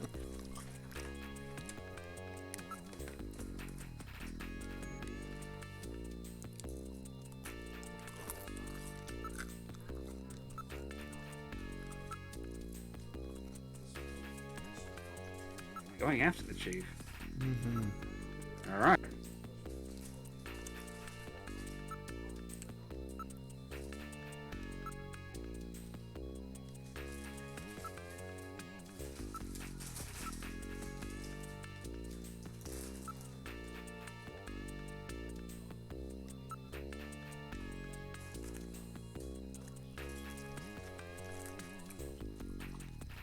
Wow, that happens in Kyoto now instead of Geneva?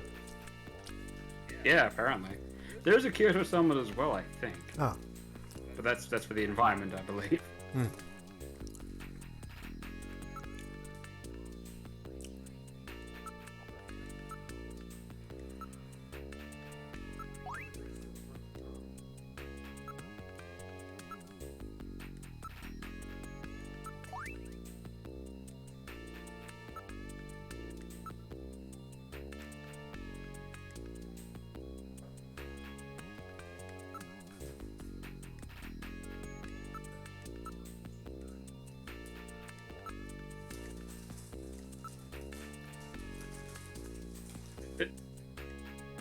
Okay. Well, I haven't been to the detective room yet. Okay, yeah, that's true, I guess. Whoops. One moment. No, you're all good.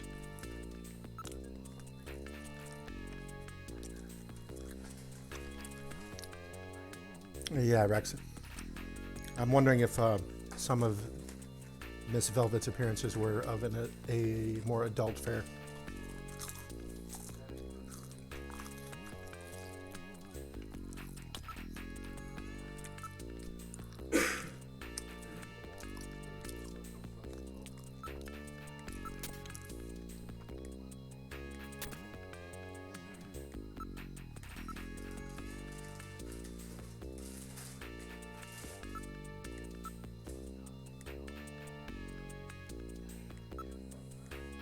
Nothing really to do here.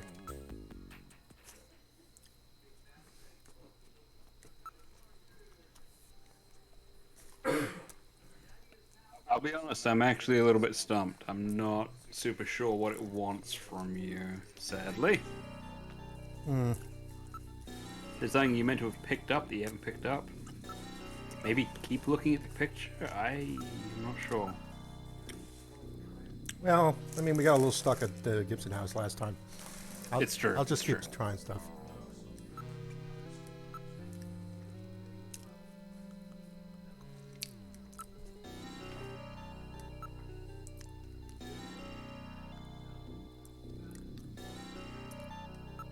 It's gotta be the damn picture.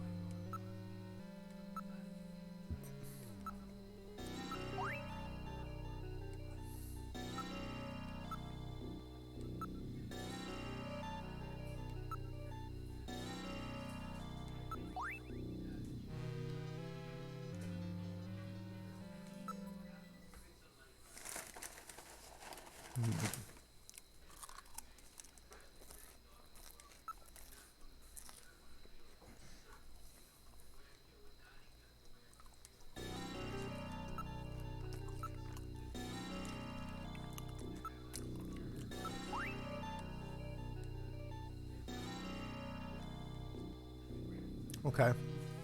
We have the memo and evidence now. Might just have been that.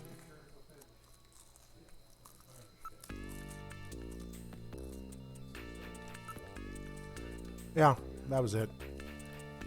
I think. Oh, maybe not.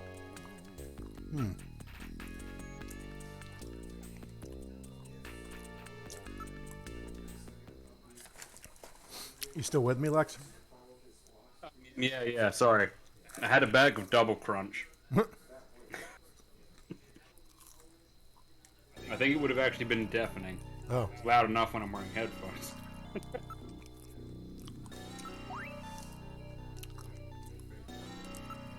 Alright, I'm sorry to direct things too much. I might be getting ahead of myself, but try going back and looking at the Chief's picture again. Yeah. I think maybe. Maybe now that we have the clue. Yeah. But it's one of the things where the game's a little more unfair, I think.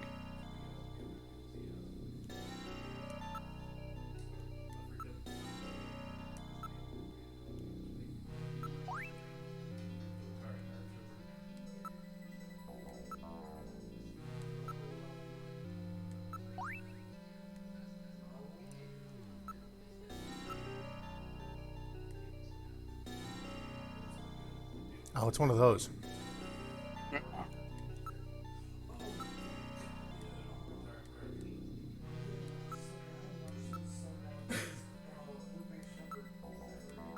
Yeah.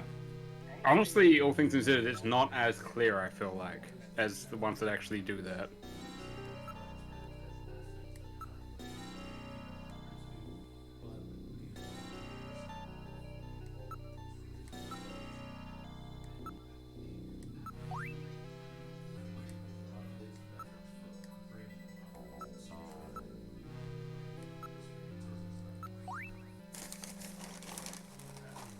Yep. Keep on looking. Look at it good.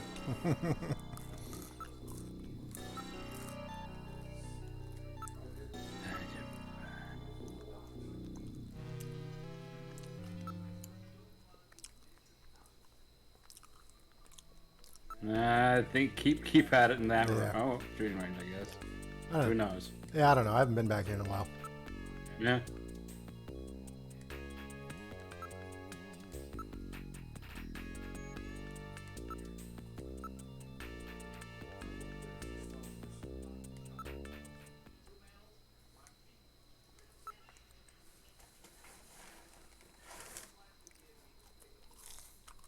This part of the game, I swear, is the most head beating against the wall one. Mm.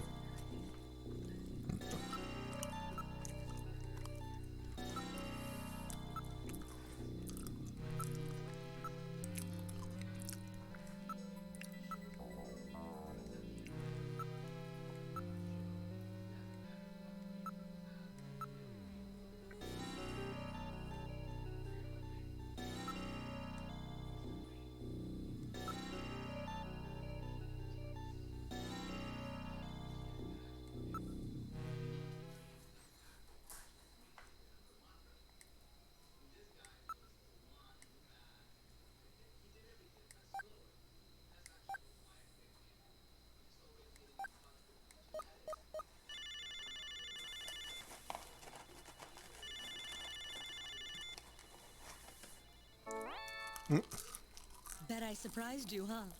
Don't worry, this is just a tape. I'm at work right now. If you need to reach me, please call Neo Kobe Pharmaceutical Labs at 391009. Sorry to scare you. Bye!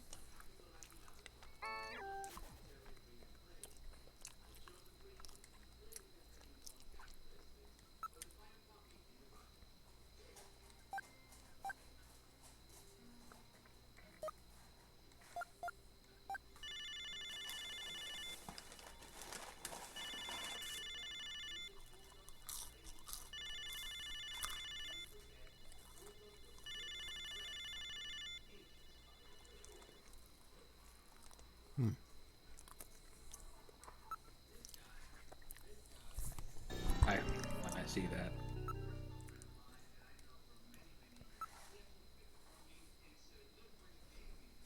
Wonder if there's some connection between his picture and Harry's photo. Hey, maybe. I mean, Gillian's getting his steps, and I'll give him that. They are in relatively the same position on the screens. Oh, that's true.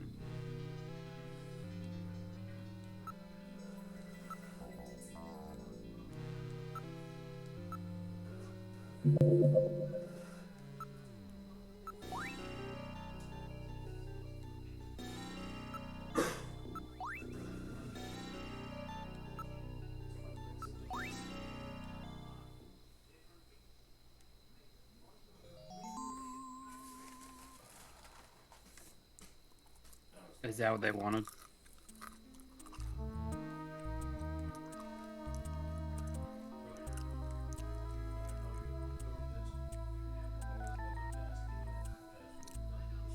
Oh my god, if that's what you needed to do before you can move on, my god. But you got the doody-doo sound. Well, let's go back to the chief's office. Yeah. So how's your day been? Can we investigate the goddamn picture? Yep. Just imagine just Gillian with just like his head resting against this pointless flower.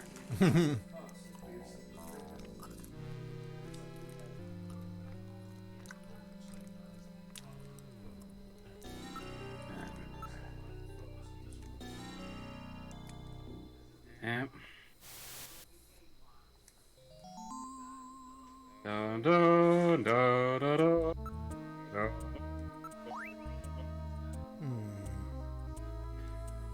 Old photo.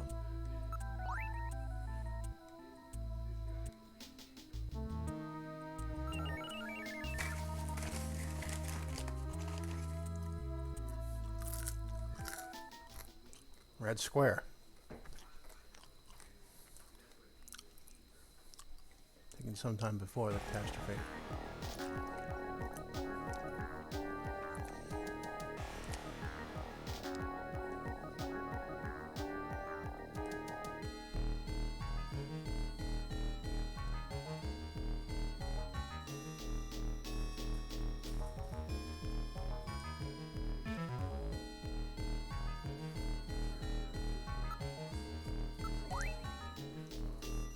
And unfortunately, we're out of time for today. Ah, The plot has thickened. it has. It has indeed. Someone around here is a snatcher. Is it Harry Benson? Or is it our chief, Bunsen Honeydew? It's To find out next time on Snatcher. yeah. 4? Well, part 4 for us. Yeah. Part 2 for everyone else. No, it'll be part 4. This is part 3. Yeah. It's sorry, it's Act 2. Oh, right. Act 2. I get what you're saying. Yeah. Yeah. Yeah. Oh man, what should I call this one? I don't know. I'll I'll have to think of something. Yeah. Face to fuck you. No, that would get flagged pretty quick. I think the first thoughts, because it's the section we just did, is face to.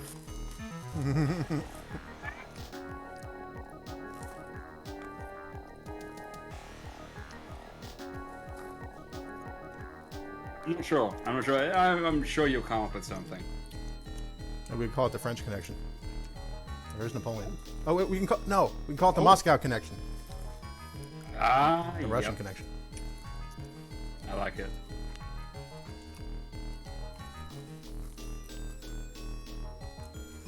Excellent. Yeah. Well, I have to head off for now. Just get a few things together so I can get Scum to her appointments and whatnot. Good luck with all that. This has been really fun. I think we did a lot of good work today. Yeah, we did as much good work as the game would let us do. I feel like I did a lot. Yeah, for real. I've seen other playthroughs where that whole section with Katrina's house, and especially the scene with the shower, takes a lot longer. You got that shower open in seconds. Which is good, because I mean, I haven't seen an English or Japanese playthrough where they don't know exactly what's coming. It's not, yeah. I had a pretty good idea. In the Japanese version, yeah. In the Japanese version, they literally leave her underwear on the ground, so it's meant to be farcical, I hope.